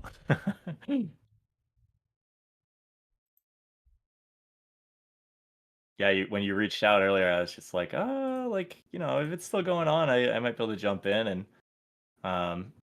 so the rate that these things move, even if you have a lot of fast matchups, you're looking at kind of a guaranteed half an hour per set, and it doesn't factor in the amount of time you have to take in between to have lunch, be a human being. So 8 rounds of this stuff, it's definitely a slog. Yeah, we took a half-hour break between the Swiss and the Top Cut, which was necessary for me, I think, to get. Yeah, lunch. good idea.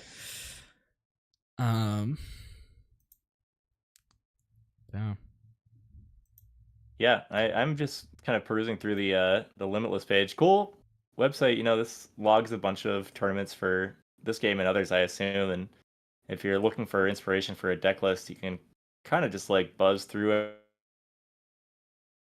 everybody, see what performed well at a big event, something with kind of a high caliber like this, or some of these large scale tournaments happening like in Manchester last weekend. I think there's a Tampa Star City this weekend, right? I believe so, yeah. Yeah, you do end up having to kind of scroll through a lot of data, but it's a cool way to find new things to try out. And there's always going to be someone sneaking into the tournaments and placing with something kind of wild. We started seeing the Red Cad Bane decks floating into the meta a little bit, and I saw Yellow Ray in Manchester took, I think, 7th. Yeah.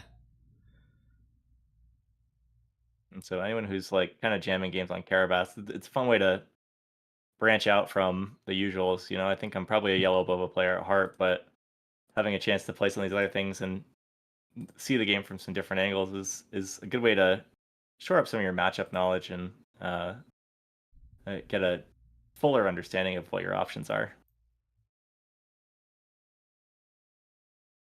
Yeah. Let's see. Let's talk about the overall meta today. Limitless does track the win rate for every leader. So we had our most represented leader today was Boba, and he ended up going 17 and 13. Let's see if we can get a breakdown of what all the different Boba decks were. So we had Rosaldo, who was on mono, Avastator, who was on green with ECL. We had Dylan, who was on green with the 30 health base. We had Spatpad, who was on ECL. We had Force Stroke, who was on green with the 30. And we had Gerald, who was on green with ECL. So only So one only Boba one yellow. yellow in the mix. Yeah. But also that's the deck that did the best out of the Bobas. What was I just looking at here? Yeah, 5-1 score with the Boba yellow taking 5th place today. Yeah, went undefeated in Swiss. Yep, there you go. And that can Yep. happen, and then you get into the single limit mix of fun and Swiss, and then carry it the whole way. But really good run there, and not surprised to see a lot of green. I think hypothetically that does really well into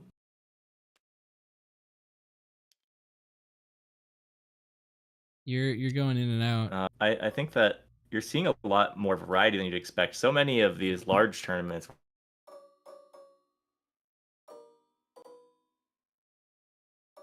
with the 1 and 2, or one of them in first, the other in second. But we're seeing Han Solo, young Han, new Han, second most played here with 4 deck lists, and 8 wins, 11 losses. So just a little bit lower of a win rate, but something that more people played into. Highest win rate of the day is Palpatine, which I think is just total like nuking everybody. Yeah. So funny to see. Oh no, it's not the highest. Yes it is. Okay, 85%. But I would say Sabine still in second in a way. Only 3 representatives, but all of them did fairly well today. And so Sabine's sitting at 70% win rate at this event, despite only being a share of 10% of the whole thing.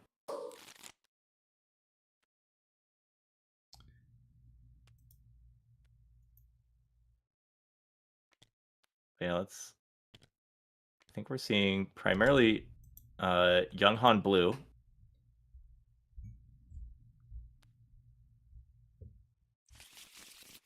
So one interesting thing that that Limitless does is it takes like for every leader, it takes like the average deck of that leader and tells you like how many copies of each card they're running. So the average like Sabine deck is running 3 Battlefield Marines, 3 Sabines, 3 Green Squadron A-Wings, which means that like they're all on 3 copies of that. It's on 2.67 copies of Poe, 2 Rebel Pathfinders, 1.33 copies of Alliance X-Wing, 0.67 copies of Ketsu Onyo. Yeah, that's interesting. The ones under 1, I think that relates to like a singular player who ran that as like a flex choice, right? And yeah, Adelphi we saw in the last match didn't really get to go off the way that they wanted, but I think it's a strong card. Ketsuo great into things like Kira, knocking shields over and getting the Saboteur damage in, so you're not kind of stuck behind a like a Pike Sentinel. And Spec Force Soldier was kind of the old guard for that same game plan, but being able to destroy upgrades, I think, is meaningful.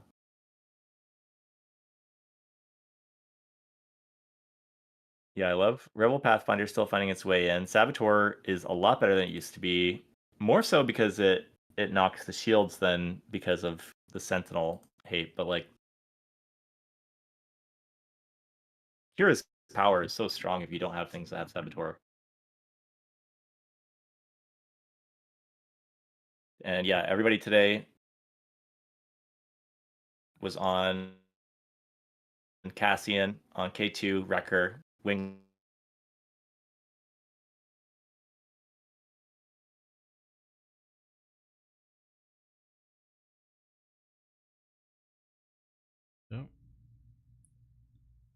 Yep. For a cause.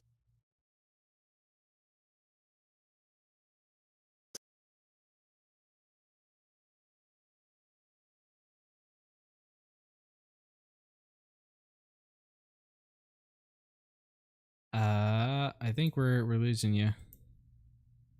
Oh, my Discord just totally crashed. Oh, come back. Hey, my Discord crashed for a second. Looks like it automatically put me back in this channel though. That's cool. Good. All right, I'll get that stream set up again so you can see what's going on. Amazing. Thank you.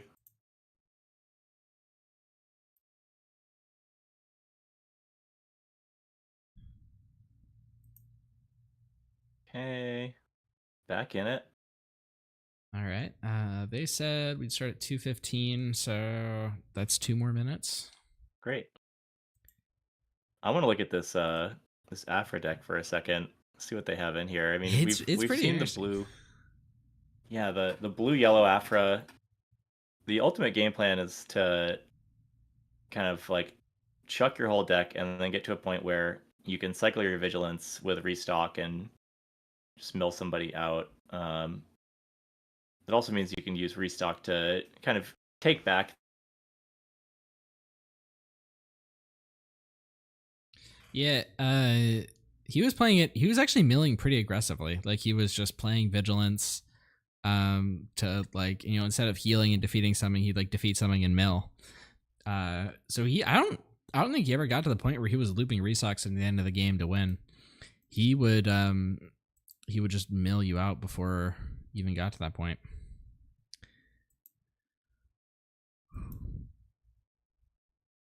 The max a little bit that's stalling, but some interesting cards here. Look the other way in the sideboard. Just a way to stall a little bit. Cheaply. I'm pretty sure it's just for proccing Relentless. Yeah, that's so funny. Just free Relentless, get this out. No Good to Me Dead is obviously a great card. Bazine, just to get into the control matchup and then make an opening for aggro. We've seen that everywhere. It's also really good into Phantom. But pretty typical control tools on the event side. Bounty Hunter Crew for a little bit of recursion, and then the big blue control units to lock the game down after stalling those first few turns out. It's cool to see this going, and it looks like they did well in Swiss, went 4-1, and then just lost the match in top 8. But it's a very cool deck. I love blue yellow. I liked the blue Boba deck from the end of our first season, and I think that as the metagame slows down a little bit, we see decks now like Kira that are preying on the typical mid range, and as that develops, it opens up a little bit more space for even slower decks to play into the field. But I can imagine that one would be tough to use into something like Sabine. Yeah, he did manage to get a victory against Sabine today. We didn't capture it on stream, so I don't know how he did it, but yeah. I mean, it's always possible. You draw the right control tools, you can go 1 for 1, and that can bring you up to like Snoke is honestly a really good card into aggro if you can get there. Yeah. But very cool list. Something I've wanted to try. I think I would probably get lost in the recycle combo and then do it wrong and deck myself out. But it's a very cool. Not too many strategies in this game involve something like that. That's kind of like bending the rules a little bit. So it's always fun to see when that comes into play. Yep, and they said they'd get started a minute ago, so I'll believe it when I see it.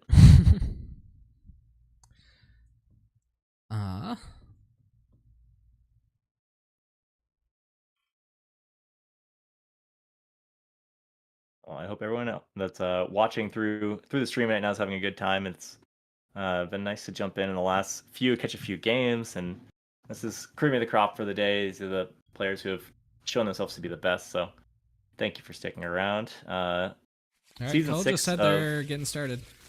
Oh, nice. We got another season of TTI like in the throes right now too. So, lots of Star Wars to watch if you're at home and you're looking for games. This is the spot. Yeah. And yeah, early hand here looking pretty good into aggro, honestly. Salacious Crumb is pesky, I would say. And Yularen, a great way to start taking that like health back after the base has been swung on a few times. If Buku decides to pressure the base rather than Yularen, that can snowball really quickly, and if they decide to kill Yularen over the base, then it saves you 3 life, gets you closer to your win condition. So, strong card for Palpatine for sure. Cobb, interesting card. a little bit slow, but has really good value and plays right into the rest of this deck. I think this deck's really well built for Cobb. And we've got a Sentinel in space just for good measure. So strong tools going into the early turns of Sabine. We'll see what Buku can do about it here. Yeah, Yularen in the almost in the space arena. Yep. He's got to get that guy a suit and a helmet, get him out there. So we'll see if Buku does the. I'm pretty sure Cody F13 did this when he beat Buku, or when he beat Kotal in the finals last season. Is the ECL turn 1 to take out the Yularen? It's a massive play. It puts Kotal on the back foot. I think it's an excellent choice.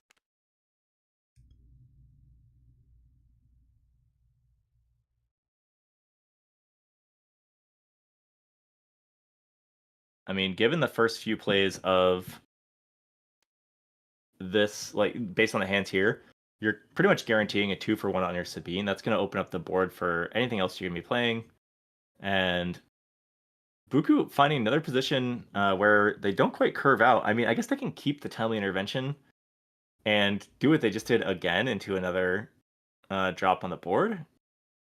But not finding anything for 3, and that's really a group of very impactful cards for Green Sabine. So unfortunate on the draws. Gets rid of the medal ceremony. There is like an interesting argument to keep medal ceremony here because it would save Sabine's life potentially. But I think with the Cobb Vanth, I don't think it's gonna end up mattering that much. Yeah, if it was a different play, like then maybe it would have mattered. But yeah, I think there's worlds where another 2-3 comes down, and I mean, you would burn your whole hand, but timely into Battlefield Marine knocks the 2-3, and then you have a medal ceremony on both your guys. In this case, I think it's not a terrible idea to resource it. It's interesting to keep this, and we are going to see it come out to keep the board clear. Okay, interesting. And I think Kotal already claimed, which means he's not going to get to do anything with that Cobb trigger. Yeah, that's the big thing with Cobb is that when it dies, you get to do the discard, but it does, I believe, cost another action to play your card. It does. And so I don't know if it forces you to discard here or if you just look and then choose whether or not to. But my one problem with Cobb is that it's kind of slow on the actions, and the value seems so good when you read it for the first time on paper, but the time it takes to just get your 2-drop out just basically means your opponent has initiative the next turn.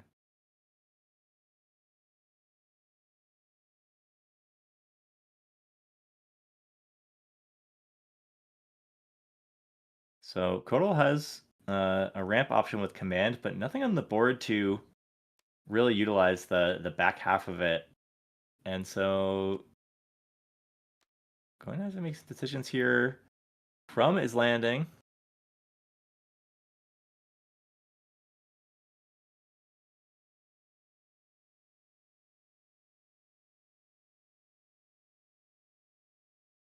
And I don't think Palp with that Crumb can just kill Sabine. Yeah, I think Sabine might feel kind of forced to trade into this thing. Otherwise, it's just going to get recursive. Well, yeah, I guess I'm going to go for the damage, push a little bit of that, and deal with Crumb later on, I suppose, because the trade feels bad, but Crumb's going to just be able to come back over and over again. Yeah. Let's see. Rebel Assault can actually take out this the Dark Trooper here. Yeah.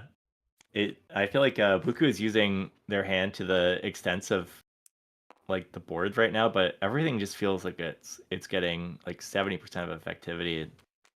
Having to spend timely there to run out a 2-drop just to keep the board clear.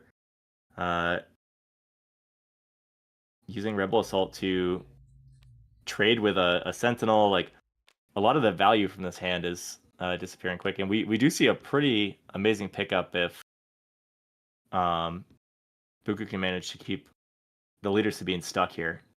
Yeah. Command here is really interesting for Kotal. It can deal with this X-wing here. That's interesting. He plays the Crumb back out. Yeah, I'm gonna pop Sabine. Hopefully, replay it later for a little bit of value. But I don't know. I think we're looking at a Darksaber here. Poe is interesting, but I feel like so much of the equipment hate kind of comes in on the sideboard. Not as many people running something like Confiscate in the main, and 4-mana blowout's scary, but if that sticks, then the Sabine's going to start pushing damage really fast. And you could tell Buku is thinking about it. No, likes to just swing. Yep. I mean, Darksaber would have left Sabine at 5 health, which is, it can be kind of a scary range. And playing Poe is, probably just as good. There's not many easy answers to him. Yeah, the board isn't really well developed to be scared of something like Overwhelming Barrage just yet. So I could see, developing Poe there. Again, very strong play and more resource efficient for sure. The power of Darksaber is that it starts getting you damage on the board immediately, but if you can stick to Poe, the Darksaber can come out next turn and start that party there too. Goto plays the command. He's ramping with it and getting back the Yularen instead of going for the kill onto X-Wing. It does feel like if he had gone for that, he would have been able to not only clear the X-Wing but clear Sabine next turn. Yeah. And I mean, the ramp is good, but if you don't draw into any of those tools that make it worth it, I mean, command here. Okay, so there's a world where command here puts you at 8 and lets you steal that Poe. But the amount of damage you take in the meantime is going to be insane. Yeah. You got 3 resources, and it is Royal Guard. No Sentinel on that just yet. Missing an official. Yep. I think we might see a Darksabered Poe here. And let's see. I mean, even if it's so risky, right? Kotal's in a position to steal it, but not before he takes a bunch of damage. Yeah, that's true. I mean, that's what, 10 plus card is 12. That puts you at 25. Sabine swings in for so much after that. Though I guess it mostly lands on the guard. And just thinking about it, yeah, Darksaber Poe just feels fun to do. I think that's kind of an enormous part of that play is like it's hilarious to swing for double digits in this game. Yeah. But I mean, he's at 11 right now. I don't think he needs to. Yeah.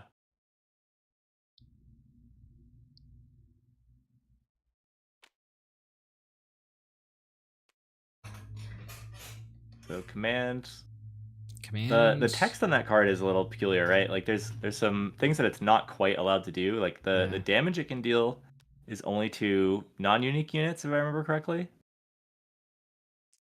Yeah, it can only deal damage to non-unique units. I'm not sure if it lets you deal damage with a non-unique. Because I was thinking like if you could go deal guard's power to X-Wing, I think you can do that. Okay, command coming out, wanting that ramp, trying to steal that Poe this turn.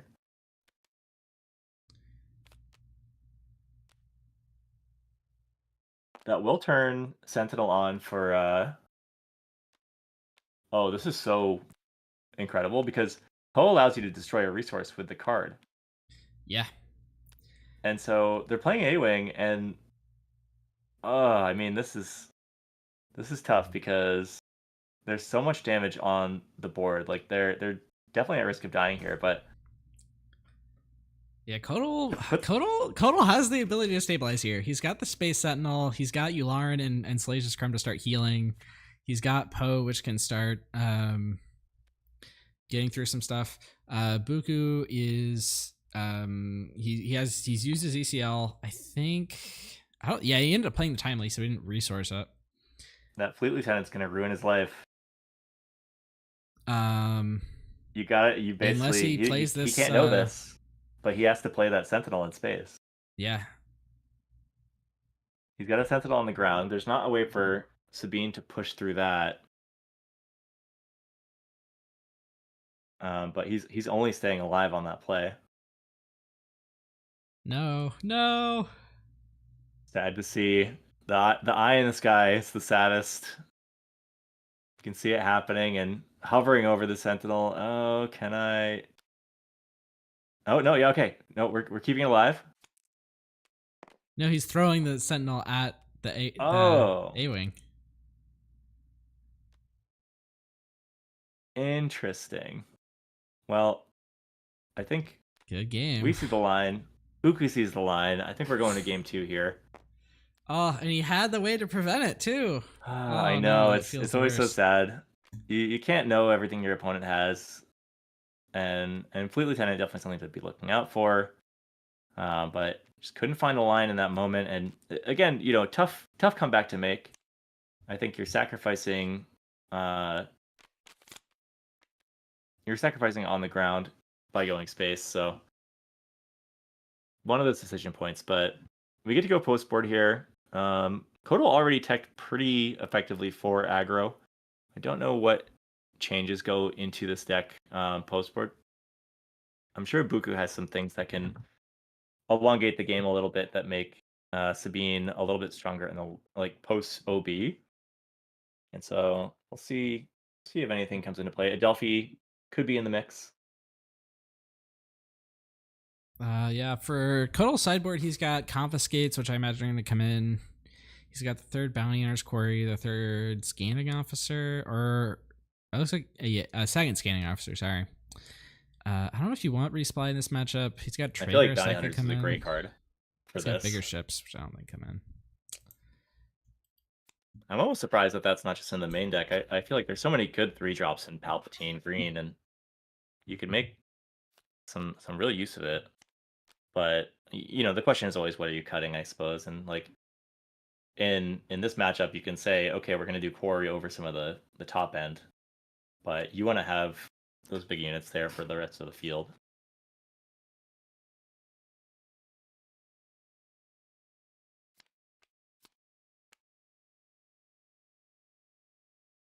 On Buku's side, he's got Spec Force Soldiers, which with all the Sentinels probably are going to come in. Heroic Sacrifice, which I imagine comes in. Confiscate, Sundari Peacekeepers, and Bright Hope. I don't know if you bring those in. Maybe you want the Peacekeepers. No. Maybe. I mean, they're definitely a little more resilient, but I don't think. I think that so much of your deck is pushing damage more effectively than the Peacekeepers that you probably keep the Rebel set in there over that. Unless you really know you're swinging with that Darksaber, right? Get those Mandalorian buffs. Yeah.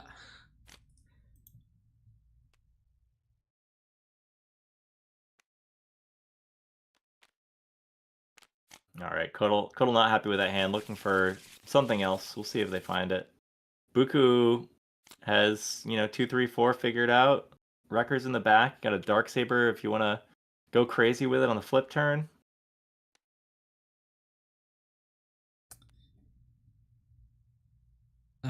Thork's hot takes in the chat. What's up? This is the finals, game 2. Buku's up 1. The deck lists are in the description and the Limitless link. You missed an Afra in top 8, Thork.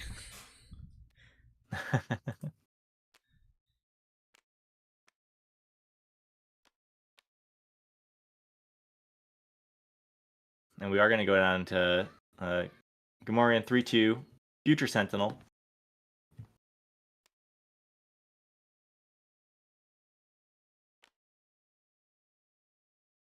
think betting on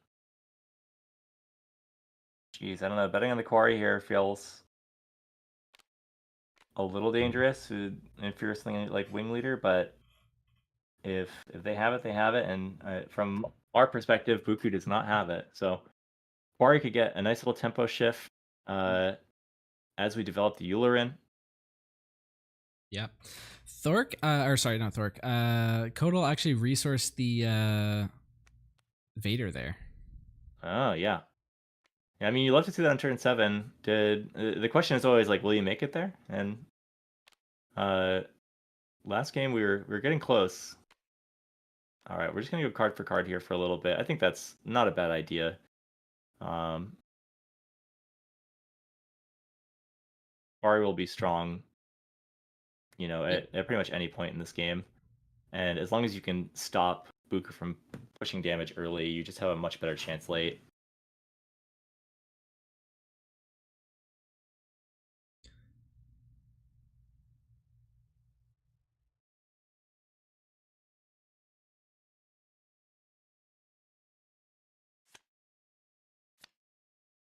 Okay, drawing on our 3rd turn here in the 2nd game of Grand Finals. And he resourced the 2nd Vader. That's weird to me. I don't know why he's doing that. 2 Eulerins and too, 1 Vader. Yeah, I feel like that I might be letting one of those go, because Vader is really strong into Sabine, and we all try to preserve our life total against this deck, but you need to be playing the board too. So things like Vader, we've seen how they can struggle into Poe and Wrecker because they don't quite push the damage over the top to kill them clean. But getting that extra 3-drop on the board is so meaningful. And again, in Palp, so many choices for that. It's the reason Bounty Hunter Quarry is good. It's the reason, you know, like Vader does so well in this. So yeah, I think they may be missing that. They've done well to stabilize early on, and I just wonder if that's good enough, you know? All right, and ECL being used on the K2. Yeah, it seems like a good play, but as a control player, anytime a Sabine player uses their ECL on something that isn't Wrecker, I'm happy.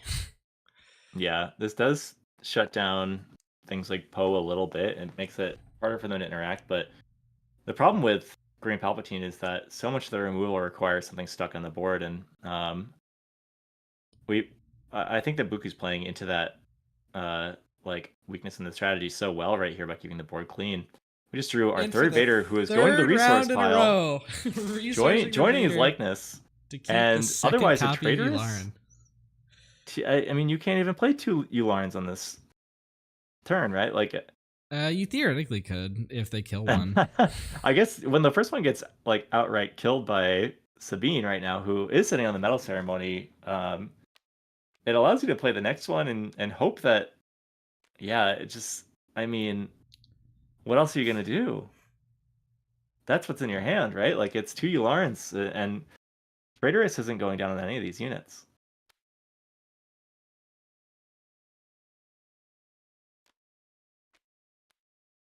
I mean, we're seeing again, ECL is such a strong tool, and so many matches have been determined by this, like that flip turn over the hero flip turn, right? Like being able to change the pace of the board on any turn with ECL.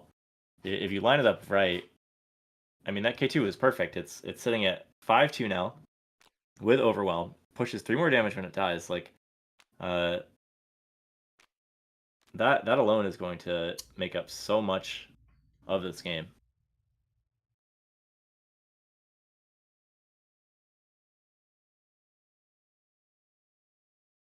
There's a question here of running out the Darksaber, right? Just like, what if I just go in?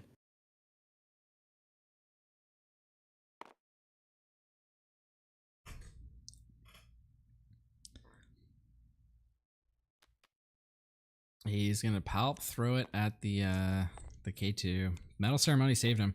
If not for the Medal Ceremony, Boog would be in a much worse position here, having lost that K2. I mean, that's a massive Medal Ceremony, right? Like, it put Sabine up to a point where she could kill these 2/3s. It put K2SO out of the range of Palpatine's ability.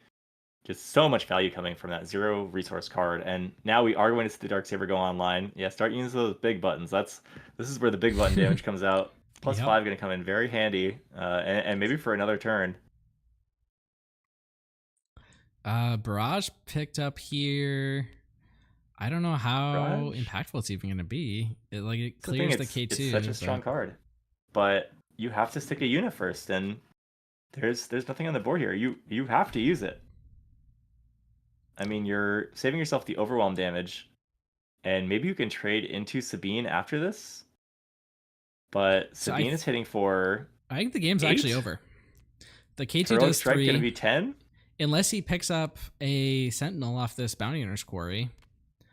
Yeah, and again, very likely. They're certainly in the deck. Official is online, but I'm looking here and I don't see anything. He can pull Salacious Crumb and heal 1. Or Yularen, That is I guess. true. Yeah. That is an option, and it will keep him alive for the turn. But when this Sabine dies, you're sitting on a hero power. I guess it's 1, and then Yularen also heals 1. And then the second game in a row, he's going to lose to not playing around the Fleet Lieutenant.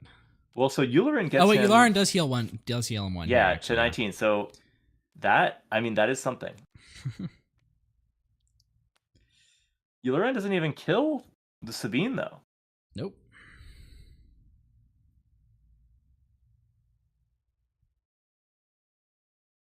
And yeah, Kodal kind of sitting on death's door here, with 6 resources on the ground. I mean, the Vader could come out this next turn. I think one of those would have come in handy. Yeah. You're looking at, and granted, hindsight 2020, if we didn't have 2 Yulorens, we wouldn't be healing off the second one right now. So outside of that, like Darth Vader pulling 2 green units, healing back 2, developing a Sentinel, it definitely puts you in a better spot. Yeah,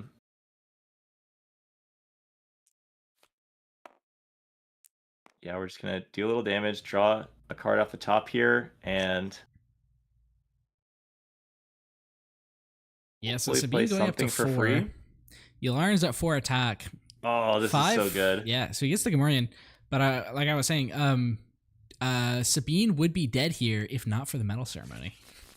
Yes, that's right. And again, clutch it out for 2 different units on the board. Oh, this is so interesting though. This guard gets you 1 Sentinel. If Yularen dies, then it doesn't do anything, right? But like otherwise you get a turn with a Sentinel on the board. You could draw into something. You can't draw into Vader anymore, but you could draw into something at 7. And he does have the Traitorous, which theoretically could steal the Fleet Lieutenant if he attacks with Sabine instead of Fleet. That's true.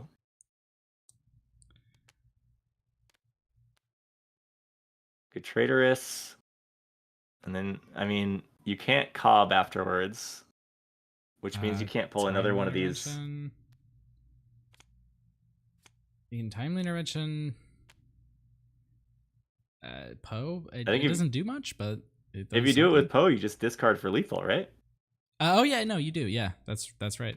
Yeah, I think that just cooks him. Yeah, we'll see if he finds the discard here, and yeah, we're pointing to stuff. And that's game. One of the best ways to get Winglet to do 2 damage. Congratulations, Buku, for taking down the first ever Take the Initiative Invitational with this Sabine Green deck. Yep, ever present. You have to play against this deck if you're playing in tournaments in this game. Something that you can tech for the matchup. You can learn the matchup, but it's playing the matchup is a totally different thing. And Buku played it well today. But Cuddle did as well, getting all the way up to Grand Finals. Good stuff to them with the Green Palp again on the precipice of victory out here. And yeah, 30 players, I think, was the top. Yep, 30 players. Let's see if we can get Buku in here. Oh, looks like he left. Okay, I think he's tired. It's like midnight over there in the UK. 8 hours of playing. It's just like, interview me tomorrow.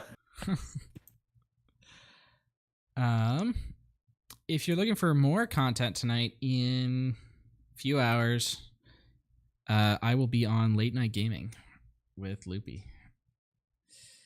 and the rest of the crew. So very cool. Little podcast action.